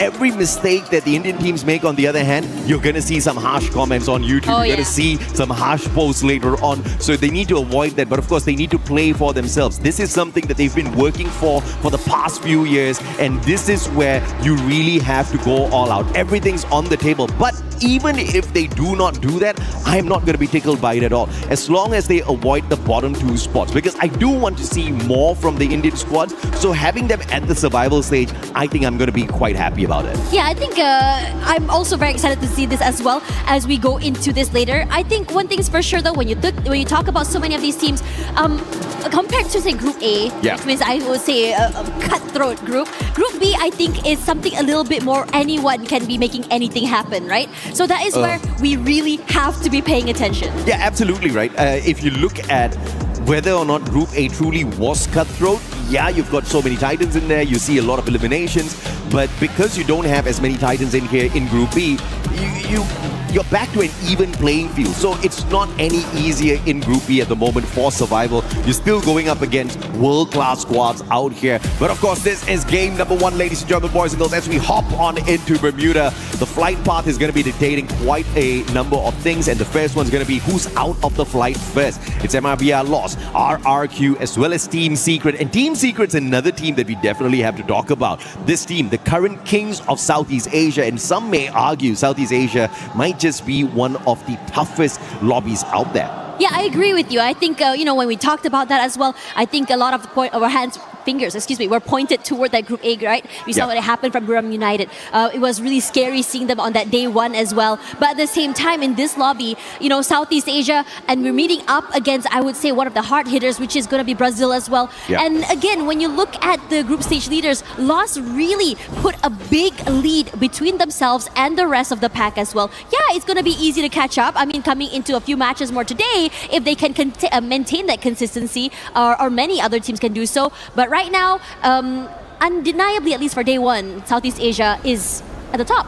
I mean, Southeast Asia being at the top is no surprise to me at this point of time, because of what they've shown us historically, what they're capable of doing. Al Ahly, on the other hand, yesterday, I feel like they had a decent enough run.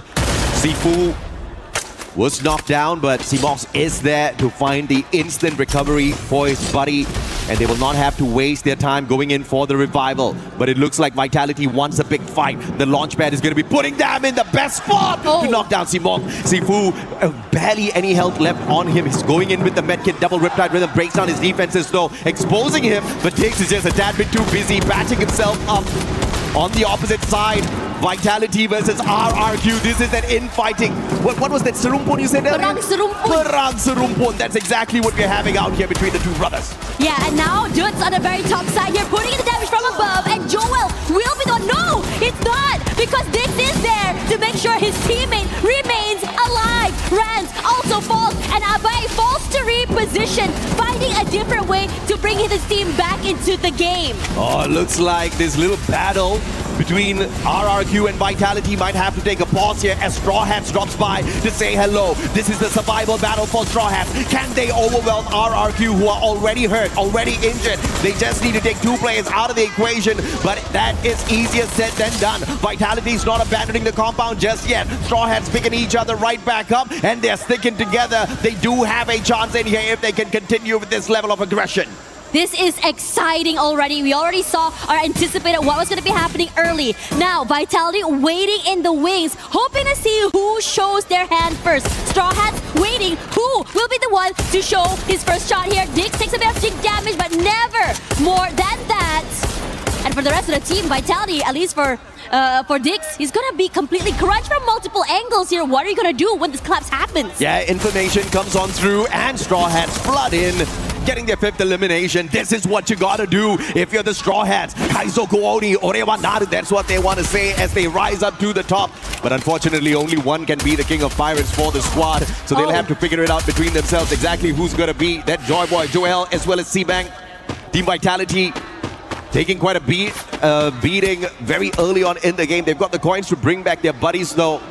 But only one revival here. Joel still needs to hit those coin machines that are in the compound. Leon, on the other hand, in a little bit of a pickle here if SHUL gets this vantage point and takes Della out of the equation, who's trying to put a little bit of distance between himself and SHUL.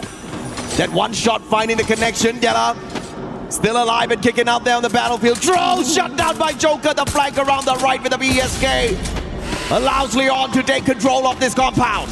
Yeah, crazy stuff coming from him as well. And it was almost like he was really undetected throughout the entire moment this was happening. SAUL not going to be reacting off this though. They're just going to be chilling and waiting and biding for time as time goes. And I'm really curious to see what's happening on this side because Huang has been already knocked out by Nyx here, by Mia. And this is another team that is really trying their best to keep themselves still in the game. Leon, yesterday, they had no placement points off of Bermuda and 5 eliminations.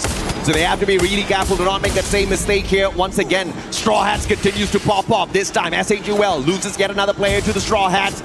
6 eliminations strong. They're looking for more. Buddy will find his back to that Mag 7 and Shocked will shock the world as he overwhelms them. Straw Hats rising up to the occasion here. And SHUL having their souls reaped away. It is incredible to see this coming from Straw Hats. Definitely motivated to move around the area. More proactive, in fact, compared to yesterday. Really eager to take these fights around the area. They were 2, 3 teams already they've gone head-to-head against. Straw Hats yesterday in Bermuda picked a total of 4 points. Now, just through the eliminations, they've got an 8 already. So they're double better than whatever they were yesterday. And we're just kicking this matchup off. And that's the kind of hunger that you see in the squad. How much more can they deliver on this battlefield? They need to keep their confidence at an all-time high, and clearly this first game helping them do exactly that. But if you are Straw Hats, you definitely want to calm down a tad bit and focus on those circles, focus on your rotations a tad bit more as well. You don't really want to be playing your luck with too many of these early engagements. Yeah, now toward Bima Sakti, we are going to be looking at a team. Oh no, I'm looking here over on this side. Well, Jack already sniped to his death so quickly. Joker is on a rampage, doing so much damage with just the snipers. Yeah, Joker's just annihilating with the VSK. Beautiful stuff out of the guy. Once again, 5 eliminations out of the 7 that the squad has so far. We already said this is the meta of the snipers, and Joker clearly understands that, wanting to take maximum advantage of that. Della catching up with the rest of his buddies as now Straw Hats once again ends up in a very early battle. I am not liking this, but can they overwhelm Leon, who's just not the best at Bermuda in this lobby? Yeah, they just have to just move away here as well. So Shocked is going to try and find a vantage point forward. Della and also the rest of his team quickly finding time here. Who will get a double kill there somewhere? And even bringing his teammate back into the game, but Joker's not done quite yet. One more, and Game's King down.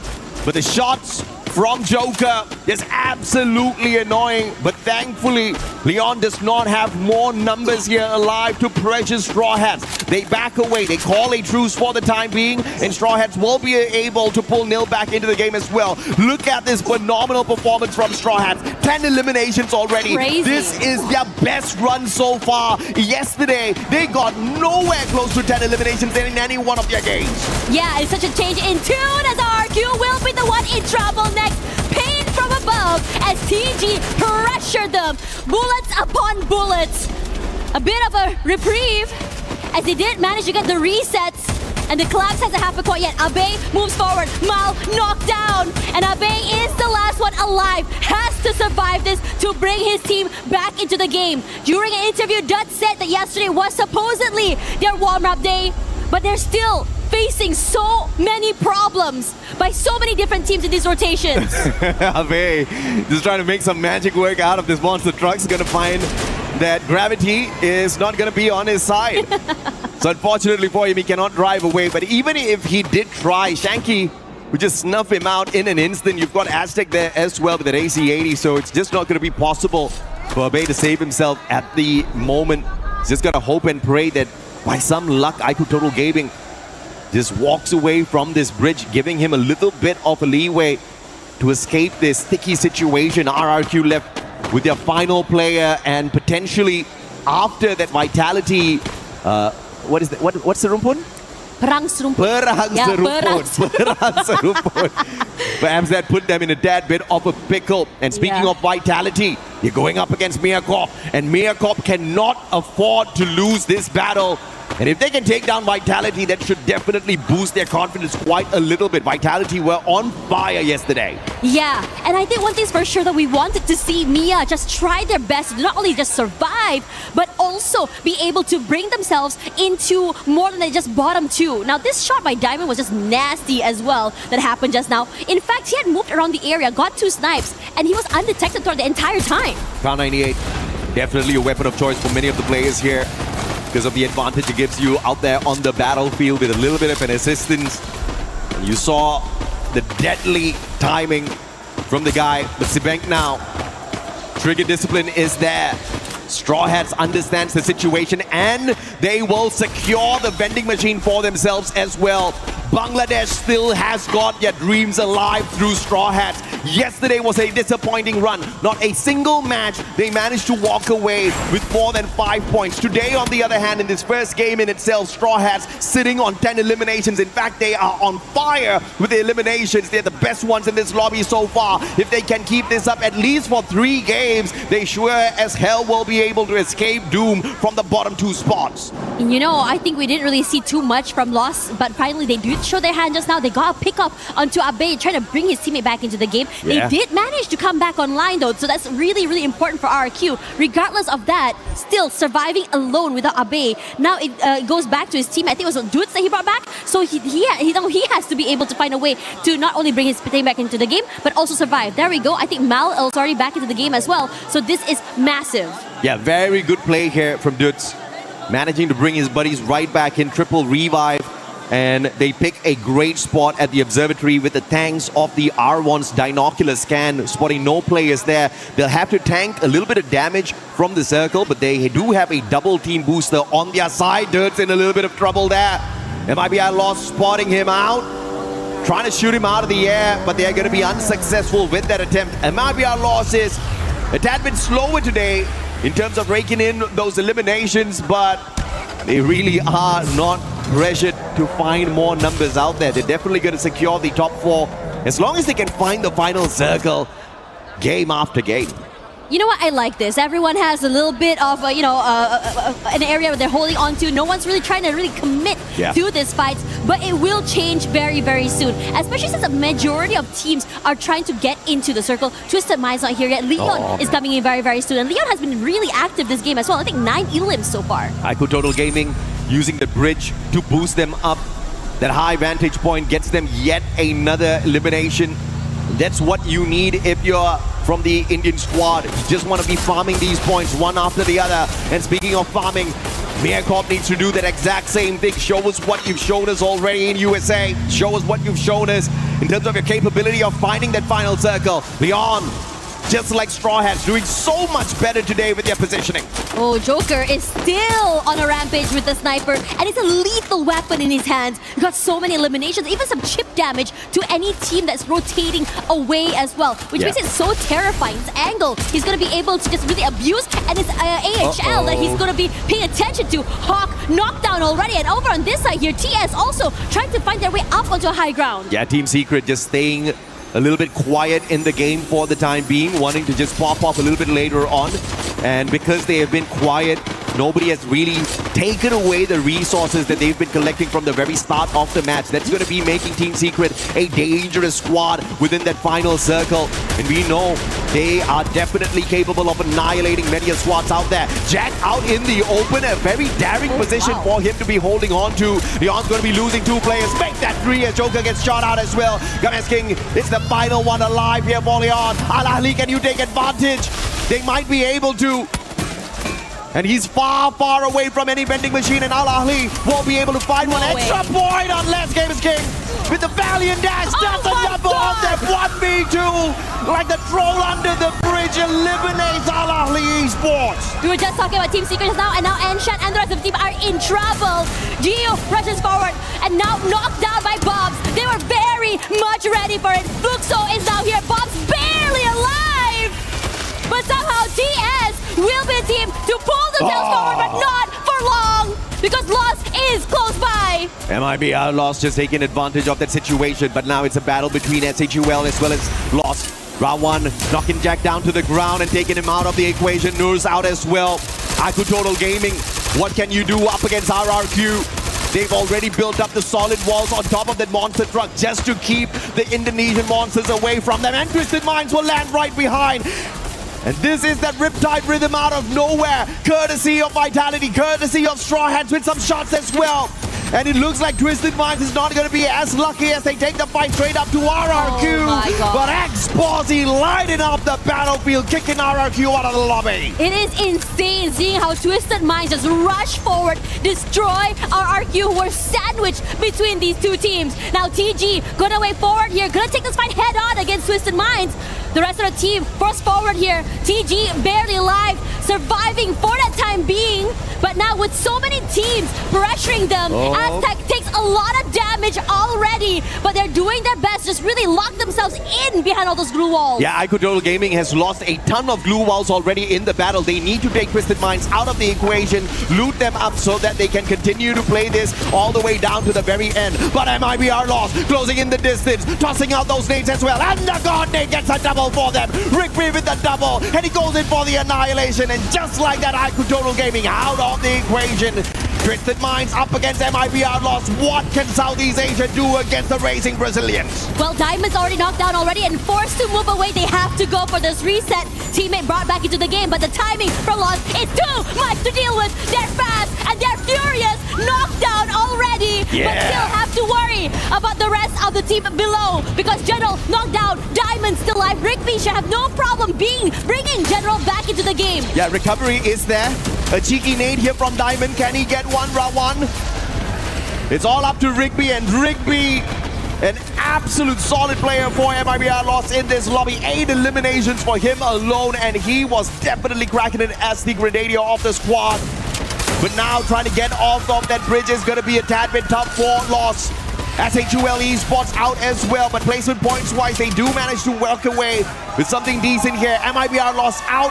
As mentioned, the pressure from the circle just a tad bit too much, but Leon hanging on for their dear lives. A huge improvement from yesterday at Bermuda.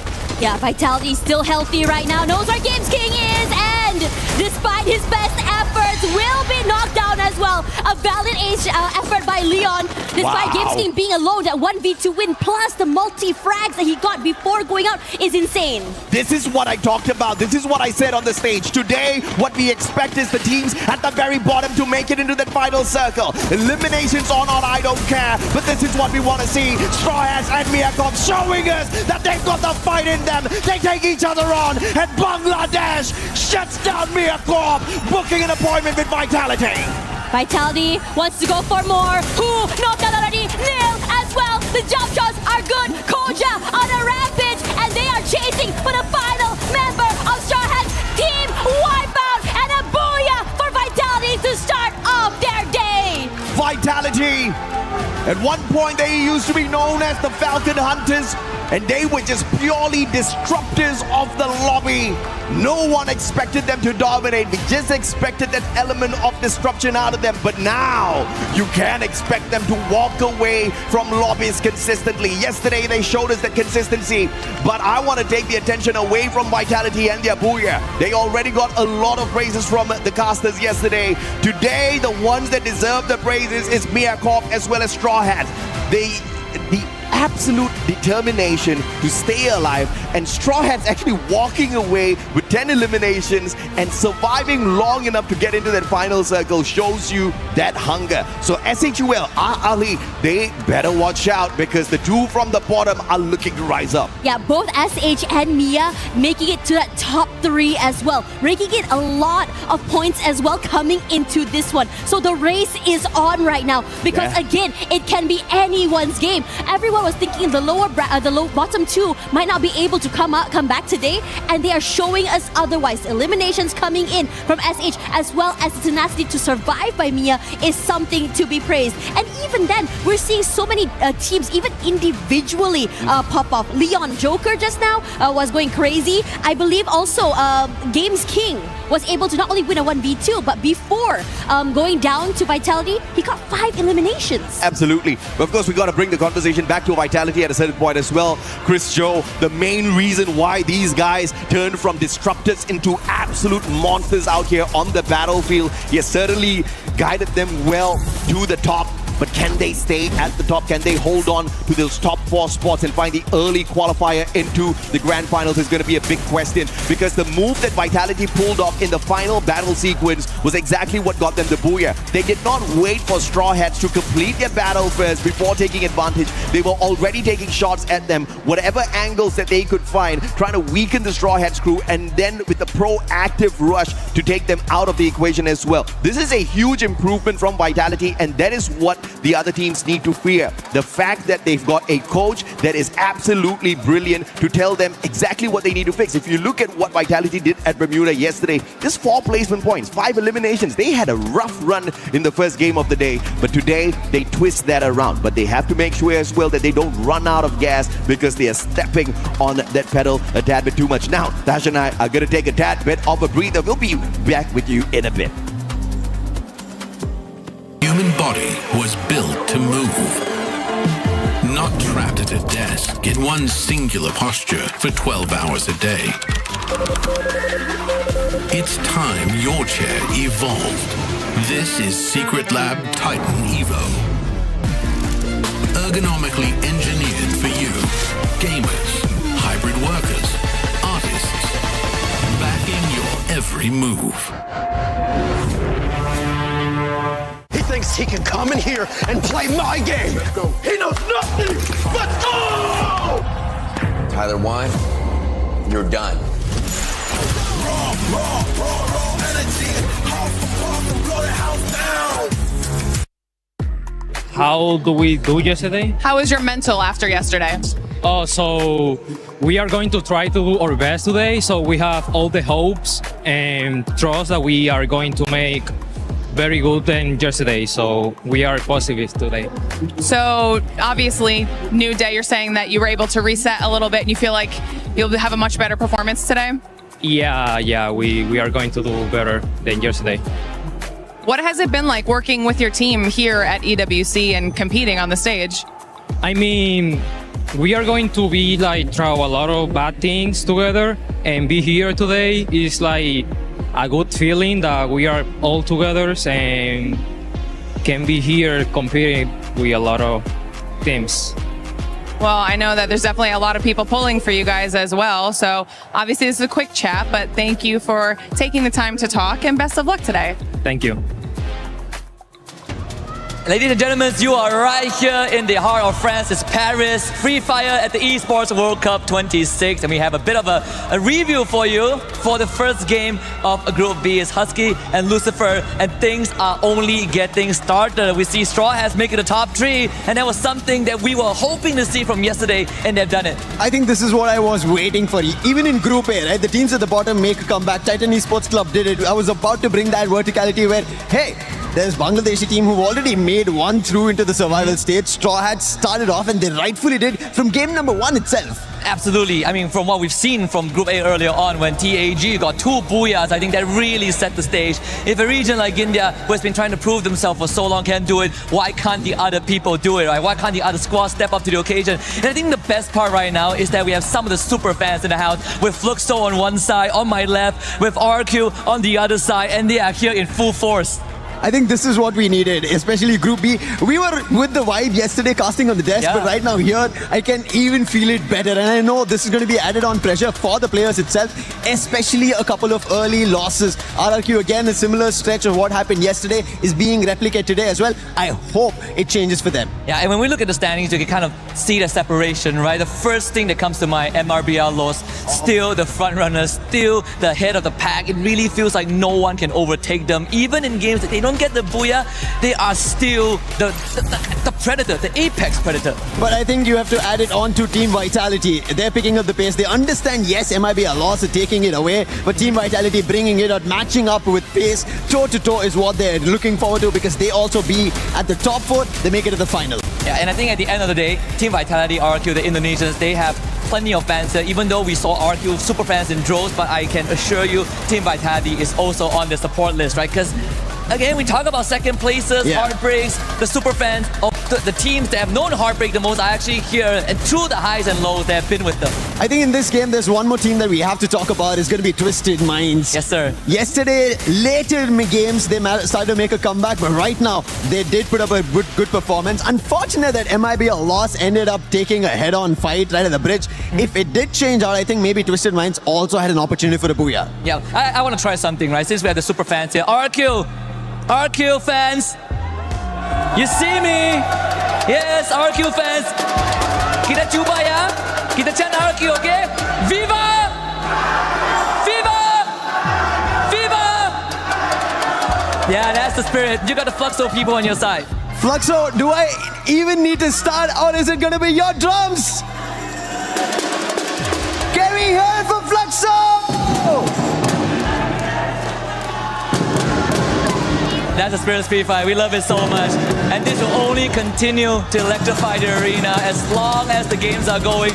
We know that there's a lot of expectations. Then we're going to see Fluxo, we're going to see RQ, either in the survival stage or in the grand finals. And this rivalry has extended beyond boundaries. Well, that's it from us on the stage. I'm pretty sure the casters are ready to bring us more Free Fire action. Oh yeah, we're very, very ready. And the whole crowd, this arena is shaking right now from the noise, from the sounds, from the fans as well. Whether it be RQ, whether it be Fluxo, everyone is ready to see who makes it into the next stage. Absolutely. Now, yesterday, I have to say it was not the best run for Leon, right? But today, when they opened up Bermuda, I have to say this has been their best performance so far, hands down. 12 eliminations, 7 placement points, a total of 19 for them to match up to their performance at Nextera. And this is exactly what you need if you want to show that you are well prepped for the grand finals. Is it going to be enough for them to squeeze themselves into the top 4? If they keep up this performance, that's definitely going to be the case. Yeah, now coming into this one as well, when you talk about, just for Leon, just about so many of the teams, we talked just now a bit about what to see at the bottom of the brackets, right? Yeah. And now suddenly everything's shifted. What we thought we knew about all these teams yesterday has changed. Mia looks different day and night. Even Straw Hat starting off very, very strong. Yeah. If you had missed map 1, please go back and look at it because it's crazy. Yeah, from being nowhere close to making a break away from that bottom 2 spots, they picked up 22 points. And I'm talking about Straw Hats. That is phenomenal. Yesterday, throughout the whole day, we saw Straw Hats pick up, I think, about 24 points in totality out of 6 games. So to pick up 22 from just one match shows you that they are a very different squad today. You cannot underestimate them. You cannot count them out of the race just yet. But Mia Corp, I have seen better from this squad within their own region. I'm still... I'm unfortunately going to be Asian parenting them at this point of time. I'm expecting more, although they got into that final circle earlier. More consistency for sure. As we hop on into game number 2, this is going to be that battle at Solara. Yeah, Solara was very, very interesting yesterday as well. It was, I think one thing's for sure though, we saw a lot of not only just moments where people were like moving away and running away, but we are seeing on top of the rail fights, chases as well around the map, and it's going to be very exciting. Now, we saw a bit of a glimpse of what we could see from SH as well as Mia. I am wondering to see whether or not this momentum will continue into this map. Yeah, absolutely. Straw Hats down at the aquarium, but they have to be really careful. They've got a split drop, which means they do have a little bit of an insurance policy. But beside them, the other team that has got a split drop is the one and only Fluxo, who got taken out of the lobby a tad bit too early. I know they weren't too happy with their performance in Bermuda, which means they are the bleeding predators at this point of time. And a bleeding predator is a very dangerous predator. Miakop, on the other hand, Biblik's already sustaining a shot to his chest. But they do manage to quickly reposition off of those slide rails, looking to find a little bit of extra loot here at Riders Club. MIBR lost up against Twisted Minds though in a very early encounter earlier, and Rigby taken out early, but of course the team's not really going to suffer bringing him back. That's just one. But IQ Total Gaming could just be taken down here by a good performing Leon. Games King down on the ground. Della for the instant pickup, and they want to put on that pressure. Shanky backing away, all alone now. Games King with the Mag 7 will take him out instantly. And this is trouble time. IQ Total Gaming left with one final survivor, but Mafia buying an insurance policy back for the squad. That one revival is going to keep them in for a little while more. I think it's super exciting to see this happening because we were talking about how Lion just now was having such a great game. They were very aggressive. Hold that thought. Shocked. Instant kill. Headshot. Eliminating Abai so quickly. But now he is in trouble since all eyes are on him. Yeah, Rand's looking for a little bit of revenge shot, but great defense there with a double glue wall. Medkit's going to come in handy at this point of time. We'll catch up with Straw Hats later as we spot out the players on the side of Vitality doing battle with Twisted Minds. 2 eliminations in hand already for Twisted Minds, and they're looking to take this out of the equation. The Indonesian player, Valiant Dash, breaks down his defenses, and the Bass with a sliver of health cannot sustain as Joel from behind the glue wall hits him with the M82B. Yeah, he's keeping his teammate alive as well. All eyes, and he's definitely noted jump as well. A lot of damage onto him, but cannot keep him alive and deny that point because Diamond is close by as well. One He's more. going to try for more. Diamond's going to go in for the rush here. Gets tagged up by Joel. He's got the car 98, so Diamond can't mess around. M82B will find the access behind the glue wall as well. Diamond in a lot of trouble here. Joel with the advantage, and Koja with the flag. The VSK puts the guy down. And Twisted Minds will understand that they're not messing around with a small squad here. Vitality, do you go for the wipe? But there's Shanky interfering in the battle, and that forces the reposition out of Vitality. Yeah, they do not want to deal with this too early as well, but great work coming from them. They have so many high grounds and angles piled to be able to trade off one another. But meanwhile, for AHL, all eyes on the Fluxo side. They want to take this fight, but Fluxo, and you know how they play, they don't want to take this fight too early, putting a bit of space between each other. Let's see what will Al-Alhi do here up against one of the biggest monsters you can come across. The one and only Fluxo. Not powerful just because they've got a huge fan base behind them. They've got a huge fan base behind them because of what they can do out here in a lobby like this. Sifu tagged out, Butch is in, walking in, Valiant Dash breaks down the defenses, but could not go in for that instant shot. Sifu looking for that recovery and gets his own blue wall broken down here, but the backup from GU and the Cord will give him the advantage, and Butch is in, follows up with the M590 shot. Al-Ali now in a lot of trouble as Remind quickly tries to back away, Car 98 in hand, but there's nowhere to run. Fluxo's on the hunt. Yeah, and you know that while they are chasing, they are almost like a boa constrictor who does not want to let go of the prey. Shots to Remind, but he's managing to stay alive for the time being. But Bob's heavy on that pursuit. The Bobs should be able to find this elimination here, Remind. Outside, Bobs with the Woodpecker. Not finding the shots on connection, and Remind actually manages to scurry away. The vehicle on fire though. Remind, what an escape from Fluxo. Looks like the breeding predators were not very efficient in that battle. Aztec's going to be backstabbed here by X-Drop. And what a play. Still Straw Hats on another level. keeping the dream alive for Bangladesh once again. Oh yeah, you can definitely tell that they're riding off that high-end momentum from map 1. We questioned it whether or not it will continue, and they definitely came into today with a game plan. Now, a reminder for yesterday, when we were on Solara, Team Secret had a booyah with 31 points, but we haven't seen too much from them from map 1 and in this game as well yet, so far. Absolutely, yeah. Titan Esports, they survived Group A, the group of death many people called it.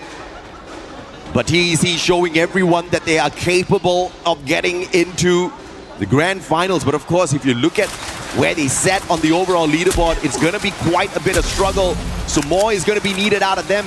But if they play anything like what Straw Hats is showing us out there on the lobby, they're going to see Bangladesh in the grand finals for sure. Leon, on the other hand, on the hunt. Al Ahly, Hawk. But the Hawk's not up in the air. It's wounded. It's on the ground. It's running away. And birds should be flying. Unfortunately, Hawk can't do that all alone as he's hunted by a pack of lions. Yeah, they're very hungry as well. They love taking these fights and they don't want to let it go. There we go. That's the first shot onto Hawk. That's a lot of damage done. Joker juking away, trying to stay healthy. And you know this guy, once he lands his shot, is very nasty. And there we go. It's Games King that finds Hawk in the end. That's a double kill for him. Yeah, beautiful play. Hawk at least tried his very best, had the Skylar on him. Riptide Rhythm finding the connection, but of course Joker just dodged that bullet perfectly, saw a little bit of natural cover with the compound and made good use of that.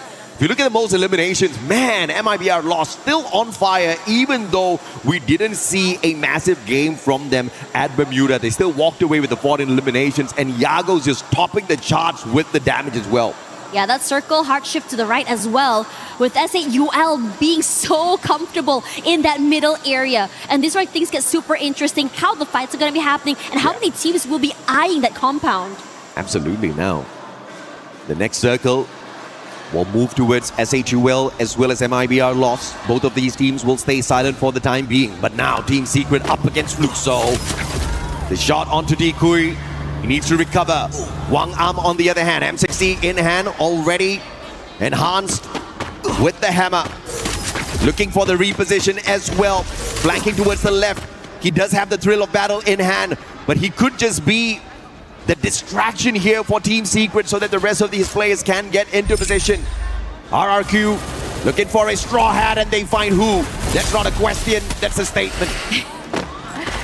Abe waiting in the wings as well here. Knows that close by you also see Twisted Minds as well.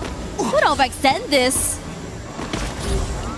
Move forward. It's here. Diamond takes quite a bit of damage from that corner here. Just is putting a lot of pressure onto him. Forced to move away. Forced out into the open. His teammates managing to rotate across. Dude's close by here. A jump shot forward means Diamond cannot survive longer and will be able to secure that point. As expected, Fluxo really not going all out just yet. The Boogeyman still choosing to fly under the radar. They've already gotten taken out. No placement points in this game. Barely any eliminations from their side. Twisted Minds on the other hand, still on the hunt. Ma'al, AWM in hand. Exposi does not know. Oh, he didn't check him. Ma'al, trigger discipline is there. He has the Morse. Both of them outside the circle. Exposi runs. Still does not check his corners. Still does not see him. How in the world? There is Ma'al, no the ninja. Without the stealth bites, he's still stealthy. Yeah, that's just one corner unseen, survives, and the ability to be able to prolong RRQ's run on this map. When they said keep your head down, I never knew it would work like that. For real though, it worked out so well in their favor. And now we're going to be looking here at Vitality that's already repositioned themselves quite in the middle of the map as well. And these early rotators would have a bit of an advantage in terms of positioning. Exposi needs to check his eyes, bro. Man. And Ma'al, that's the luckiest camp I've ever seen. He was hoping and praying he doesn't get spotted. I was so sure he'd be seen just now, especially to that large, big area that he was crossing. Yeah, Exposi was just too busy. He had a mission on his mind. He's like, we are out in the blue. We're tanking a tad bit of damage here. We need to look for the next circle because it's going to move yet again. And Ma'al just lucked out big time. And RRQ gets to have a little bit of fun there at Funfair, catching up with each other. But Abe, Twisted Minds just tied to RRQ fatally. IQ Total Gaming, on the other hand, unfortunately for them, they've been taken out of the equation a tad bit too early. It's definitely going to be a long journey for them to squeeze themselves into the top 4. But as long as they can keep themselves away from the bottom 2, I think India can rest easy. Oh yeah. Abe waiting here, Twisted Minds. Diamond already knocked out so early there. Abe now positions noted.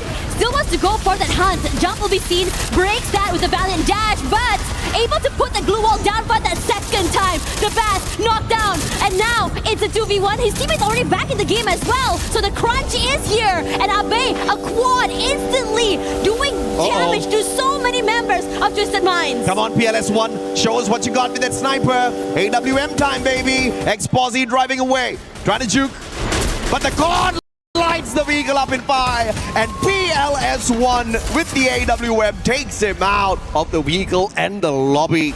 Unfortunate for Twisted Minds. RRQ did not show them the same courtesy X-Posy showed Ma'al. Oh yeah. Now CMOX is in trouble as the rest of the Lions look to go for the hunt. Finds him in the corner. The Valiant Dash breaks it in the end. He's so quick to take him out of the game. Well, PLS1 stole that one away. Beautiful play! And Gabez King gets knocked down as well. That AWM from PLS1. Team Secret has got a nasty sniper on their side. And Jacquard's dealing with that instantly with the M82B. But of course, the recovery should be easy for Team Secret. We move on over to Vitality up against SHUL. I think this is a little bit of a peace treaty between them. They're not going to find the engagement between each other just yet. Looking to play it safe for the next circle. Yeah. Southern side here in control of the Lions. Well, meanwhile, close by, we also have Team Secret. I think they definitely had their eyes onto the members of RRQ here. Yeah. And meanwhile, for the Straw Hats, well, surviving this long and still at the very top of the lobby, it is terrifying seeing this team activated on the second day. Absolutely.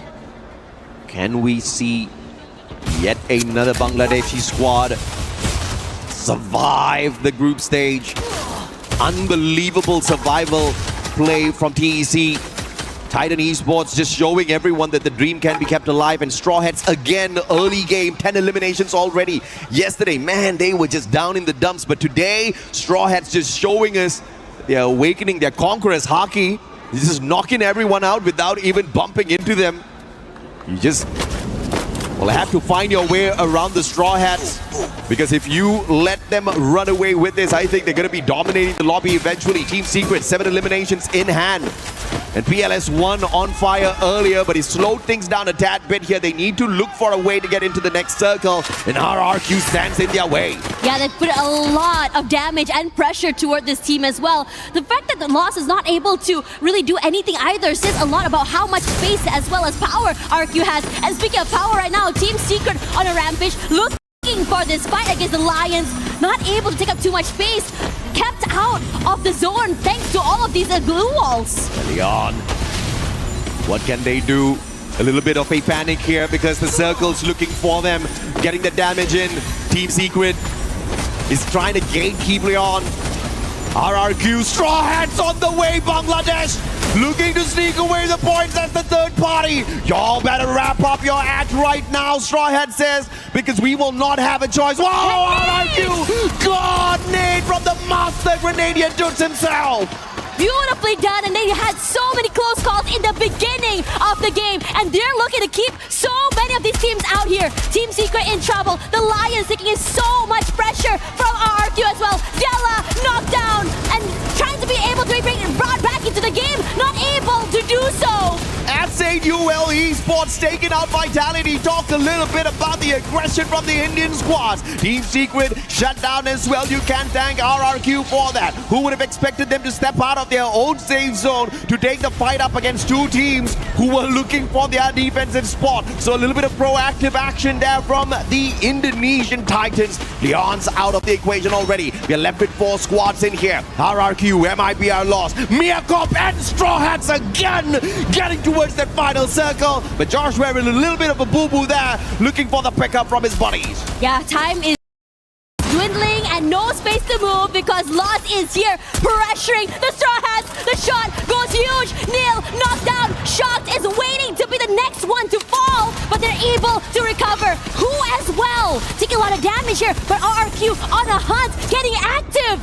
Might be a loss. RRQ taking the fight straight up to them, which gives the big opportunity for the two underdogs down at the bottom to run away with the booyah. Straw Hats and Miyakov, they just need to stay silent for the time being. RRQ takes the fight to them. Round 1, Yago taken down. Ma'al with a super snipe. Dunsto traded out. Shock taking advantage. This is Straw Hats hopping on in, trying to stab RRQ in the back.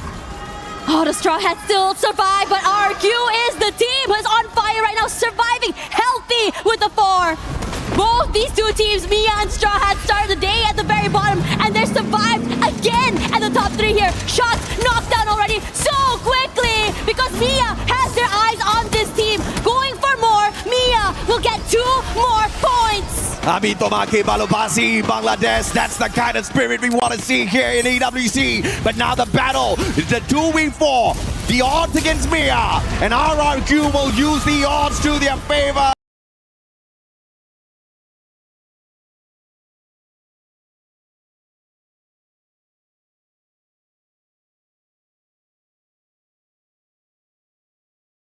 To walk away with a booyah here. And they want to show they are alive and kicking, and they want to make it into the top 4 for the early qualifier.